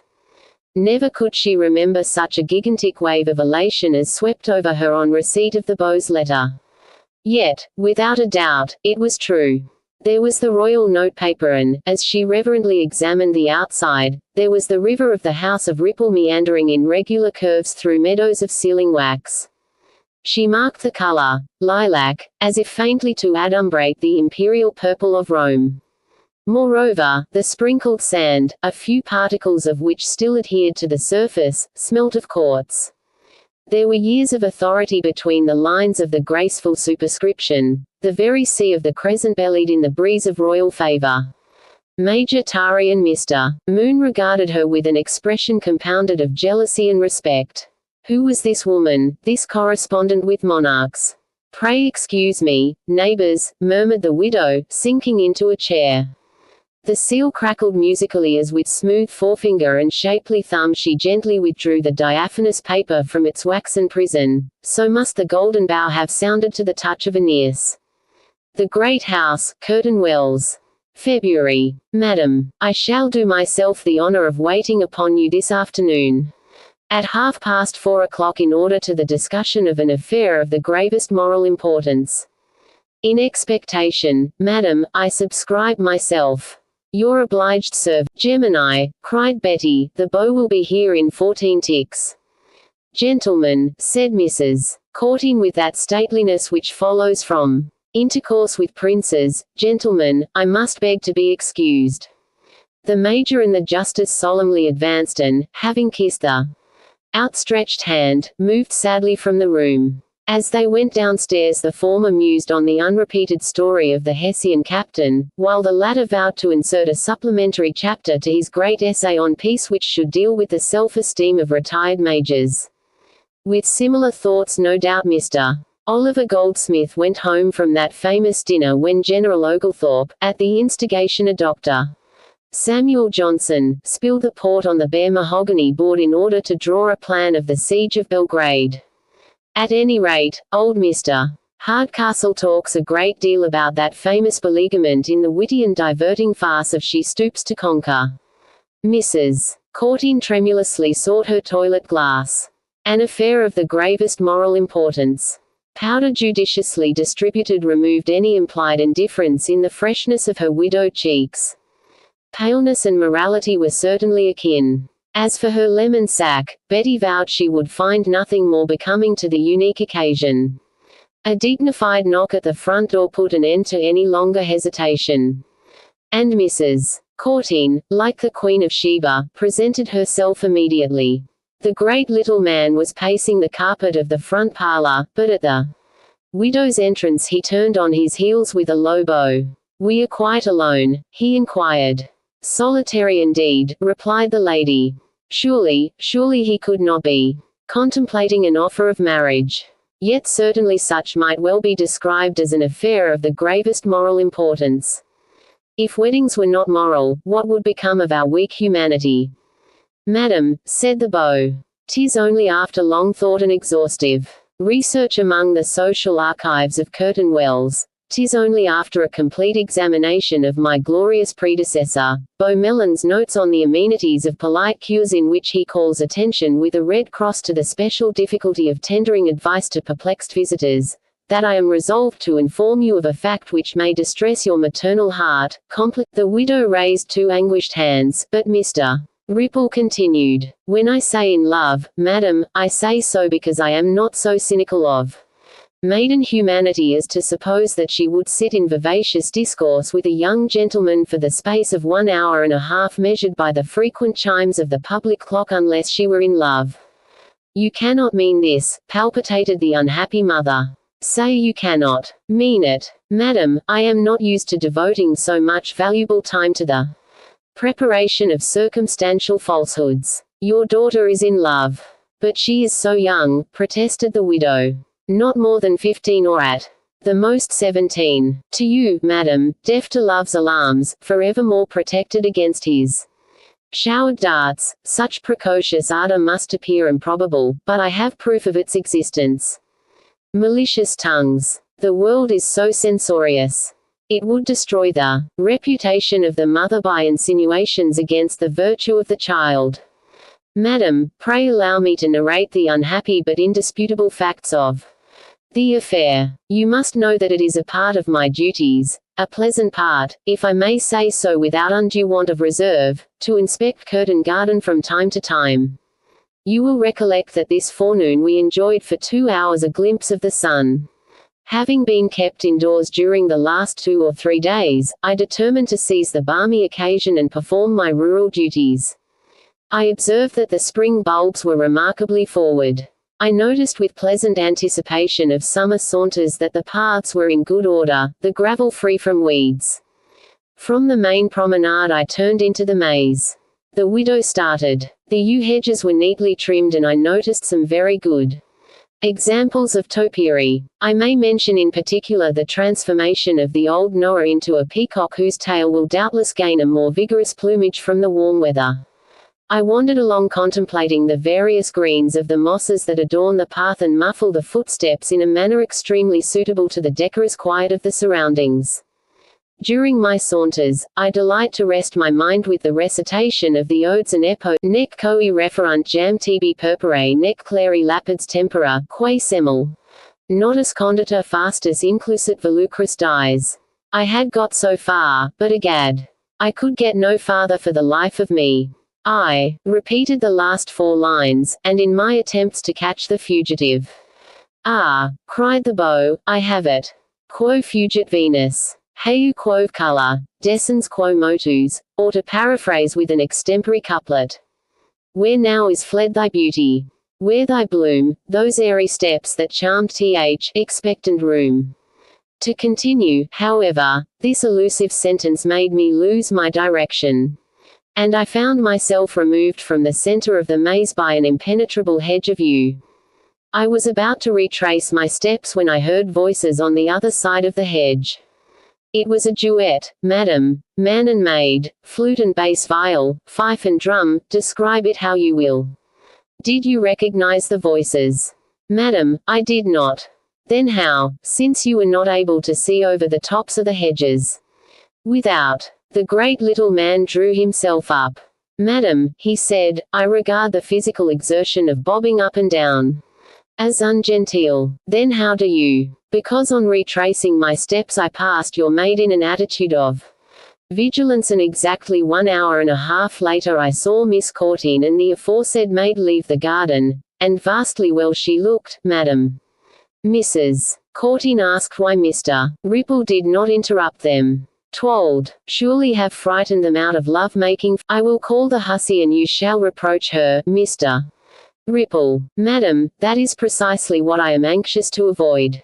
On former occasions my interference has proved futile and I cannot allow my counsel to be exposed to contempt. In confidence let me tell you that the last 3 elopements which I tried to stop were all successfully carried through, and I hear that the parties have lived very happily together ever since.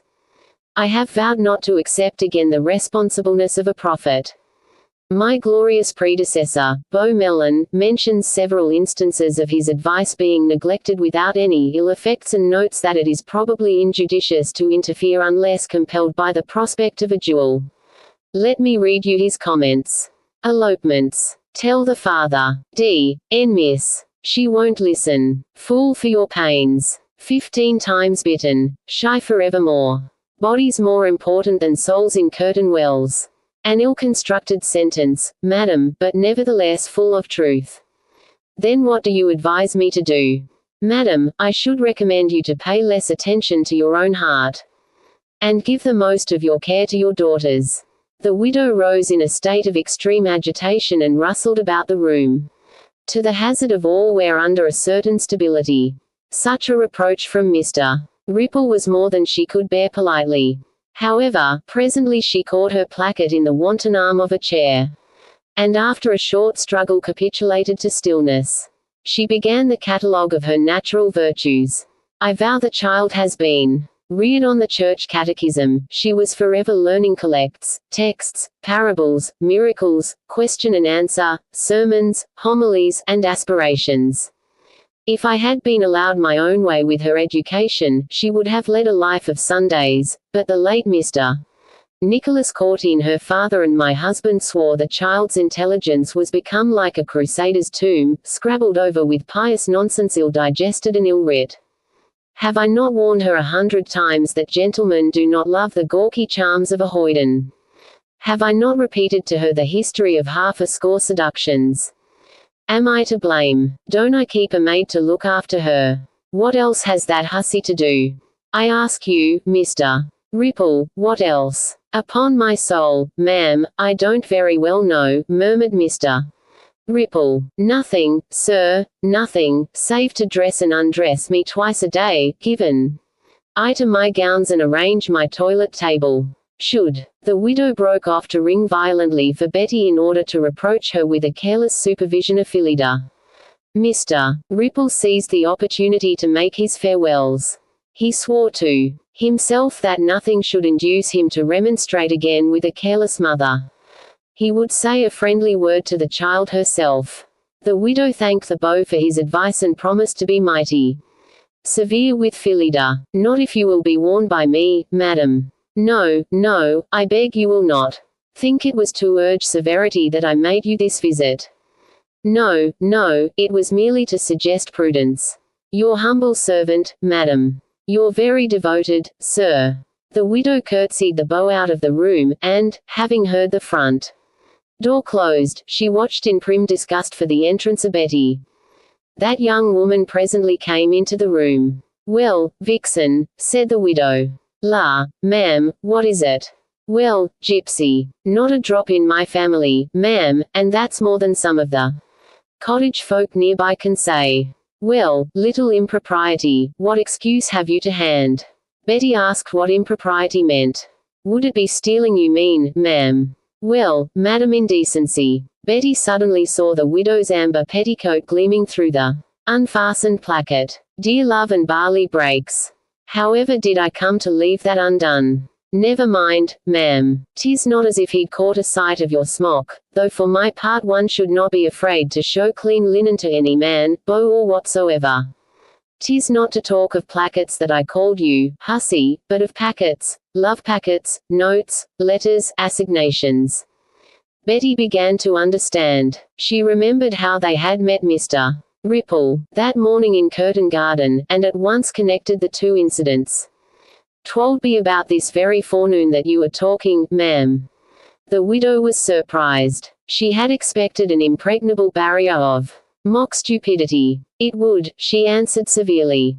"Well, there now. And if I didn't say as 'twas very wrong, but indeed, he was so genteel and made such very grand bows that I didn't think as 'twould be kind to refuse him."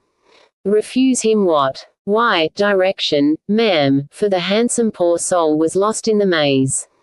He was just twirling around from north to south like the weathercock on the old parish church at home. Does it take an hour and a half to direct a man out of a shrubbery?" "No, indeed, ma'am, but hearing we was from Hampshire, he fell a-talking. And said as when he was last there he was staying with my Lord Senner at Camomile Hall, and was bosom friend of Mr. the Honourable John Squills." The widow grew interested. The latter had once attended a hunting breakfast at Courteen Grange. "And what was the loquacious gentleman's name?" "Ah there, indeed, 'twas wrong of me, but if I didn't go and forget to ax him." "Idiot," said Mrs. Courteen, "and where does he lodge?" "He intends to post to Bristol well tonight." "Is this true?" "La, dearest ma'am, how does I know?" But he spoke as though 'twas. "You are a pair of simpletons. Lud, you might have been ravished and no one the wiser. I doubt you both deserve a whipping." Mrs. Courteen dismissed the subject and turned to survey the ravages of emotion on her own face. Betty retired to warn her young mistress. The widow was considerably vexed.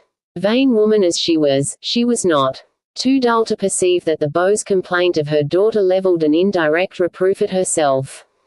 The late Squire Courteen, a man of plethoric habit and a good seat, had broken his neck over a 5-barred gate more than 7 years ago. Some said his recklessness had been added the day before the squire died, by which his lady had forfeited every halfpenny of his money if she married before her daughter, and by an ingenious stroke did the same if she failed to find a husband during the ensuing 6 months.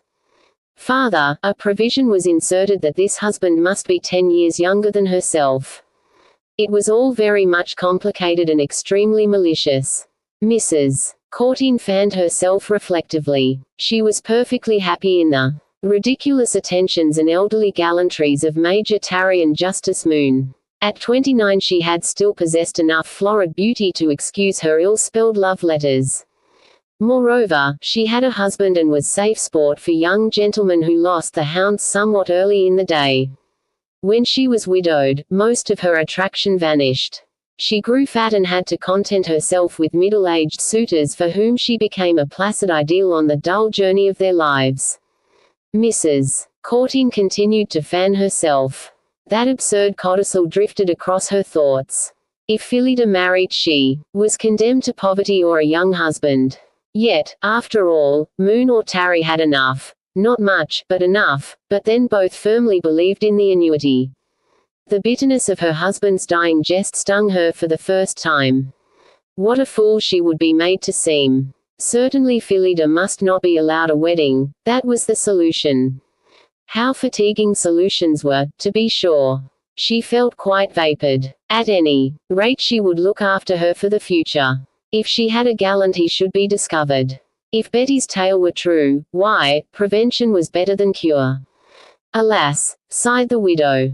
I shall play indifferent well, and yet, no matter. Perhaps I shall hold Spaddle every hand of the game. Wafted by this pleasant hope, the widow sailed upstairs to assume the scarlet and black gown and the spade patch which she wore to propitiate the cards, also to embellish her fingers with rings, also to trim her nails. Chapter the 14th. Monarchy in repose. On the following morning after breakfast, Mrs.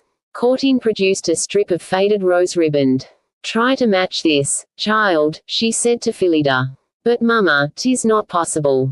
The silk is old," expostulated the daughter, who was dressed and ready to take the air. "Nothing is impossible, child," generalized the widow. "Do your best, all that is required of human beings. You may take Thomas with you." "But mamma, I don't want Thomas. I would rather take Betty." "People can't always take what they desire in this world, and a very good thing too," remarked Mrs. Courteen, "for the world would be a wickeder place if they could. Betty must stay and help me." The widow was determined to begin the supervision of her daughter. Recommended by Mr. Ripple. It was the old story of Sisyphus and the stones, of Tregeagle and the thimble. As mischievous spirits are kept occupied in Tartarus, and condemned forever to the performance of the impossible, so was Phyllida to be kept from the temptations of idleness, in order to save, if not her soul, at any rate her reputation. The widow apprehended that obedience would be more easily secured by guile than the direct imposition of a command. Miss Phyllida Courteen went out that morning with a sullen little frown above her charming little nose, and walked so fast that Thomas was hard put to keep his proper distance behind her as he continued to mutter, "How long, O Lord," with many a dolorous wheeze and mortified grunt. In and out of a dozen haberdashers they went. All the young women behind the counters were very polite and amazingly hopeful, but when they came to pull out the long drawers filled with ribbons of every size and color, they could only produce the gay of rose, and though they continued to be very cheerful and persuaded themselves and their rather petulant customer that the match was as near as could be expected, they were quite unsuccessful, and the ribbons were put back in the drawers to await a less exacting purchaser. Finally Phyllida, turning out of the 10th shop, heard St. Simon's clock strike 11. It was a moderately fine morning, and she knew her beau was at that moment turning into Courteen Garden. She stamped her foot with vexation and disappointment. "Oh Thomas, Thomas, was ever such a mad errand before," complained his mistress. "Velvet, vanity, and a whoring after strange silks," groaned Thomas. "Thomas," said Miss Courteen in her most engaging voice, "you would do anything for me." "With God's help," agreed the footman. "And you'd do a great deal for a shilling piece." "To spite Beelzebub," said Thomas. "Then, Thomas, step down to the western colonnade, make my compliments to Miss Sukey Morton, say I hope she is better of her cold, and will she give Miss Phyllida Courteen the pleasure of her company to Mrs. Pinkle's conversazione. But perhaps you'll forget that long message." Thomas replied in accents of unctuous solemnity. "Better of her cold and quite recovered." "Yes, but there's more. Waste not, want not," he answered severely. "Oh lud, I suppose I were wise to write it down," with which Miss Courteen tried the 11th haberdasher. The pinks were just as light, the carmines as crude and fresh as ever. But at the opposite counter it was possible to buy the most agreeable paper, so Miss Courteen bought a quire, and also a box of wafers marked with a laurel wreath C. Then she borrowed old Mrs. Rambone's croquill pen with which the accounts were made up every evening in the little back parlor, and Miss Lettice Rambone politely cleared a corner of the counter and brought out a stand. It wasn't high enough for writing letters. After much arrangement, she wrote, "My dearest Miss Morton, I hope you are better of your cold. I am truly anxious that you should come and see me this afternoon at 4 o'clock on a matter of great importance. I am truly distressed by a most unlucky event. I doubt my dearest Sukey can guess what disturbs her. Ever affect, and truly devoted Phyllida. P.S. Pray come. P.P.S. I saw a red coat not unknown to a certain young lady now resident at Curtain Wells. The said red coat made a most polite bow.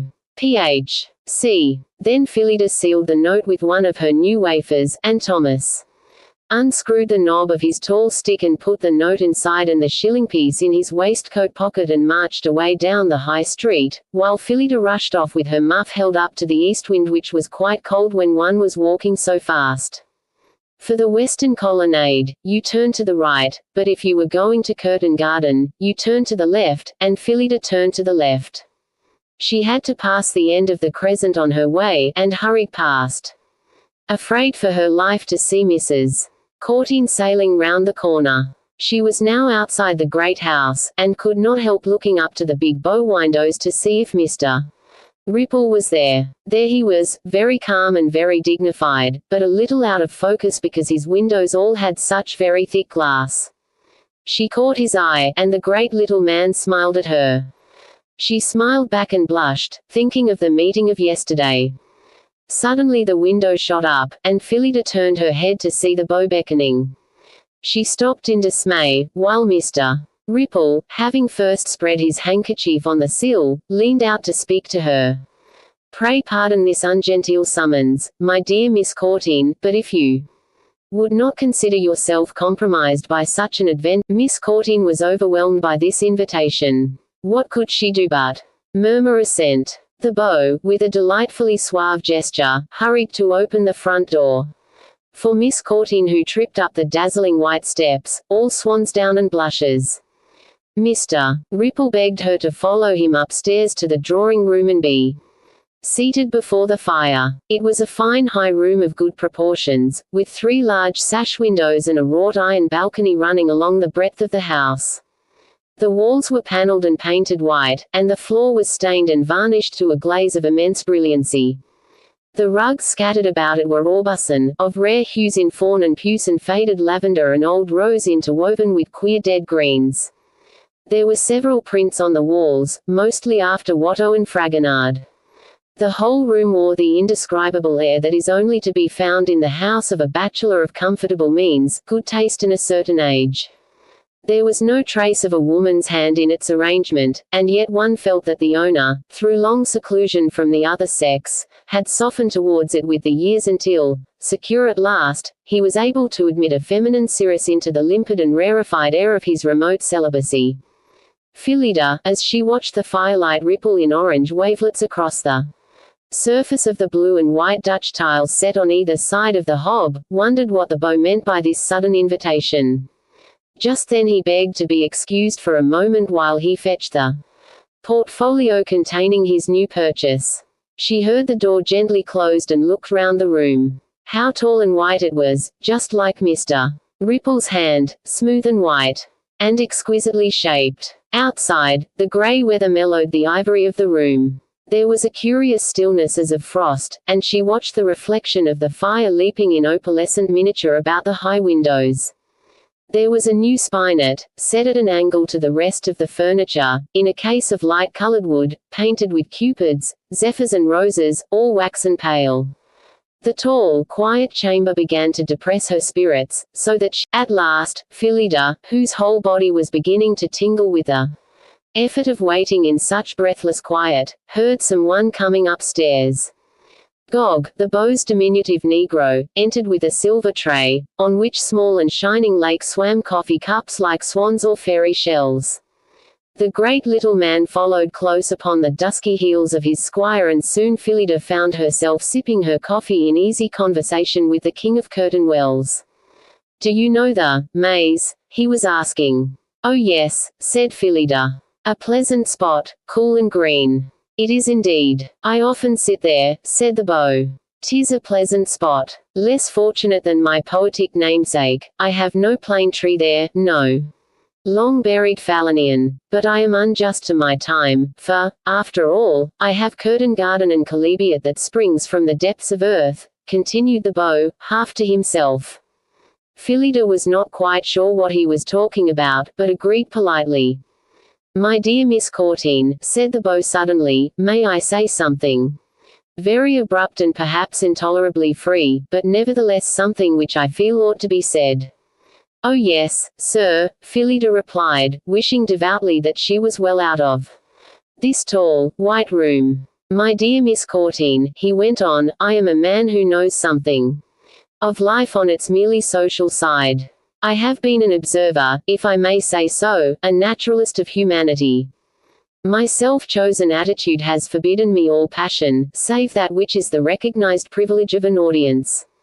Of love I am supposed to know nothing, save in that third person whose company is unwelcome and superfluous. Perhaps my devotion to the odes has led me to see too many Lalagies, too many Lysses. Perhaps I regard women too much as roses that bloom, scatter their sweets and die. In a word, perhaps I am unsympathetic. I don't think you are at all, sir, cried Phyllida. Thank you, said the beau, with the merest hint of a tremor in his equable voice. But, he went on, if I regard women as roses, I never seek to pluck them. Most men do. Miss Phyllida, pray pardon a man of some age who cares more for youth than he is willing to admit, who is not quite the fantastic, the fop, the cunning that his subjects make him out. You know what Shakespeare says.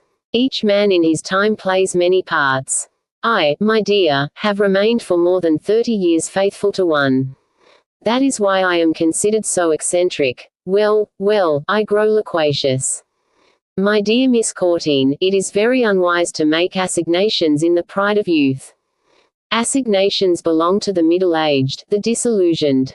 If you love a young gentleman, make no secret of it, and let the whole world join in your happiness. But if it be necessary to love this young gentleman in mazes and such clandestine spots, this young gentleman is not worth so much devotion. Who is he? Mr. Amer, sir, said Phyllida, feeling half inclined to cry. Amer, I don't know the family. Is it by his wish these meetings? A kept secret? Yes. I know 'tis very romantic and very rapturous, but, believe me, my dear Miss Courteen, it is not worth the cost. You must think of your reputation. I do, Mr. Ripple, indeed I do, all the time. Come then, present me to your Amer at the Chinese masquerade. I'll talk to the rogue, and egad, we'll have the wedding in June. What do you say? I don't think Mr. Amer would be very willing, and I'm sure my mamma would be monstrous vexed. Nonsense, said the beau, nonsense. You won't be happy, till you've packed yourself into a post-chaise smelling vilely of stale tobacco and horsecloths. And when you've found some Fleet Street parson to marry you, you'll wish for a fine wedding and a bride cake, and your tenants cheering and hollowing at the lodge gates. Here the beau showed himself too unfamiliar with the mind of a young. Come, he went on, let's have no more of clandestine courtship. Heiresses and dace both attract by reason of their silver, libertines and pike have much in common. Moreover, you must think of your mother. I doubt you don't know my mamma very well. She swears I'm but a child, but I'm not a child, am I, sir? Mr. Ripple put up his monocle and solemnly stared at his fair impenitent. You are not a very old woman. Besides, my mamma doesn't understand the meaning of love. My dear young lady, protested the beau, that is a very common error. With the young. Don't you think that shaded lane once lisped to her footsteps? Don't you think April once broke as sweet for her? Well, if it did, argued Phyllida, she's forgotten all she ever knew. Come, I dare swear she has a secret drawer fragrant with cedar. Find it, my dear Miss Phyllida, and you'll find many old letters, many withered nosegays. Indeed, I've searched. Perhaps her escritoire is the heart. 'Tis very well for you, sir, to talk thus, but my parents were never happy. The beau mentally cursed the pertinacious memories of servants. Then, if that was the case, he went on, there is the greater reason for your friends to secure you against such an irreparable misadventure. Now come, you'll present me to this Mr. Amer. I may not understand all women, but trust me, I have a tolerable knowledge of men. The pale February sun cast a watery beam through the high windows and Mr. Ripple's face caught an added luster, was in fact so bright and kindly that Phyllida promised, subject to Mr. Amer's consent. And soon they were both bending over the portfolio of prints, very diverting prints they were too, caricatures of the foibles of fashion. It was certainly very delightful to see tranquil monarch and fervent maid laughing very heartily together at the most prodigious head-dress the world ever saw. Chapter the 15th. Phoebus Addis. The coffee room of the Blue Boar wore a remarkably cheerful aspect on the evening of the day on which we have seen something of Beau Ripple's methods. There had been a splendid run from Oaktree Common across the Downs to Deadman's Coppice, where a short check only lent a spice to that glorious final run across Baverstock Ridge until they killed just outside Farmer Hogburn's famous barn. And after the death what delicious music acclaimed the deed. The baying of hounds, the chatter of maids, the clatter of horses' hoofs, the guffaws of Lieutenant Blueforth, the still louder guffaws of Farmer Hogburn mounted on his raw-boned hunter of 16 hands, the blasts of the horns, the chink of glasses and the wind getting up in the southwest, all combined in harmonious delight. What a splendid ride home it was, and how the riders went over each renowned minute of that forever-to-be famous day. Lieutenant Blueforth swore he would forsake the sea for the life of a country gentleman, and everybody laughed when HMS Centaur so they had named Blueforth and his steed shied at a belated calf.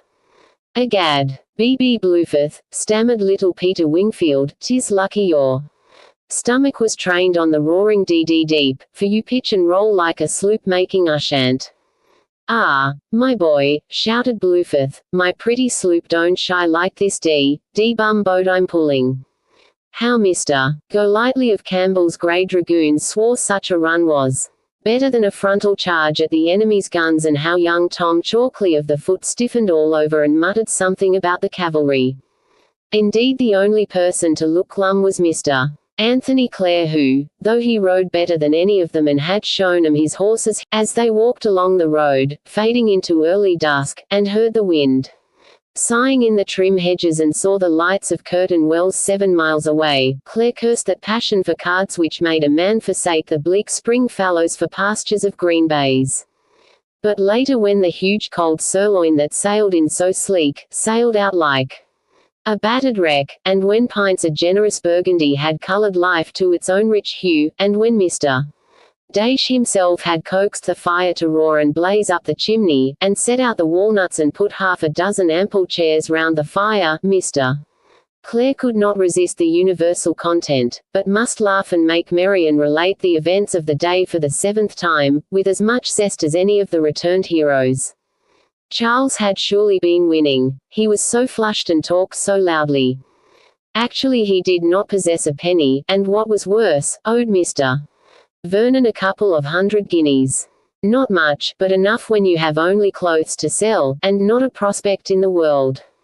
Presently one by one the hunters dropped off to sleep with legs outstretched and doffed wigs and long churchwardens' pipes, that one by one dropped from slowly opening mouths, slid along unbuttoned waistcoats and snapped their slender stems upon the floor, until everybody except Mr. Vernon and our hero was snoring the 8th repetition of the events of that famous day. The room was hot, the drawing of many breaths thick with fatigue, beef and Burgundy induced a meditative atmosphere. The fire no longer blazed, but sank to an intense crimson glow. Mr. Vernon counted up his gains, while Mr. Lovely pondered his losses in silence. At last the latter got up suddenly. "The cards?" inquired Mr. Vernon. "Not tonight. I think I'll take the air," Charles replied. "As you will," said the other, and betook himself once more to his tablets. Charles paused for a moment outside the coffee room to take down his full black cloak and 3-cornered hat. The night wind had brought in its track a melancholy drizzle of rain that suited his own melancholy mood. He wandered rather vaguely across the wide inn-yard, passed under the arch and sauntered along the deserted High Street. To tell the truth, Mr. Lovely was very unpleasantly situated at this period. His father had been the ne'er-do-weel survivor of a long line of country squires away down in Devonshire. When he had eloped with Miss Joan Reppington, to the eternal chagrin of the young lady's brother, a rich banker knighted for his loyal support of the Protestant succession, Valentine Lovely ran through his own and his wife's fortune in the first 6 years of matrimony. Thence onwards they lived a hand-to-mouth existence, dependent on Valentine's luck at the tables and the inviolableness of an aunt's legacy of 5,000 guineas. Mrs. Lovely died, prematurely aged, in the birth of a stillborn child, and Mr. Valentine Lovely and his young son continued to live the same haphazard existence for another 10 years. Charles spent all his time with his father, who in the intervals of drink and play taught his heir to step a minuet, sing a merry song, and indite a witty epigram, Also he gave him a case of pistols, heavily chased with the lovely arms, and lent him the family tree for target. Finally he made him proficient in the polite use of the smallsword and the dice box. Once, when an early summer made the bath intolerably hot, Mr. Lovely, and his heir posted down to Devonshire in a crimson chariot putting up at the Prior's Head, in Danver Monachorum. He spent a week paying unwelcome visits to the neighbouring gentry who looked askance at the crimson chariot and still more askance at the degenerate air of the Loveleys. Valentine soon tired of so much pastoral exercise and departed to St. Germain's, leaving young Charles in the care of an old stillroom maid, now a prosperous farmer's wife. The boy spent placid hours in rich meadows, ate a quantity of scalded cream, and grew out of knowledge in the 6 months of his stay. He used to wander down to the park gates, gloriously retired gates between massive stone pillars that bore on each summit a quintet of cannon balls, the reputed trophy of some seafaring Elizabethan lovely. There was a picture in the Great Hall, of curiously inferior execution, portraying numbers of Devon sailormen led by a huge rough gentleman with a long peaked beard, swarming up the towering sides of the galleon Jesu Maria. Charles was taken to see it when the new family was gone up to London town. He also saw the great stone swan over the vast fireplace, with the motto of his house, Sum Decoris. Later in the autumn his father returned and the old life of lodgings, inland spas and long posting journeys was resumed. He had never again visited that remote Devon village, with its cows and pastures and dairymaids and famous chronicles. Then, just after Charles reached his majority, Mr. Lovely Sr. died quite suddenly, and our hero found himself in undisputed possession of the interest on 5,000 guineas and as much more in cash, owing to a lucky run by his father in the week before his death.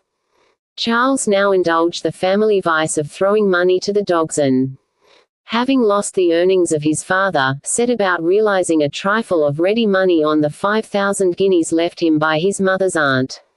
This step brought him into pen and ink contact with old Sir George Repington, who wrote him a stern letter of advice, with a postscript offering him a stool in the Repington Bank. Charles was furious and did not reply. About that time he renewed the friendship with Mr. Anthony Clare begun, in that far-off summer away down in Devonshire. The latter persuaded him to leave London and come to Curtain Wells, where for a time he lived happily enough on his small annuity.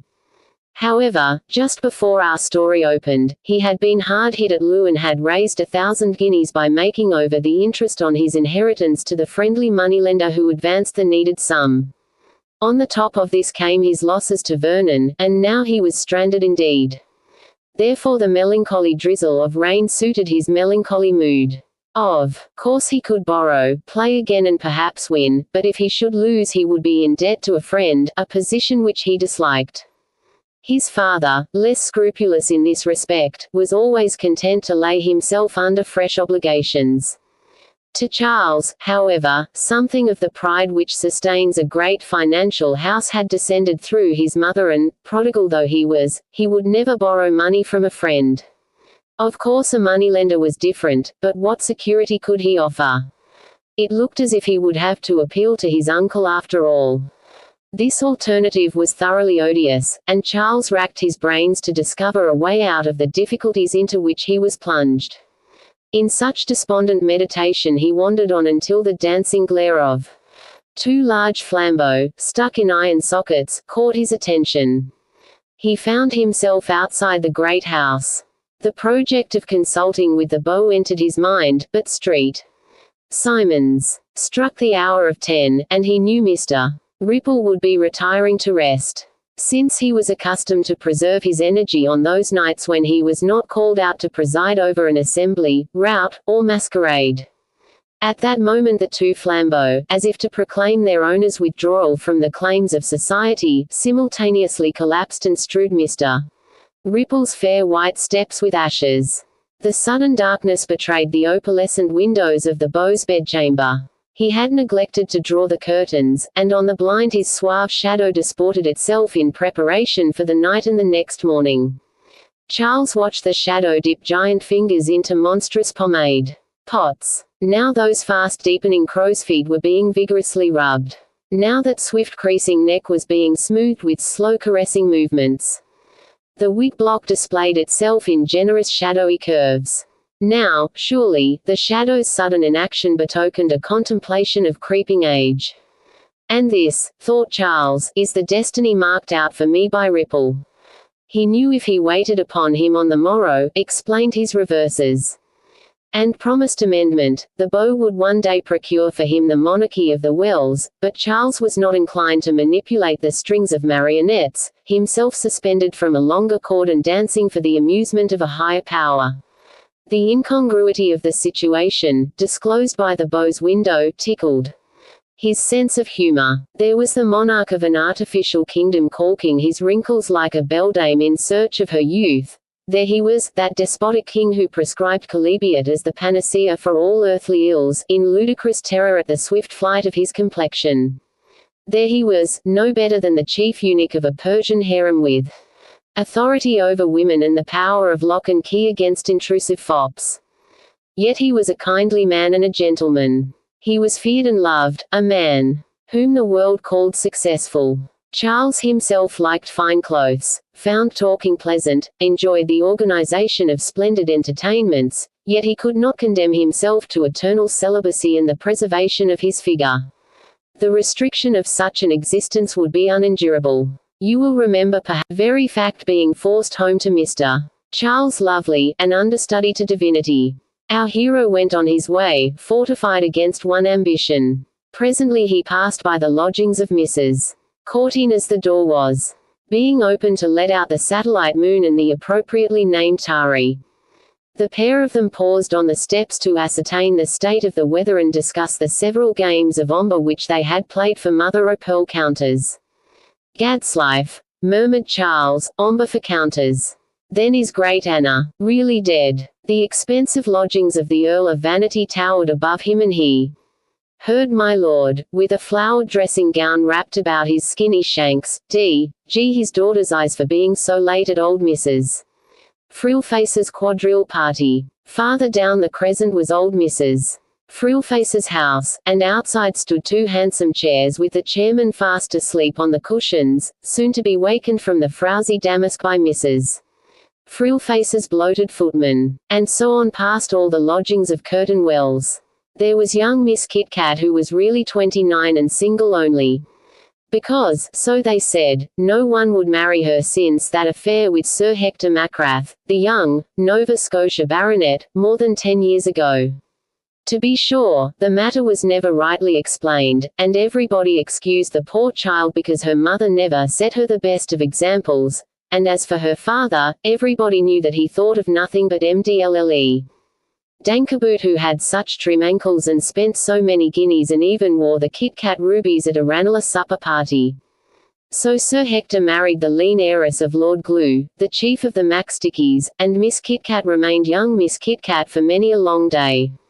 There she was, swaying sleepily to the motion of the chair while now and then her hair would catch in a splinter of wood as the first chairman stumbled over a loose cobble. There was little Pinhorn, whose father was a ship's chandler at Rye, but had made money as fast as money could be made over the War Commissariat. There he was, strutting home from my Lady Bunbutters, quite inlaid with diamonds, and with a swinging fob near as big as his own bullet head. Charles gave him a curt good night as he passed, and wondered to himself how little Pinhorn ever dared challenge Captain Lag to walk with him in Curtain Meads. Unluckily the Beau had heard of the meeting and went to remonstrate with the gallant captain. "What did you say?" asked the Beau. "I said I would gladly cut the claws of every harpy on the transport," answered the sailor. "Well, so you may, sir," said Mr.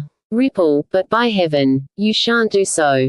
Here." Next morning the captain had his orders and was shot through the heart in the Carthagena business. Poor Captain Lag, he had a wife and a little maid waiting for him in the prettiest cottage between Pevensey and Brighthelmstone. Charles passed many others whose small histories, could I recount them, would fill this book to overflowing. For each one he could recall some unsavory episode, some mean adventure that made its hero contemptible.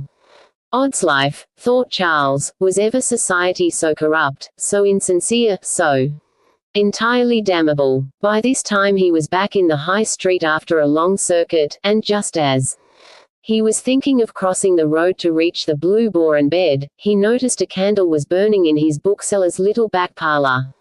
I'll inquire after the sale of my poems, he decided, and without more ado, hammered loudly on the door of the shop. Presently, in answer to his continuous rappings, a foxy-faced old young man with a premature stoop and clothes both squalid and ill-cut, shuffled through the shop and asked who was there. "A mendicant poet," cried Charles. "B.D., muttered the foxy-faced man, preparing to go back. "Come, Mr. Virgin, you'll open to me, Charles Lovely." "Go away, Mr. Lovely, go away. I'm very busy indeed. I never remember when I was so busy before, so full of business." "So much the better," cried Charles, jumping up to smite the signboard that, "Now don't be rough, Mr. Lovely. I've had the lady's face repainted. 'Tis beautifully done, Mr. Lovely. Do look. Can you see, Mr. Paul Virgin, bookseller and publisher, at the sign of the woman?" Single quote. "Pshaw," said Charles. "Will you open to me, or I'll turn the woman into a W. I suppose you must have your way, but oddscods, indeed I'm monstrous busy. Oh, Mr. Lovely, I am so busy, you wouldn't believe." With this final protest, the old young man slowly drew the bolts of the door and allowed Mr. Lovely to step inside. There was a musty smell in the shop, and the shelves of calf-bound volumes seemed alive in the uncertain flame of the candle.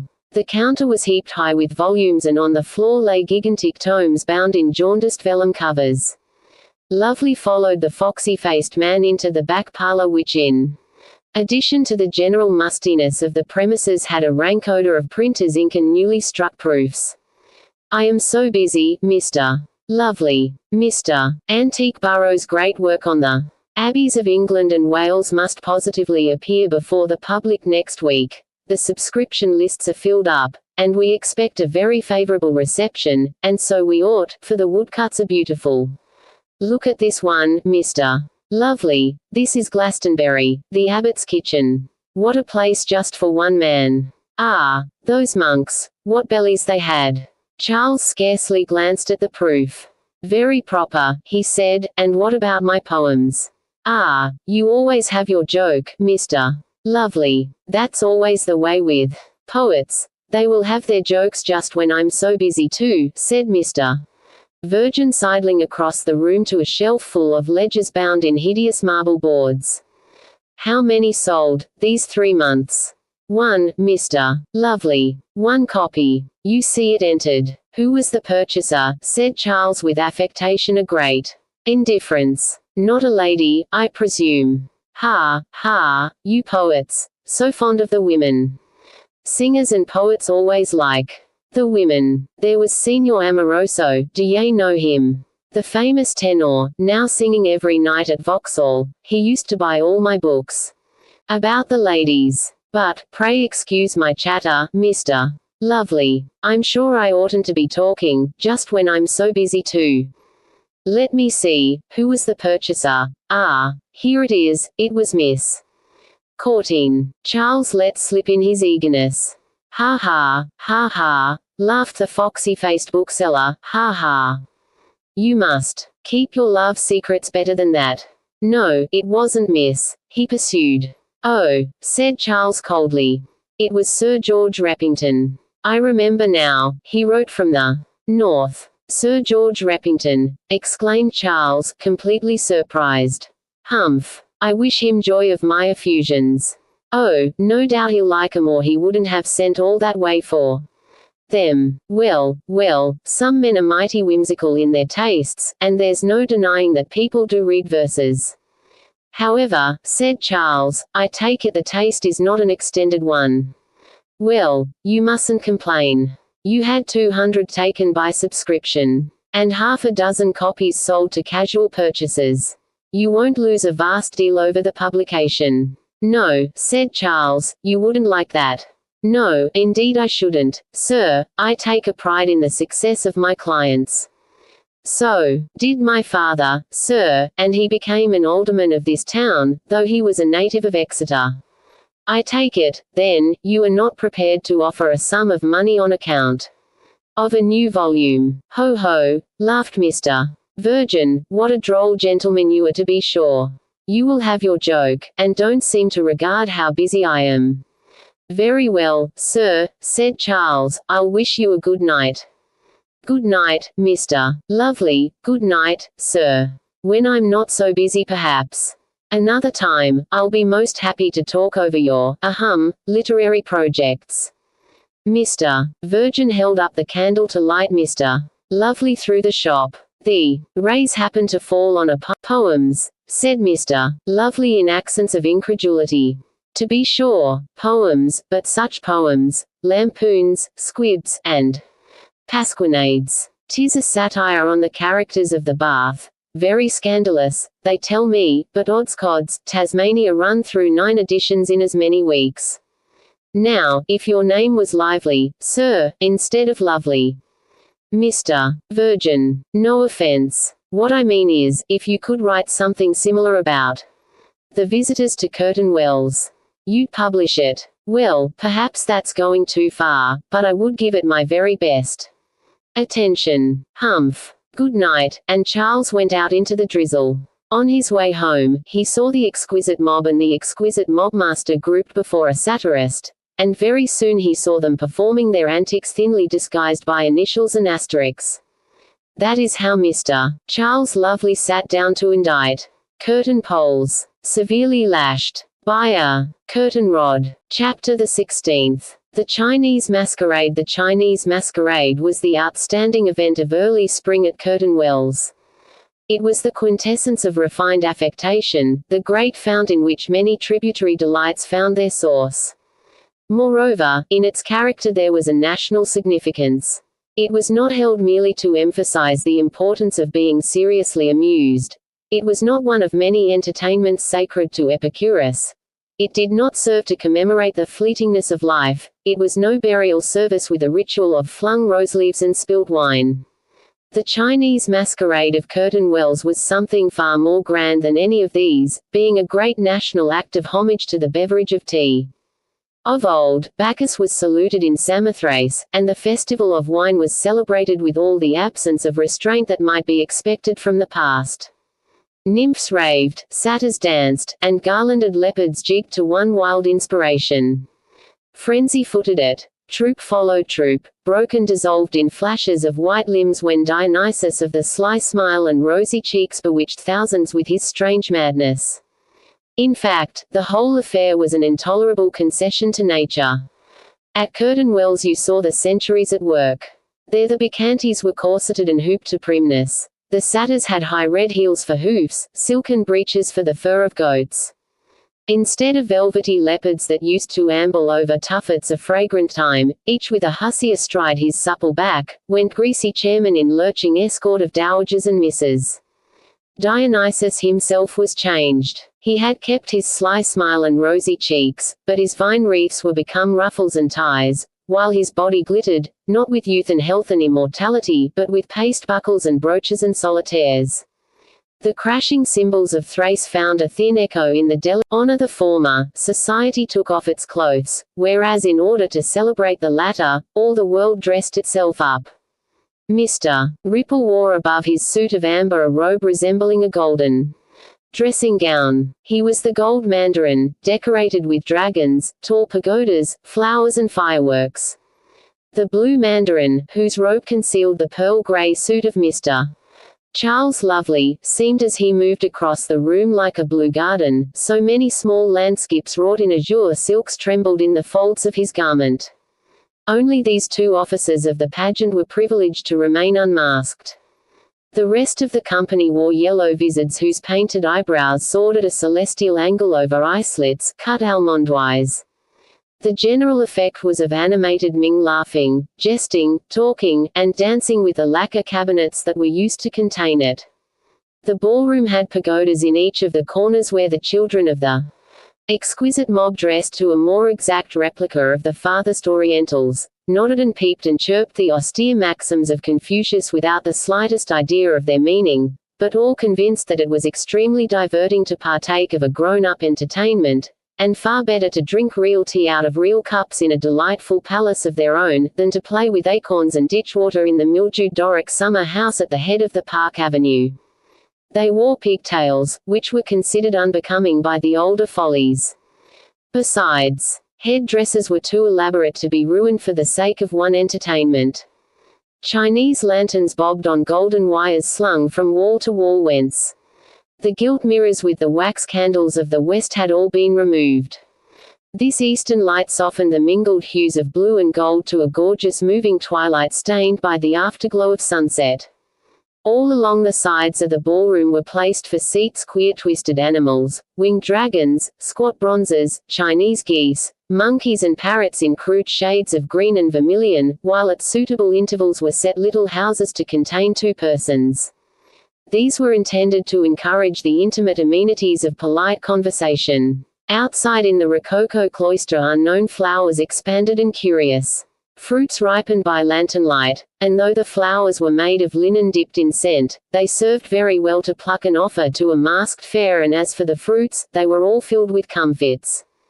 Finally, here and there, smoking sandalwood torches lent a remote perfume to the mise-en-scene, and curled in scented wreaths about the motley forms of the masqueraders. To say truth, the Eastern veneer was more than usually superficial, even for a veneer.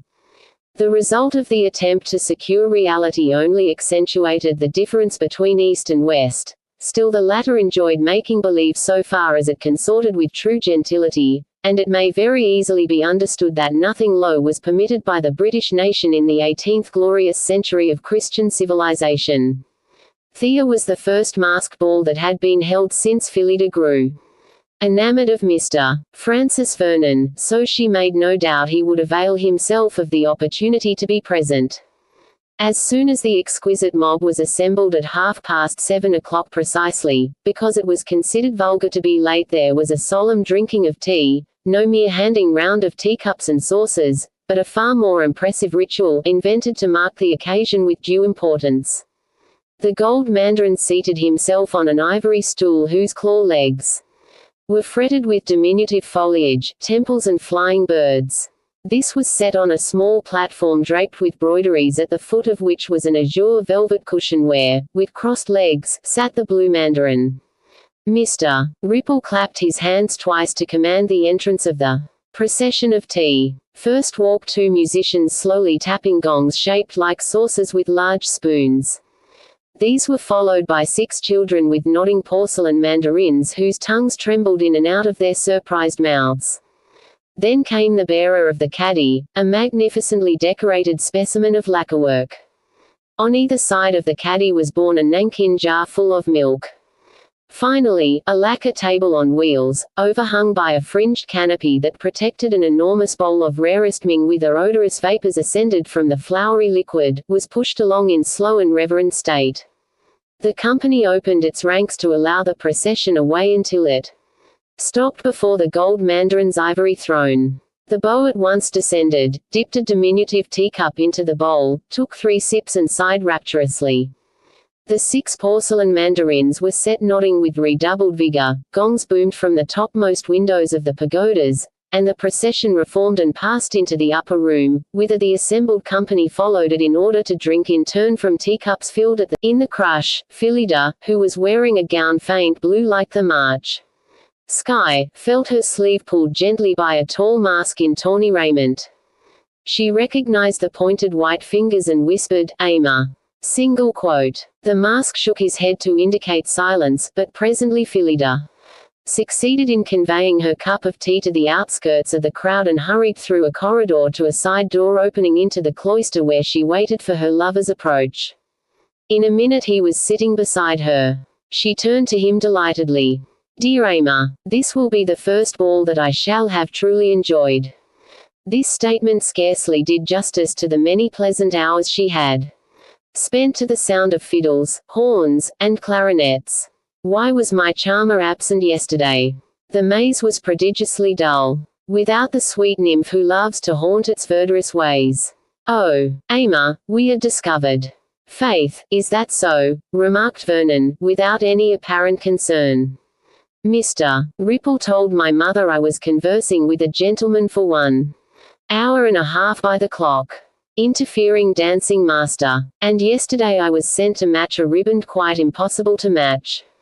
I'm sure 'twas done to keep me employed, and when I heard 11 chime, I could bear it no longer, but almost ran towards Courteen garden, and on my way the beau beckoned me to come in, and, pray don't be angry, dear Ama, he was so vastly kind that I told him your name." "Here's a pretty state of affairs," muttered Vernon. "He asked me to present you to him tonight, and vowed we should be wed in June. Gadslife. I hope you sent him about his business." "Not exactly," said Phyllida. "Indeed he was so good-natured that I promised. At least I half promised to do so." "Confusion take him," swore Vernon, "for a prating, meddlesome, tailor-made gentleman. Harkee. I'll not have myself discussed by Mr. Horace Ripple. I dare swear he patted your hands, called you his pretty dear, made old man's love, a plague on his impudence." Phyllida shrank from her lover's wrath. "Indeed, sir, I vow he did nothing of the kind. He behaved with some of that propriety for which I could wish in my Ama." Phyllida remembered a young woman talking something like this in the first volume of The Fair Inconstant. Vernon could not keep back a smile. "I doubt I'm not inclined to hear you farther." Vernon began to chuckle. "And let me tell you, sir, your behavior becomes you very ill, and moreover I told him your name, and the milk spilt, and 'tis useless to cry over spilt milk as all the world knows." A teardrop trembled in each corner of Phyllida's eyes, making them seem more clearly blue, as crystals that surround great sapphires enhance their beauty. "Sweet indiscretion," began Vernon, who, having been politic enough to conceal his true name, could afford to be generous. A very faint sob was the sole response. "Nay, prithee, dear one," he continued, catching hold of a tremulous hand. "Let's have no quarrels at our first ball. I bear you no malice.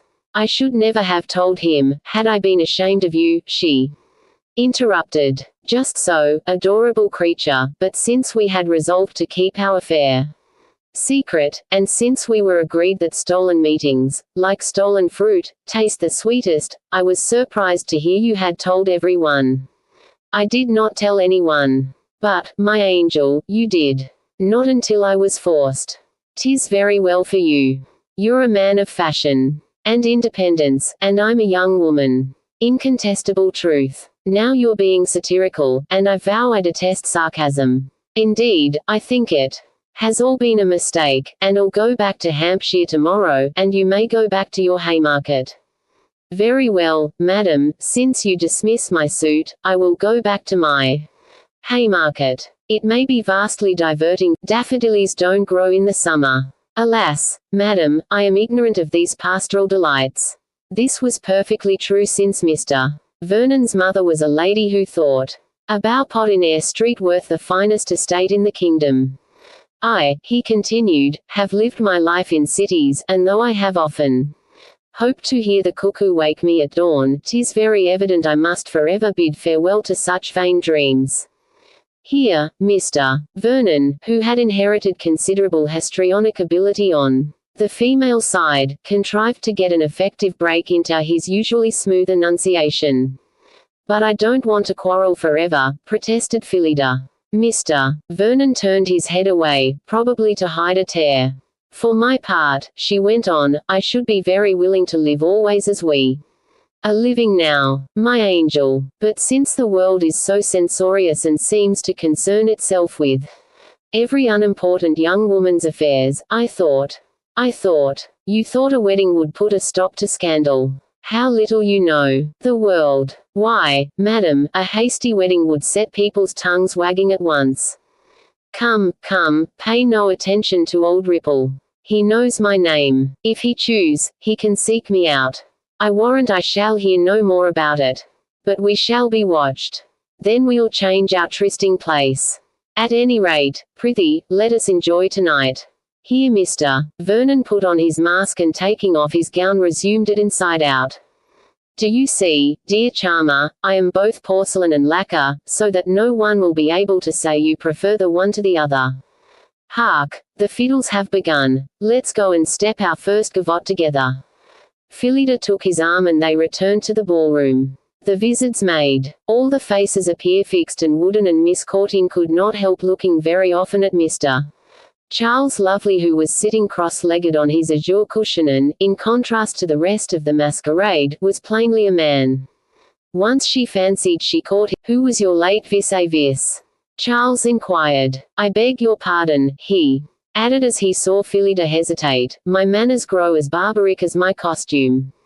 He had noticed with devout jealousy that Miss Courteen's fingers reposed a moment longer than was necessary upon that satin forearm. "How did you discover me?" she asked with frank interest. "'Twas not difficult. But masked as I am, I did not regard your mask. I saw your eyes." Phyllida was conscious of a blush and a faint quickening of the pulses, all over her body. There was certainly something very satisfactory in such a compliment.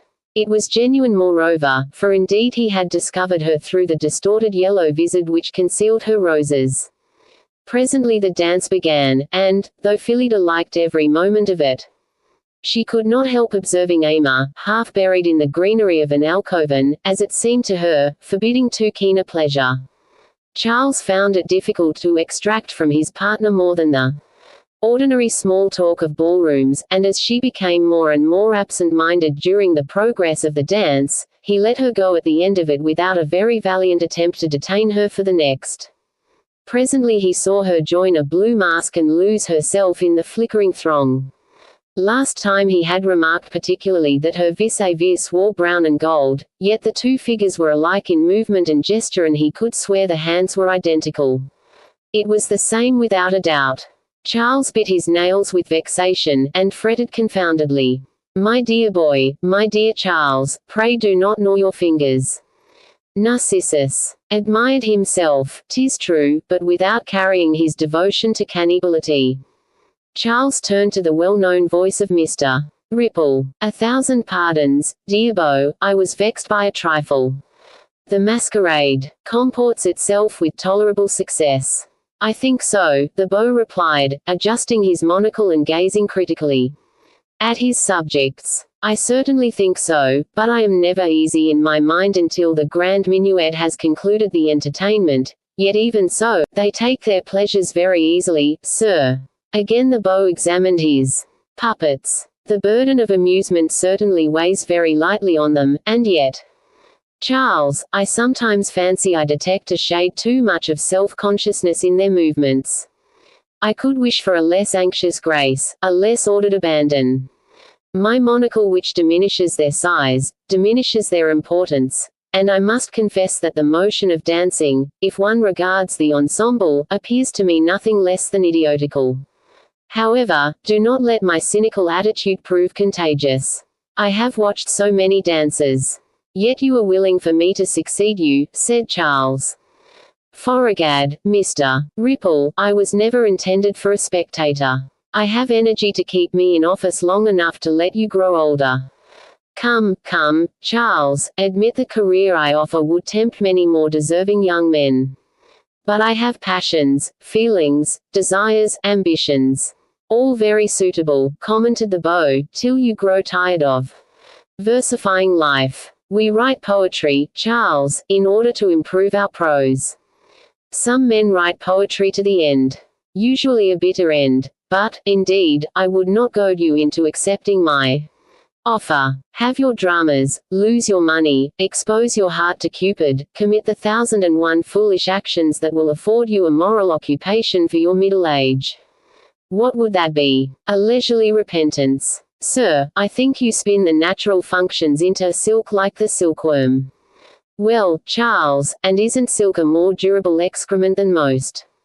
You are still devouring the tender shoots of the mulberry tree. I am already in the cocoon and shall go down to posterity as a very reputable moth vouched for by a cenotaph in St. Simon's Church, Curtain Wells. Sir, I doubt they will never say of me, Vive le ROI.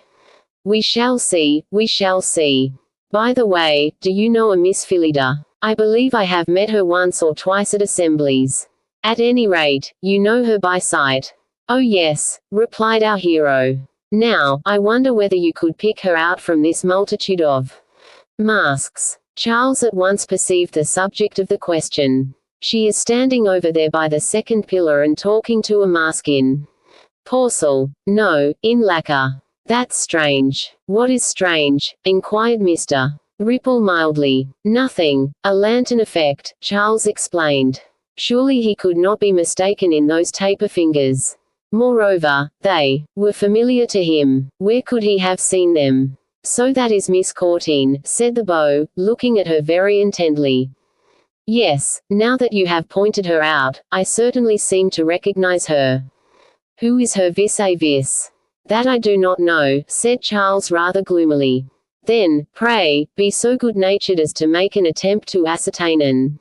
You'll oblige me monstrously. Or stay, perhaps I had better inquire myself. Mr. Ripple, observing that Mr. Lovely looked somewhat melancholy, patted him on the shoulder. Don't look so full of disapprobation, Charles. Inquisitiveness, with ordinary men and women, is a breach of good manners. With kings, it is a condescension. Dear me, how time runs, the beau continued, tripping from an epigram to a truism. I will leave you to superintend the country dances. Let 'em be as oriental as possible, I beg. With this admonition the great little man threaded his way through the exquisite mob. Charles D. the country dances very devoutly. He was not enjoying the evening at all, and wished he was sitting in the cozy firelight of the Blue Boar, lulled by the whispers of playing cards, shuffled and dealt. Where could he raise that £200 he owed Vernon? Vernon, by G, now he recognized those taper fingers.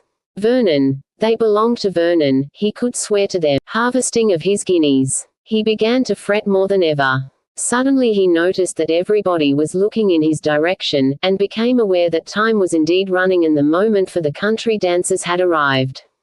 Meanwhile Mr. Ripple searched in vain for Phyllida and a vis-a-vis in Chapter the 17th. The grand minuet of Cathay. The country dances of these powder-puff Orientals were so truly inappropriate to the celebration that they almost succeeded in convincing by sheer want of fitness. Picture to yourselves 200 blue and golden marionettes jigging to Sir Roger de Coverley or bobbing to Come Lasses and Lads. There was merry England underneath this hugger-mugger of yellow masks, yet the sustained motion was decidedly Eastern. Hands across, back to back, right hand, left hand, each change of attitude was marked by a crashing gong, and he who sounded this barbaric instrument was Mr. Charles Lovely. He stood upon a tripod of ebony quite high enough for a hero of comedy, as I am sure you will admit.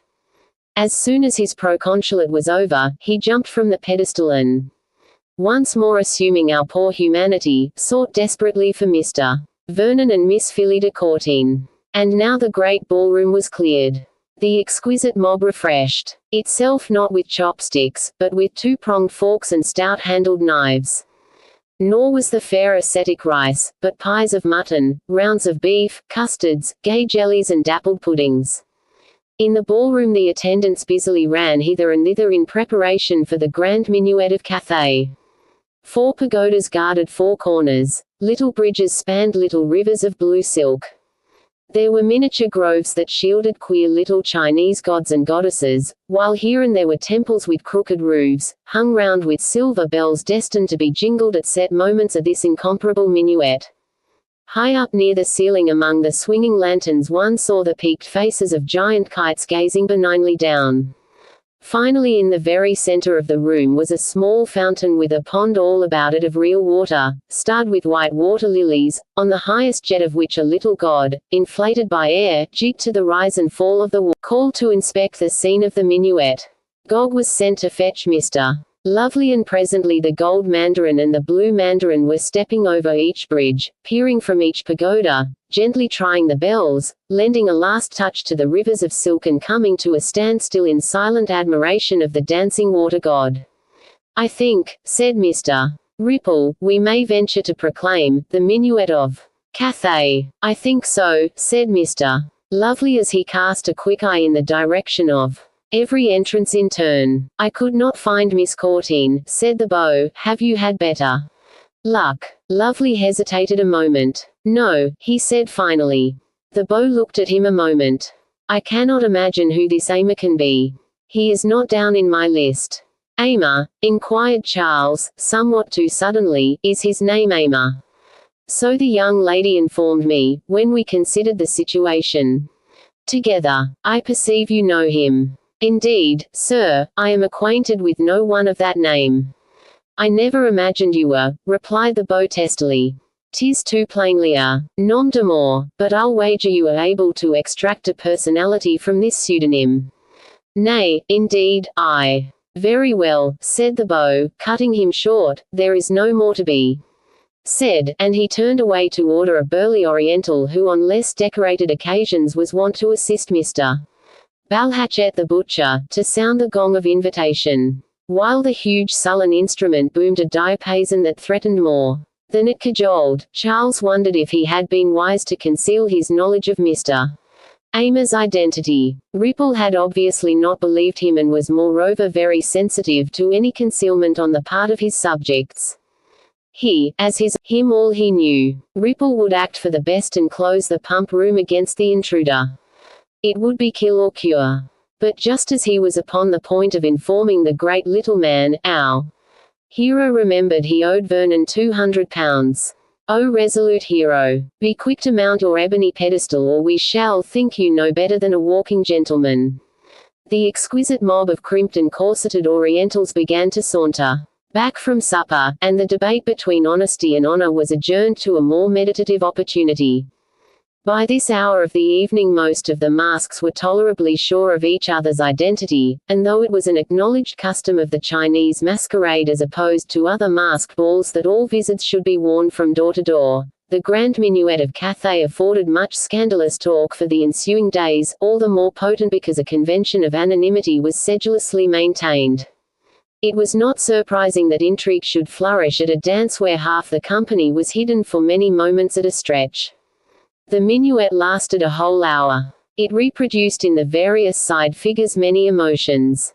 It was 100 dancers in a grand ensemble. The music was now courtly, now passionate. Sometimes it clanged in barbaric interludes of noise, sometimes but 3 or 4 flutes twittered above the plash of the fountain. Over the bridges pattered the dancers, in and out of the diminutive groves twinkled their scarlet heels. Now a couple swayed in a stationary boat on a motionless river, now at the topmost window of a pagoda, cambric handkerchief and painted fan kept time to the tune. The gold mandarin lived in a golden house beside the fountain and, if he chose, could live a century of sound and perfume in that fragrant hour of dancing. Far away at the other corner of the room lived the blue mandarin in a small house at the foot of a small volcano that ceaselessly puffed out clouds of incense. Wherever you went in that strange dance or dances some new delight assailed your senses. Here, before a temple hung with silver bells, a dozen of these blue and golden dolls moved with grace and precision through many variations of the minuet. They would carry away with them that night no more than a memory of bells and stately movement by the rosy light of many lanterns. Purged of all feeling save for correct gesture, the visits seemed no more alive than their mirrored counterparts that moved with equal grace upside down in the polished floor of parquet. But step over one of these bridges where false white flowers hang in scented clusters. Go softly through that bonbon grove, and there in an alcove fretted to the semblance of wrought ivory, you shall see 2 masks that are enraptured beneath a white moon lantern, tracing the melody with long caresses. In one of these fanciful resorts, sat Vernon and Phyllida making love among the shadows, as in pairs and dainty quartets the dancers darkened the carved portal when they passed. For Phyllida, the assembly rooms had been snatched up by some powerful magician and set down in a land of embuscade noises. Many a time had she sat in the theatre and watched these silent black and white tragedies and comedies. Now she had joined that whimsical procession which capers across the draughty sheet. She recalled a particular entertainment of this character last December. First the Columbine had pirouetted across and made a light fantastic entrance into the shadow of the house at the extreme corner. Presently came the Piero with a lantern swaying atop of a tall pole. Up and down the sheet he had danced with incredible agility, until a pulcinello shook his bells from the window of the house, and he floated away gathering giant size as he went. Then came Harlequin, dancing almost more beautifully than Piero, and a quiet murder was done in the laurel shadows round the house. Piero lay dead and Harlequin, the slim and debonair assassin, had donned his vizard. Columbine wept a while until the lights were turned up, when everybody agreed that the whole performance was in the best of taste and vastly well executed. Phyllida came to herself and found Mr. Vernon gazing steadily at her with his velvet eyes, all the more disconcerting set almondwise in the Chinese mask. She shuddered. To say truth, this exotic minuet of strange perfumes and processions was not the sanest amusement for a maid who should have lived always among the roses. The heat was growing intolerable, and still her lover with persistent, regular motion bewitched her hand as it lay in his. The dancers passed and repassed them as they sat in artificial dusk. Phyllida began to hate 'em when they fluttered their fans and handkerchiefs. They were sickly things, these dancers, crotchets and quavers and semiquavers who had captured the semblance of humanity, who breathed and bowed and capered, merely because music had conjured them into existence. Suddenly an amazing clangor of gongs and cymbals waked her completely from the fever into which she had been flung, and, waking, she found herself encircled by her lover's arms, his eyes burning into hers and his lips, all that was left alive by the stolid vizard, eager to meet her own.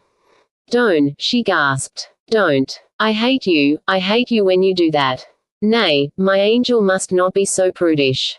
Come, kiss me of your own will. And we'll gallop to Gretna Green next week." Phyllida still repulsed him. "To Gretna Green," he went on, drawn by a pair of cream-colored horses, in a chaise all citron silk and rosy satin, with my Phyllida plunged into the softest cushions and her aimer to love her so fondly while trees and milestones fly past. Vernon inherited much talent from his mother, and as he breathed his persuasions in the most refined modulations of intensity, half looked over his shoulder, for an audience. "My Phyllida, your lips are soft as moths. Don't, Ama, don't.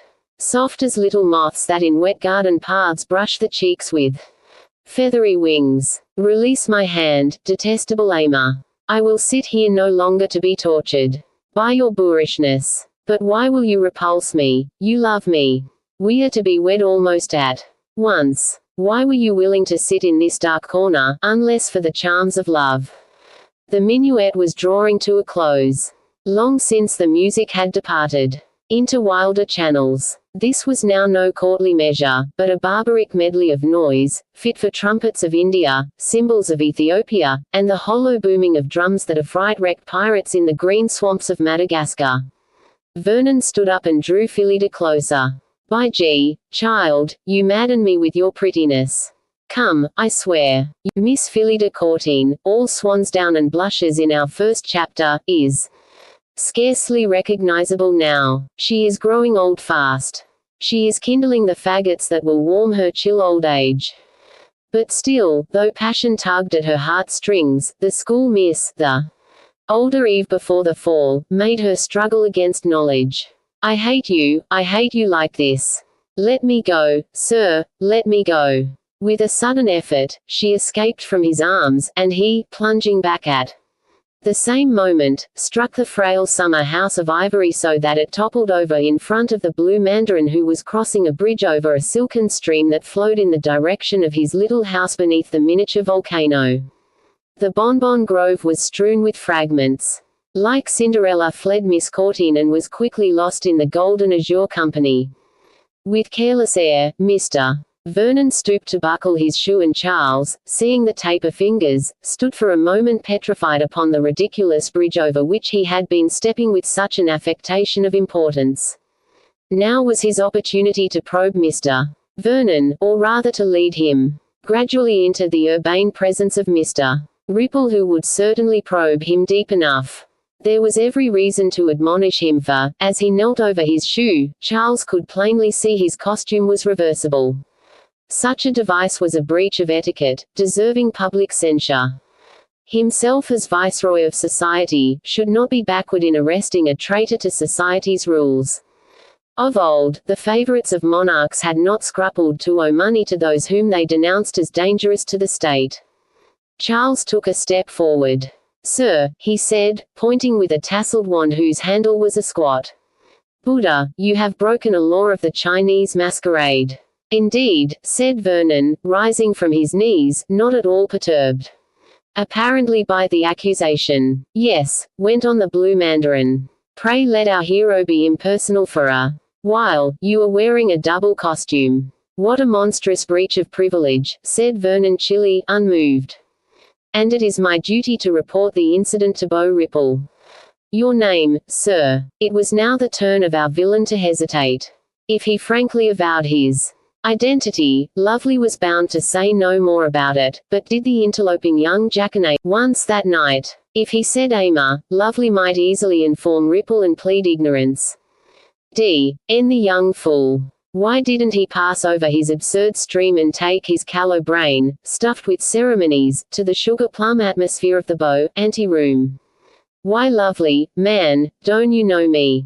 'Tis I, Vernon, what the plague do you mean by so much impertinence? Were you shocked to see me trying to kiss a saucy school minx, eh?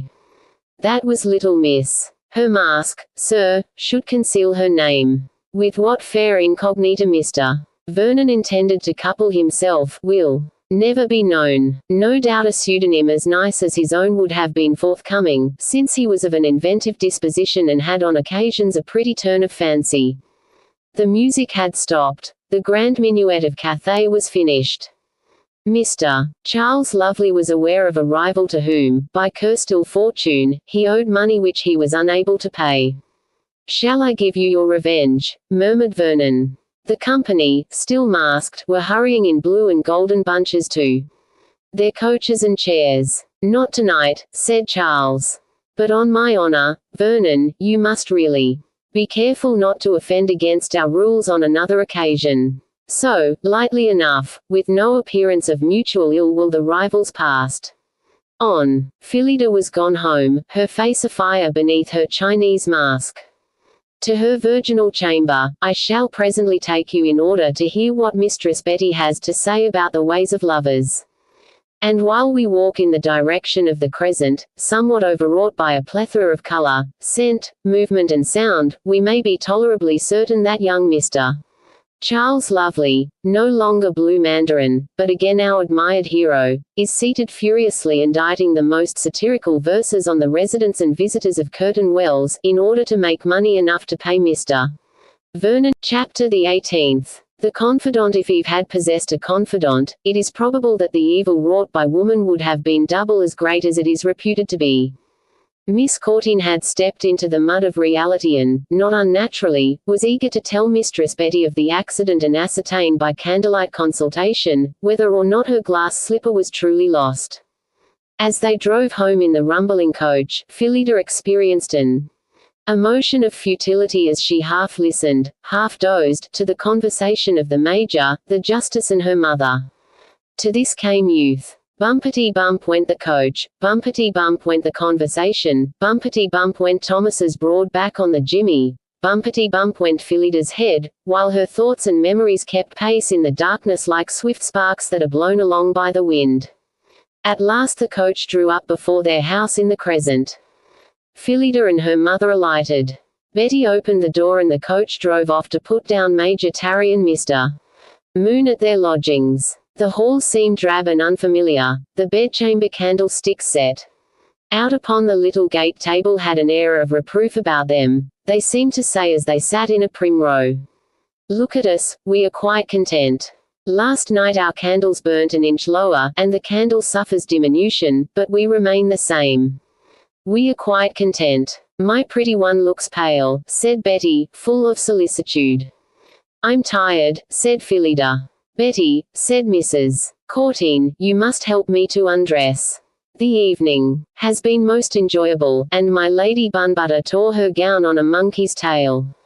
Now, Phyllida, do you run quickly to bed, for tomorrow Mr. Moon and the Major have promised to drive with us to see Melton Abbey." You will enjoy the whimsical. How can you be so irreverent, Phyllida? But why, Mama, do you suddenly drive to Melton Abbey? Why, child, because I wish to train your mind to be sure. Nothing tests deportment so severely as wandering round a Gothic ruin. However, they tell me that Gothic will soon be à la mode, and who am I to dispute the commands of fashion? Upon the heels of this humble interrogation, the widow betook herself to bed. When you have undressed my mamma, Betty, come to my chamber. I have 1,000 things to tell you, Phyllida whispered as they went up the narrow stairs. She lighted all the candles in her room and looked round in sudden affright. It was as if someone had trespassed upon those virginal solitudes while she was away. Yet her room was the same as usual. The dimity covers were all in their places. The fire was burning merrily in the hearth. The bedclothes were turned back, fresh, cool, unlavendered. Her slippers knelt devoutly by the fender. The fire irons looked just as stilted and apologetic as usual.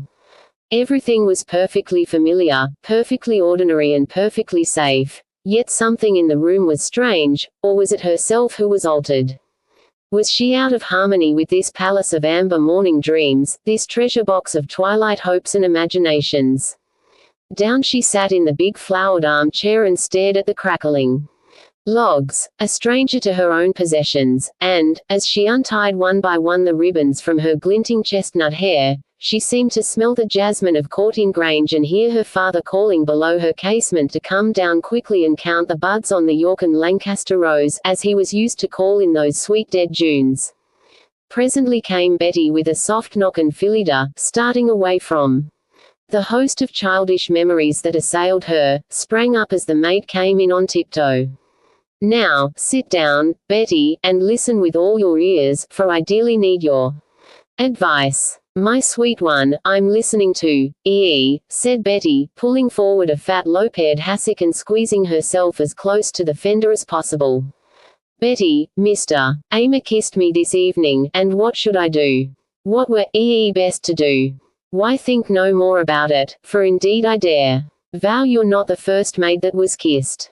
But the worst of the matter is that, though I struggled hard to escape, and though I detested him for his persistence, yet, oh, Betty, I don't like to tell you, I did not struggle as hard as I might have done. As she made this confession, Phyllida went carnation red from forehead to pointed dimpled chin. There's no call for blushes, said Betty emphatically, for you must learn the love of man soon or late, and Mr.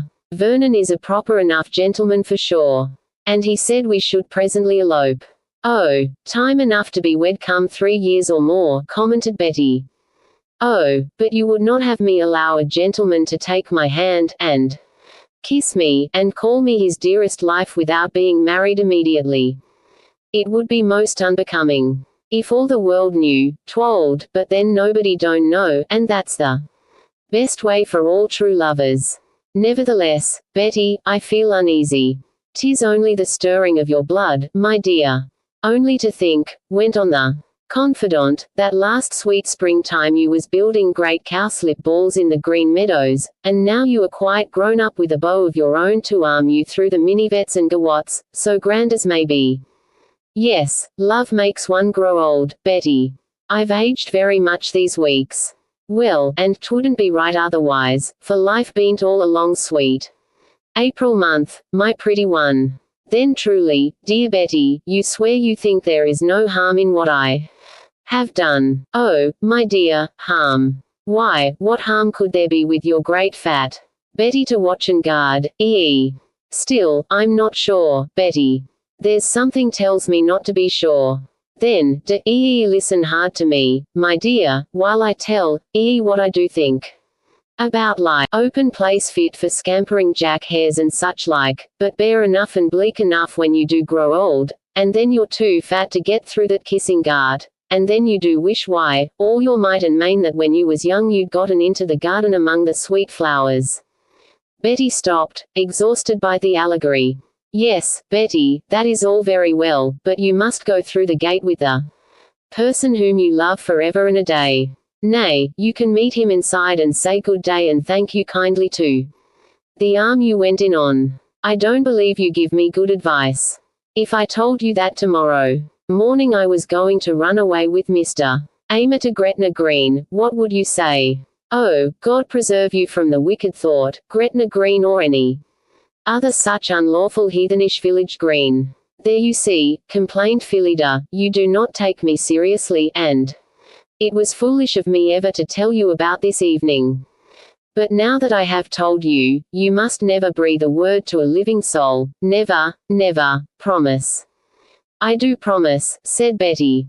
With the old rhyme, till Christmas, you remember. Betty stood up, while a ritual, sacred to the childhood of Phyllida, was solemnly enacted. In a monotonous whispered chaunt, Betty promised, I will not tell at primrose tide. At cherry tide'll silent be. At barley harvest'll be dumb. Till Christmas come and set me free. Phyllida was satisfied that her indiscreet confidence was safely locked up in Betty's bosom, capacious, homely, sweet-savored as an apple closet.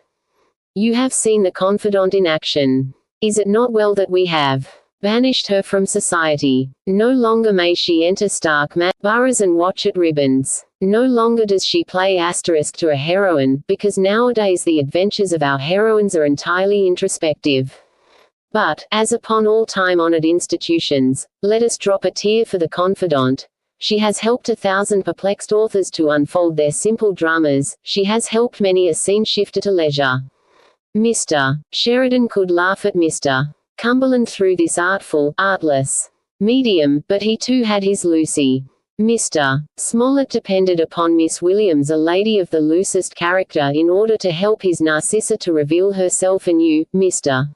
Goldsmith, whose name, like immortal Madame Blaze, is bedizened and brocaded, you had your dearest Neville. Yet, after all, however much we may regret them, confidants were very bad for heroines. They would encourage them in all that was most reprehensible. Here you see, is our own confidant encouraging her mistress to play with love's torch, and for all you or she know, get badly scorched by the purple flame. Such temerity is very well for country wenches to whom a green gown is a proper delight for May morning.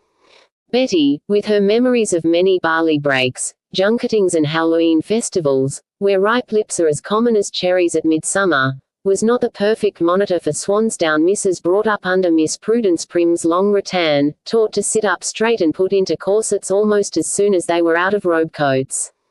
In fact, she was a confidant, a matchmaker, to whom a wedding ring was a post hoc horse collar, through which to grin at the censorious world. After all, where's the ultimate difference between sweet sensibility 150 years ago and sweet sensibility today? We should consider it demode for the latter to gossip with her maid. Now every schoolboy and schoolgirl knows how to spell psychology, and has been awarded a subconscious self to enliven the lonely hours. And this subconscious self, what is it, under analysis? Why, nothing more than the old confidant in ghostly guise with as long a tongue and as rich a store of bad advice. So now, having successfully, as I hope, occupied your attention while